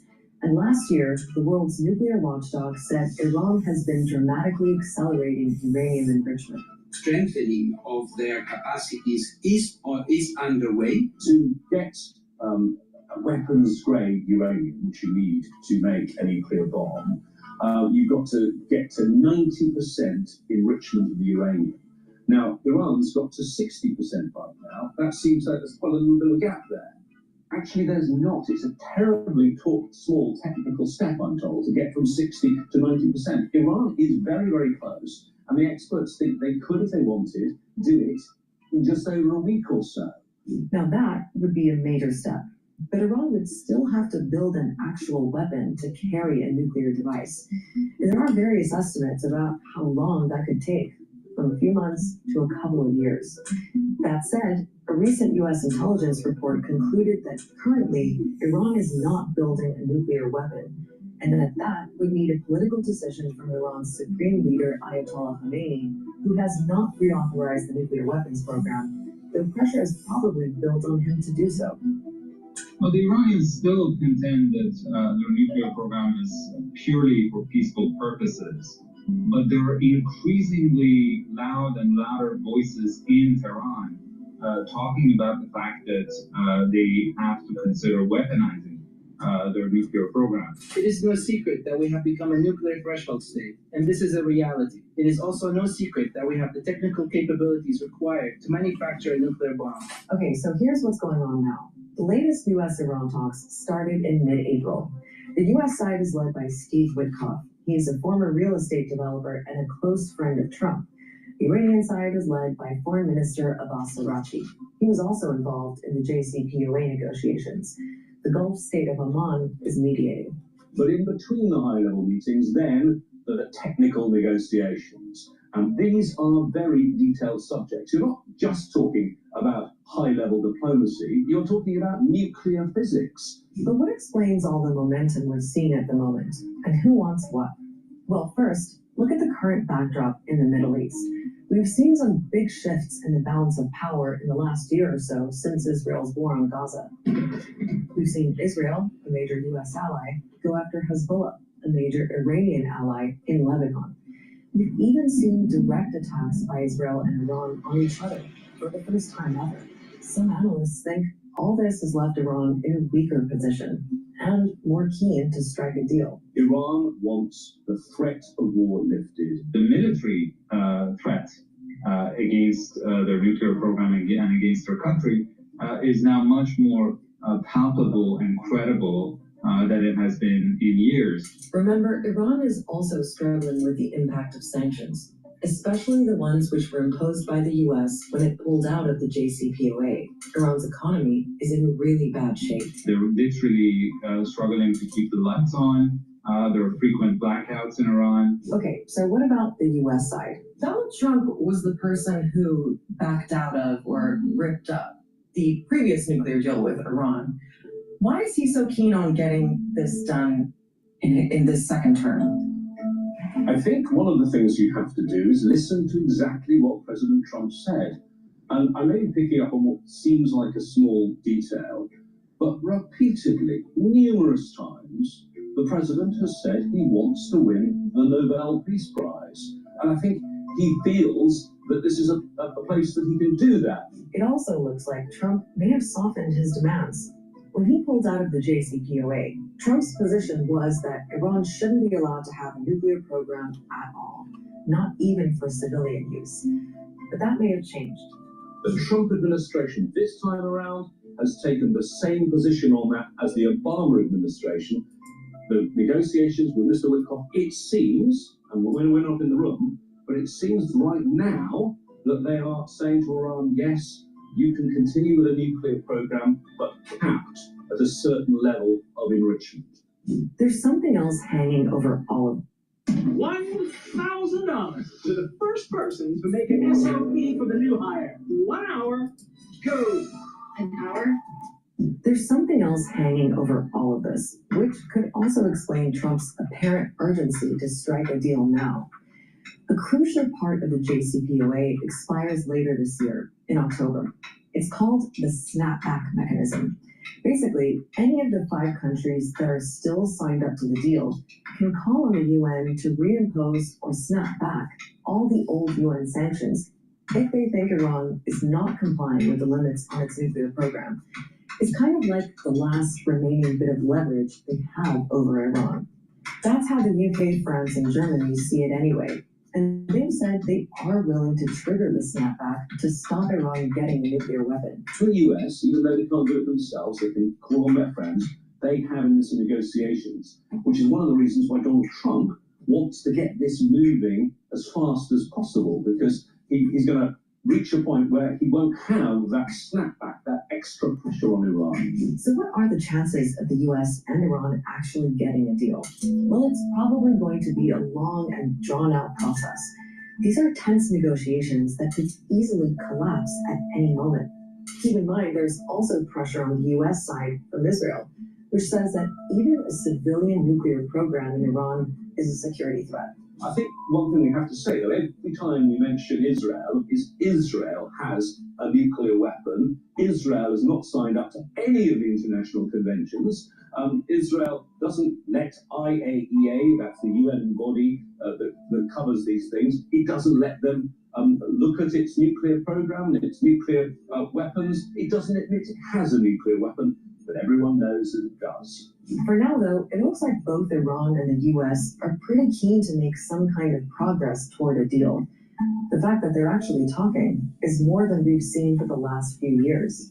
I think it is more likely that they would reach some kind of an interim agreement, not a full deal, but a partial agreement that would freeze or roll back some elements of Iran's nuclear program for some partial sanctions relief. And by pursuing this kind of arrangement, both sides will be able to buy time and space for diplomacy and to negotiate a more durable solution.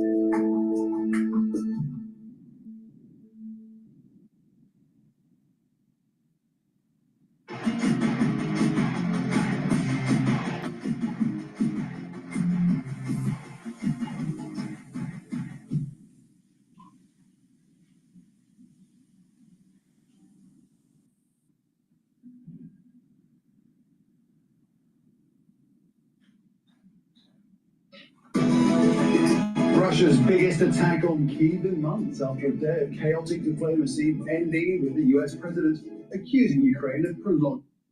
Let's go back to Bloomberg here. Potentially getting ready to exempt some U.S. goods from tariffs. This includes particular sectors where Beijing is more import reliant, such as medical equipment or industrial chemicals that are used to make things like plastics or cooling agents. Our reporting also indicates that potentially plane leases could be exempt from tariffs too. So it's sort of a wide range here as Beijing tries to shore up the Kelly, sources familiar do caution Bloomberg News that everything is still very much in flux as we try to piece together where trade talks are really headed. Well, and that goes not just for China, but trade negotiations with our dozens of trading partners as we're still looking for any deal to emerge. Tyler, do we have a sense as to whether or not, even just within the time frame the president has allotted himself for this trip to Rome, that any conversations with European leaders, for example, on trade will be happening? Well, he was asked directly that, Kaylee, whether or not he would be taking meetings. He did say he was, but of course, it's a very short timeline here. It really remains to be seen if there will be any sort of pull asides when it comes to this. There are, of course, those countries that we know that have been getting priority when it does come to these talks. With Treasury Secretary Scott Bessent in the Oval Office yesterday saying that South Korea, the timeline for a potential trade deal with them is actually faster than he intended. He said that we could see an agreement of understanding, as he called it, with the technical details worked out as soon as next week. That sort of falls in line with some rhetoric that we've heard for other trading partners that have been prioritized, including Japan and also importantly India, after Vice President J.D. Vance visited the country over the weekend. We had a readout from the USTR saying that they had finalized a roadmap towards an agreement. That's sort of what we have been hearing from this administration, that we're going to start to see these frameworks rolled out as this White House really tries to show that they are making progress on these deals. All right, with the 100-day mark looming next week, Bloomberg's Tyler Kendall live at the White House for us here on Bloomberg TV and radio. Thank you so much. And it does sound, Joe, that for all of the optimism that markets seem to have found, or at the very least a sigh of relief they seem to be breathing this week, that so far we haven't gotten much more material than maybe a softening of rhetoric on the margins and also agreements to eventually agree to something, but not actually those. So this Korean trade understanding document, and also what Trump's been saying has been positive for the market news today. So the S&P 500 is trading at 5,514. VIX is trading at 25.03. And the USD Japanese yen is trading at 143.8. So we're not that far away from 144. That's a good sign in terms of the market. And oil is trading at 63.21. So everything is going pretty good today. Actually, we're up by just a little bit more than 0.5% on the S&P 500, but it's stable and it's above that psychological barrier of 5,500. Really important. We're headed, whether it's on tariffs, whether it's on negotiations, if the fact, as you were pointing out, Joe, that an announcement of an intention to make an agreement about a memorandum of understanding moves the market, that's how bad things are. I wasn't actually in this meeting when Secretary Bessent talked about de-escalation, talked about the need for one side to climb down. I think he didn't assume that it was going to be the United States climbing down, but I think investors mostly expect that if we're going to have some agreement this quickly, these are trade agreements that are very complicated and take months and years to really negotiate and hammer out. But if we're going to come down, if we're going to strike a deal very quickly, it means it's going to be something of less substance. Wow, well, that's really interesting, as the president said, with the idea of a trade deal, as Bessent himself suggested, could take 2 or 3 years. The president said we could have new tariff rates for China in 2 to 3 weeks. Is that the U.S. climbing down, and does that make you feel more hopeful? Well, I don't want to contradict the president, but it does seem hard to believe that that's what we're going to be doing. Okay. The confusion in the market right now is nobody expects that 145% tariffs can be permanent, and I think we're hearing that, and that was reassuring to people because it's just not sustainable.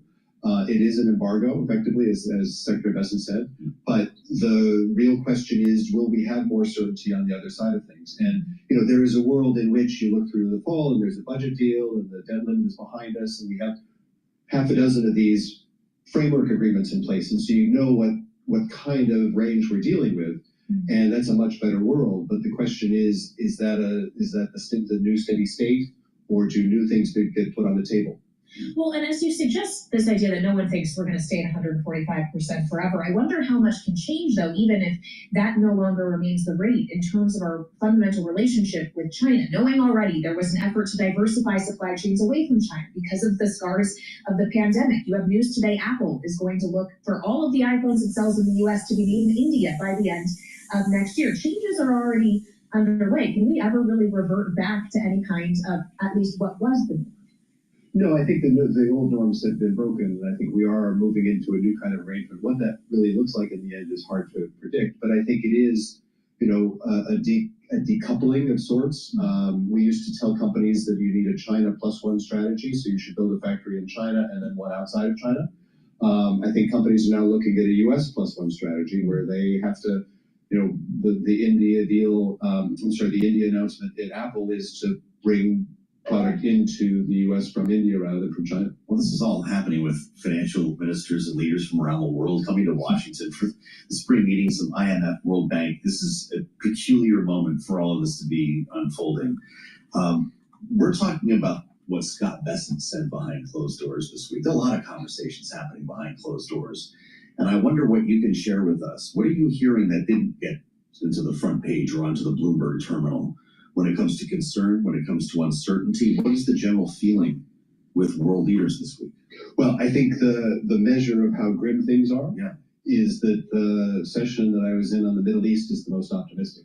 That we might have an Iran deal, and that could really go a long way to... Imagine saying that 3 months ago.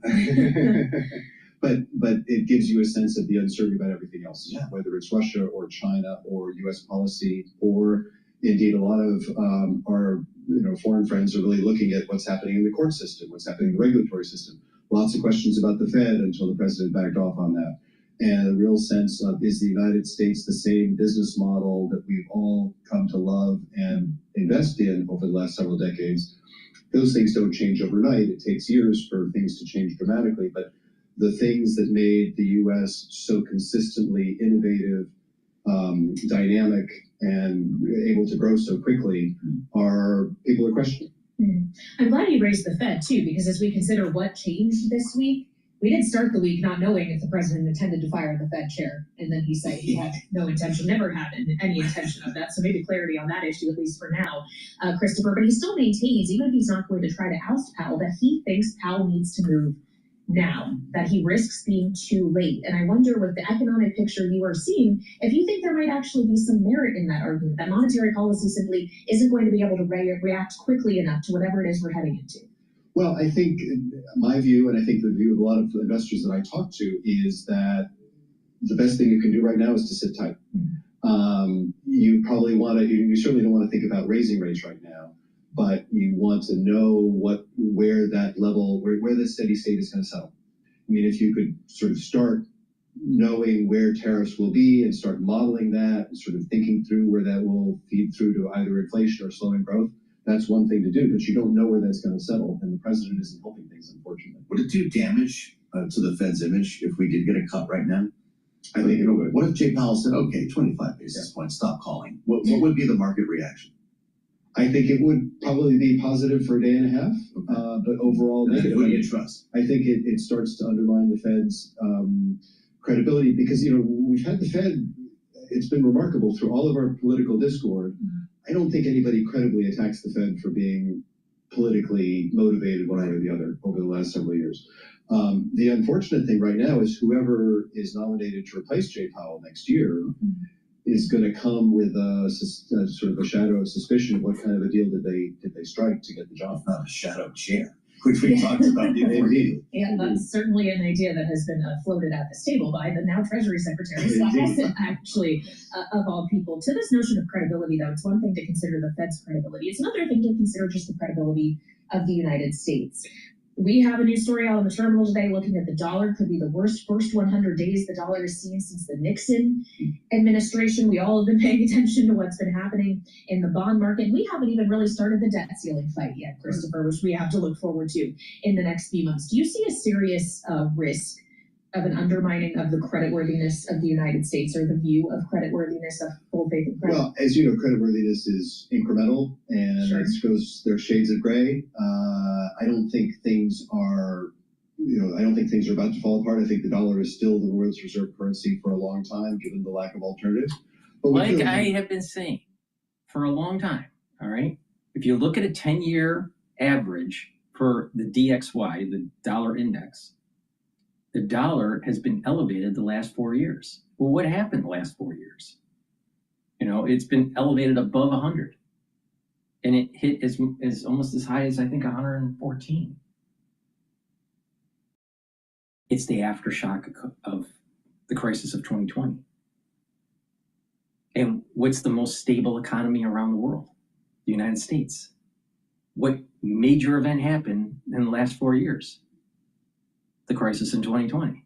So the point that I'm making here is that we have been accustomed to a strong dollar above 100 for the last 4 years. And now it needs to revert back to a normal level. If you look at a 10-year average, that would be around 97, about maybe 98. It's trading at 99 point something. So she makes these comparisons. Oh, this is the worst decline since Nixon. But there are caveats and nuances. That's because the U.S. was a safe haven during the crisis of 2020. Just like the U.S. was a safe haven for the other crises that have taken place in economic history, through the during the modern era, post World War II. All right, so understand the nuance here and look at the historical averages. Look at the don't look at just, well, what happened yesterday or the last few months. You gotta look at the 10. When you're looking at currencies, you need to look at a 10 or 15-year average. When you're looking at bond yields, you need to look at a 10 or 15-year average and the price action of that time series. If you don't, you don't know what you're talking about. All right? And so what Bloomberg did was that they're spinning it in a way where it's Trump's policies are really bad for the dollar. And that means that investors are flocking out of the United States without taking a look at the 10-year average, without looking at what happened in the last 4 years that was really important, AKA COVID. I mean, just these people they're clowns. They're clowns. All right, let's while Bloomberg is on break here, let me plug some supplements. Taking ubiquinol is really important to help with your neurons. Ubiquinol is the most bioavailable form of CoQ10 that you can get. Most people that take CoQ10, you're getting the wrong form of CoQ10. Get ubiquinol. Go to my store, the-studio-reykjavik.com. Get the ubiquinol, protect your neurons. It's also an antioxidant, so it's going to soak up free radicals, and it helps to boost up your energy levels because it helps with your mitochondrial health. Take ubiquinol every day, especially if you're 40 years of age or older. It's really important to protect your neurons. NAD Plus supplement that's on my store will boost up your NAD Plus levels, boost up that energy that you need. NAD Plus also helps to repair DNA damage. When you get older, you get more DNA damage. You need some help to repair it. NAD Plus does that. And NAD Plus helps with your neurons, neural health, protect your neurons. So you stack NAD Plus with ubiquinol, and that's a great way to protect your neurons. Please go to my store, the-studio-reykjavik.com. Start paying attention to neural health. Very important, extremely important when you get older. A lot of people have been following me for a while, and they know that my father died from ischemic dementia. You don't want to die from problems with your brain, all right? It's a terrible way to die, all right? Protect your brain, get good blood flow, do exercising, do balancing exercises, do stretching, do some resistance training. All those are beneficial for your brain and your musculature. You're activating different parts of your nervous system.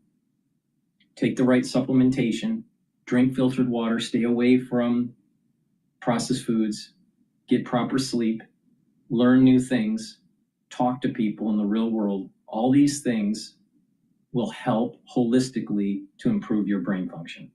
Please go to my store, the-studio-reykjavik.com. Use discount 5, you get $5 off. You spend $150 or more on an order, you will get a free gift until supplies last. All right, let's, well, Bloomberg is still recycling. Let's go to Al Jazeera here. Sanctions on Russia and to restart energy deals with America and with Europe too, which is something Putin would like. Trump is a businessman, Witkoff is a businessman. I think they see Russia kind of as a business opportunity and Ukraine's in the way. But it is also possible Trump thought he'd do a deal his first term with North Korea.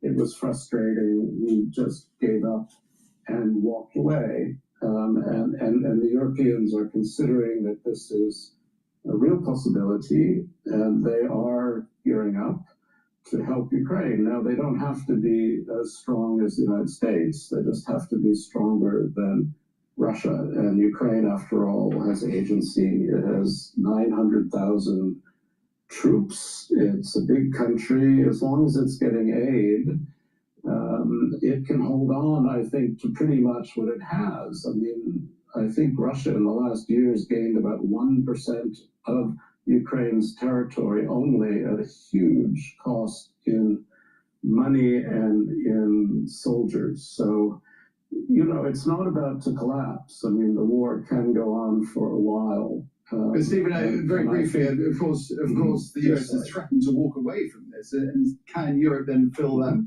US-shaped hole in the provision of arms and so forth? Well, I think it can fill a lot of it. I mean, Europe's already providing the majority of aid to Ukraine. Europe is rich. I think 50, 60 billion euros a year, which would be probably half again as much as Europe is already providing, would keep Ukraine. If Europe is so rich, why does the United States have to subsidize them with their economy or with NATO? All right, let's go back to Bloomberg. Up 0.7%. Balance of power continues right now. Back we go to Washington once again. Your hosts, Joe Matthew and Kaylee Lyons. All right, Charlie Pellet in New York, checking on the markets for us as we end this week. Thank you so much. Of course, as we've mentioned, fourth up day in a row could actually turn out to be a pretty good week for risk assets, even in the face of still a lot of questions remaining on the fate of U.S. trade policy and of trade negotiations. We've heard from President Trump a few times about this today, including as, of course, he boarded or was heading to Rome. He just spoke with reporters on Air Force One, once again saying that countries have been unfair to the U.S. when it comes to trade. But he also spent a good deal of time talking with Time magazine about his trade policy, suggesting in this interview, which took place a few days ago on April 22nd, that there's been some 200 trade deals that he's done, though none have been announced. But he suggests this whole thing could be wrapped up in 3 to 4 weeks. A lot of countries. It is a lot. He also said that China's President Xi Jinping has called him. Yes. And that his administration is in active talks with Chinese to strike a deal. And we've talked about this. He was asked about this a couple times this week. Lutnick and other senior administration officials, referring to the Commerce Secretary Howard Lutnick, confirmed the talks, which Beijing disputes. Yes. So we're still not actually sure if they're on the phone here. Yeah, we heard the president once again this morning saying he's talked to Xi multiple times, but he wouldn't say when, wouldn't say if it was since the implementation of these tariffs. We do know they did speak a few days ahead of his inauguration back in January, but there has been no confirmation of a phone call since then. We'll play this for the panel and get their thoughts on this, because we are at an interesting moment here with the president airborne on his way to Rome, lawmakers still at home, and our chance to talk about some important issues with our panel. Rick Davis is here, Republican strategist and partner at Stone Court Capital, alongside our Democratic strategist, Jeannie Shanzano, political science professor at Iona University. It's great to see you both here. Jeannie, I've been asking since Donald Trump said in the Oval Office that they, quote unquote, were meeting, and he wasn't going to suggest or reveal, he said, who they were or was, does it matter at what level these talks are happening? Well, it sure does. You know, I mean, it's not a great day for the United States when we have to have our president corrected by the Chinese Foreign Ministry, saying, you know, don't exaggerate, tell the truth, be clear. And that's essentially what we're getting. I mean, you just mentioned the 200 deals. We don't know how that could be with less than that many countries in the world, but apparently he's talking about something else. So, you know, this is typical Donald Trump. He's excited about his first 100 days, overstating numbers, and the fact is people are really dependent for their lives on the truth of many of these things. And so these overstatements become sort of silly in a way, but also problematic in a serious way. Well, and Rick, when we consider that China is openly contesting the suggestions by President Trump that negotiations are happening, putting it out there for the world to see, does that do anything to undermine the president's credibility, knowing that we often sometimes approach with skepticism certain characterizations he makes or statements that he makes?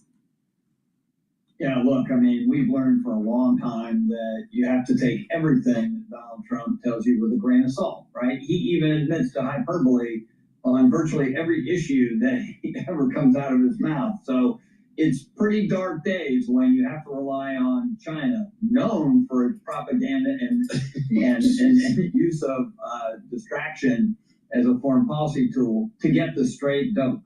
I don't trust either one of them. I mean, you know, I'll believe it when I see it. And I think in this case, to, you know, try to follow the spin, you know, I mean, we went from 90 deals in 90 days to 125 countries have tariffs on them to 200 deals are going to be announced. I mean, I just want to know who's negotiating with the penguins on Herd Island, because that's what I'm watching for real success. That's true. They're still facing pretty high tariffs. He got into national security and geopolitics in this interview. They talked for about an hour. And again, Kaylee mentions this took place on April 22nd. Jeannie talked about Ukraine and blamed Kyiv for starting the war. Quote, I think what caused the war to start was when they started talking about joining NATO, unquote. The negotiated peace he is pursuing would, of course, give Vladimir Putin some 20% of Ukrainian territory. As Time magazine points out, the president said, quote, Crimea will stay with Russia, unquote. What do you make of these comments to a publication in the throes of peace talks? Yeah, I mean, it's a sad moment for the United States and for democracy around the world that we have now a president in office. I give him credit, by the way, for trying to negotiate a deal. But not just that he's talking about it, but that he is blaming a sovereign country having been invaded. And you look at those horrific pictures from the last 72 hours of the absolute violence that Russia has, you know, over the air and on the ground in Kyiv, in the heart of Europe. And to have an American president, the leading democracy in the world, say Crimea is gone and to blame the victim is just utterly appalling. But it's in keeping with so much in this conversation that is stunning. I mean, they asked him at one point about a quote from John Adams. Does he believe we are a government of laws and not of men? And he says, no, I wouldn't agree to that 100%. And he goes on to talk about why that is. This is the president we're dealing with, and he's hiding behind the fact that he ran on these things. But he is also, if you look at the polls, losing support on a lot of what he's pursuing.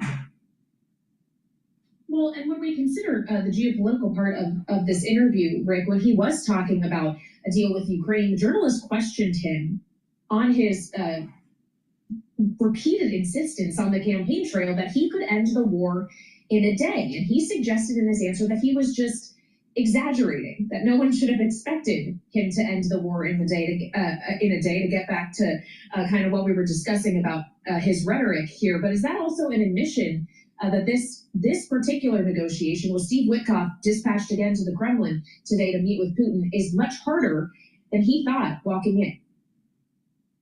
Yeah, look, I mean, I think Donald Trump, whether you think it's a superpower or a significant problem, simplifies every complicated world problem into the basic elements that he wants to talk about. And so from his perspective, why in the world would anybody want to continue killing each other with no apparent success on either side? So in his mind, offer a deal that stops the killing, which he must have repeated 1,000 times on the campaign trail, and everyone's going to take that deal. It is a surprise to him, I have no doubt, that there are more intransient issues than life and death on the front lines of Ukraine and Russia at work here. I think he's found the same thing. We've kind of quit talking about it, but same thing that applies to peace in Gaza. He's made many statements along the campaign trail and since president, how he was going to wrap that up in no time. Nobody's going to impose his will, and it's only gotten worse there. He told Putin to stop attacks yesterday, and overnight we had more suicide drone attacks launched from Russia onto Ukraine. I mean, he needs to start to be concerned that by making these declarations to ordering heads of state around the world around, that somehow he's going to start losing credibility if they ignore him. And I think that is a concern for the prestige of the United States, our power abroad, and how foreign leaders will approach us in the future when we really do need to solve intractable problems. Well, yeah. Rick mentions Gaza, Jeannie. The president told Time magazine, Saudi Arabia will go into the Abraham Accords. That will happen. He went on to say something really interesting. Last time I was fighting for survival, he said. This time, I'm fighting for the world. This is a man with a different motivation than in the first term, isn't it? Different purpose.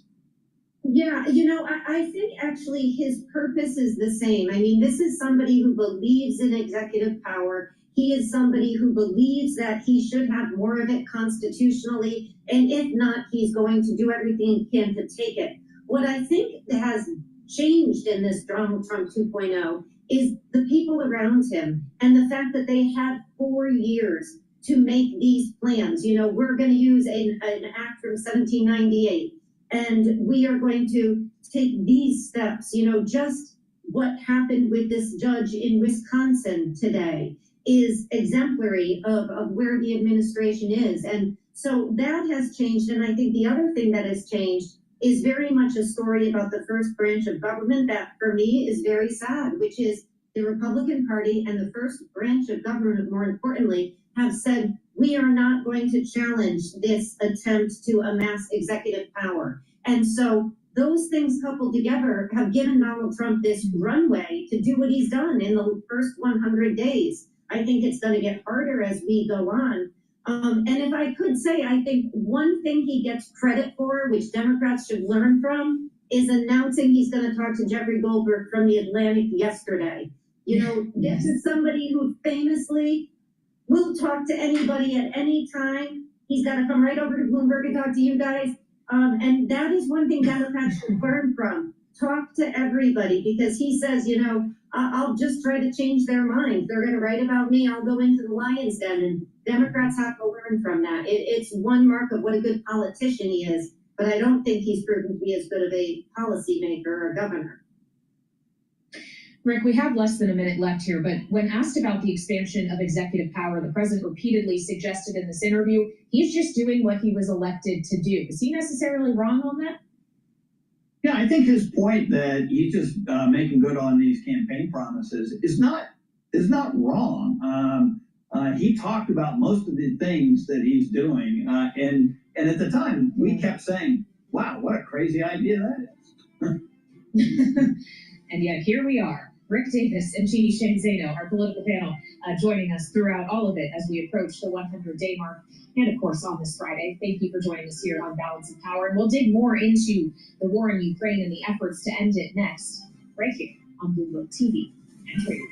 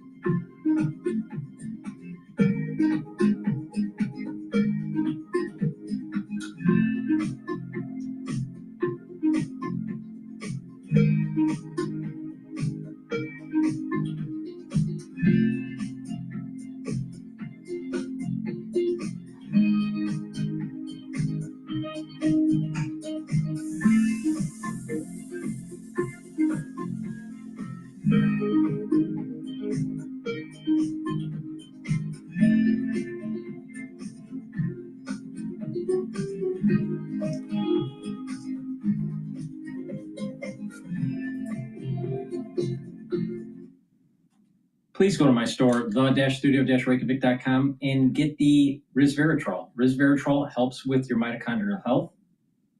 What will happen is that you're soaking up free radicals, you're reducing the stress on the cell, you're helping with the mitochondrial health, so you're going to have more ATP.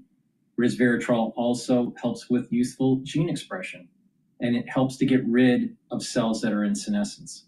I've been taking resveratrol for decades, all right? So please go to my store, the-studio-reykjavik.com. Take resveratrol every day. It stacks really well with C60, NAD+, NAC, ubiquinol, clarity factor. This is a great cornerstone for a health protocol. So please go to my store, the-studio-reykjavik.com, and make sure that you get resveratrol. It's very important. And like I said, it works better when you stack it, especially with C60. Now, I've been talking about clarity factor, so let's continue on with that conversation. Clarity factor is a supplement that will help to get rid of brain fog. Now, what will happen is that your neurons are going to be firing faster. It's going to help support memory. You're going to think faster. You're going to have better memory. You're not going to have the brain fog. And you'll be able to concentrate on work or in school, or if you're retired, you'll be able to concentrate on tasks that you're doing. Neural health is really important.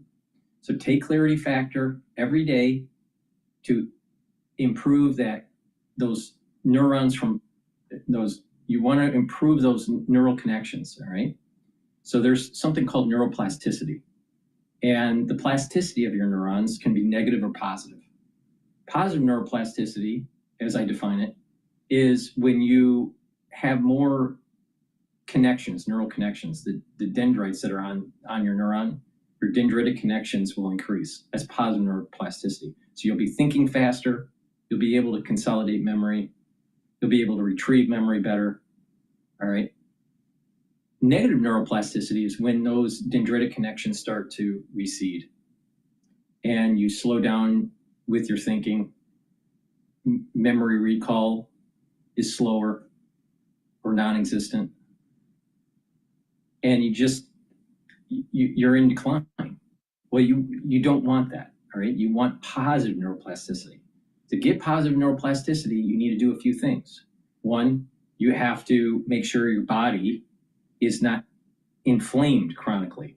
So you bring down that inflammation, like I said, through the different supplements that I offer, like the turmerics. You want to get better blood flow. Better blood flow will help with nutrients, and having that better blood flow will keep those neural connections healthy. All right. So you're bringing down that inflammation. You're having good blood flow. Those are both positive signals for more connection with your neurons. Proper supplementation, such as NAD+, ubiquinol, the C60, these are all improving your neuron in different ways. Bringing down free radicals. Free radicals cause stress in the cell. You cause stress in your neuron will function poorly. So you want to soak up those free radicals, so you need the C60. And taking the clarity factor, all right? So when you do this in a holistic way, better blood flow, better proper eating, you're filtering your water, you're staying away from processed foods, you're taking the proper supplementation, you're learning new things, you're doing the 4 modalities of exercise: cardio, resistance training, stretching, and balancing. These are all beneficial to your neural health. So go to my store, the-studio-reykjavik.com, get the clarity factor. It's going to take away that brain fog. Your neurons are going to be firing more. And when you do that on a regular basis, you're building better neuroplasticity, building that positive neuroplasticity that's going to take you into your geriatric years. Really important. So please go to my store, the-studio-reykjavik.com, and get the clarity factor. Now, another great supplement, if you are concerned about maintaining your muscle mass and gaining muscle mass, especially if you're older, is to take Myotrol. Myotrol has polyphenols, lignans, and flavonoids that help to express the genes that you need to build muscle. When you get older, you start to methylate genes. And when you start to methylate certain types of genes, certain genes turn off. This is a part of the aging process. It's not the only part, but it's a major part, all right? You want to slow that methylation down and help with the gene expression that's more youthful. That's why taking resveratrol is really important. And taking Myotrol is really important. So take Myotrol every day, do some resistance training, and you're going to gain muscle. And you're going to be able to maintain the muscle that you have.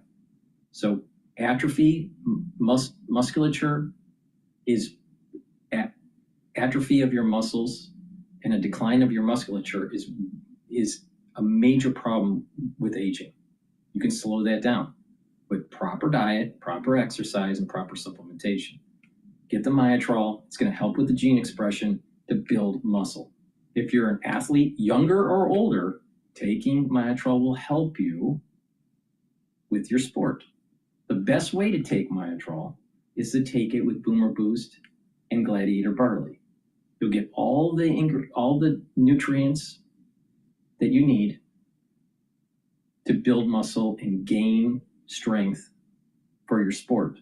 But even if you're older and you're not an athlete or a weekend athlete or whatever, and you're just wanting to get healthier, taking Myotrol by itself will help you. But you'll get added benefits if you take it with Gladiator Barley and Boomer Boost. So please go to my store, the-studio-reykjavik.com. Follow the ways I told you on how to stack this stuff. You'll save money and you'll get healthy. These stacks that I've been telling you work. These are things that I do every day.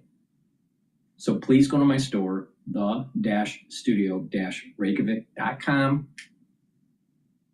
Use discount 5, you get $5 off any order.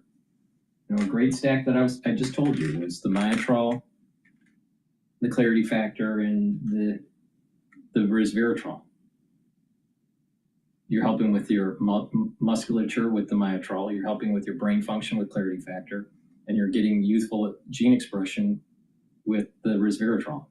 Please go to my store, the-studio-reykjavik.com. If you spend $150 or more, you get a free gift until supplies last. All right, that's my coverage of the market. I've been doing this for just under 5 hours. Thank you for listening.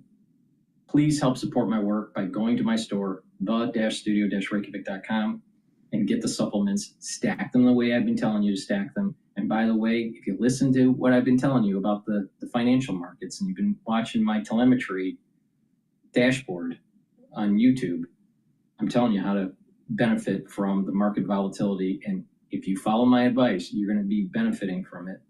So please go to my store, the-studio-reykjavik.com. Thank you for listening and have a nice day.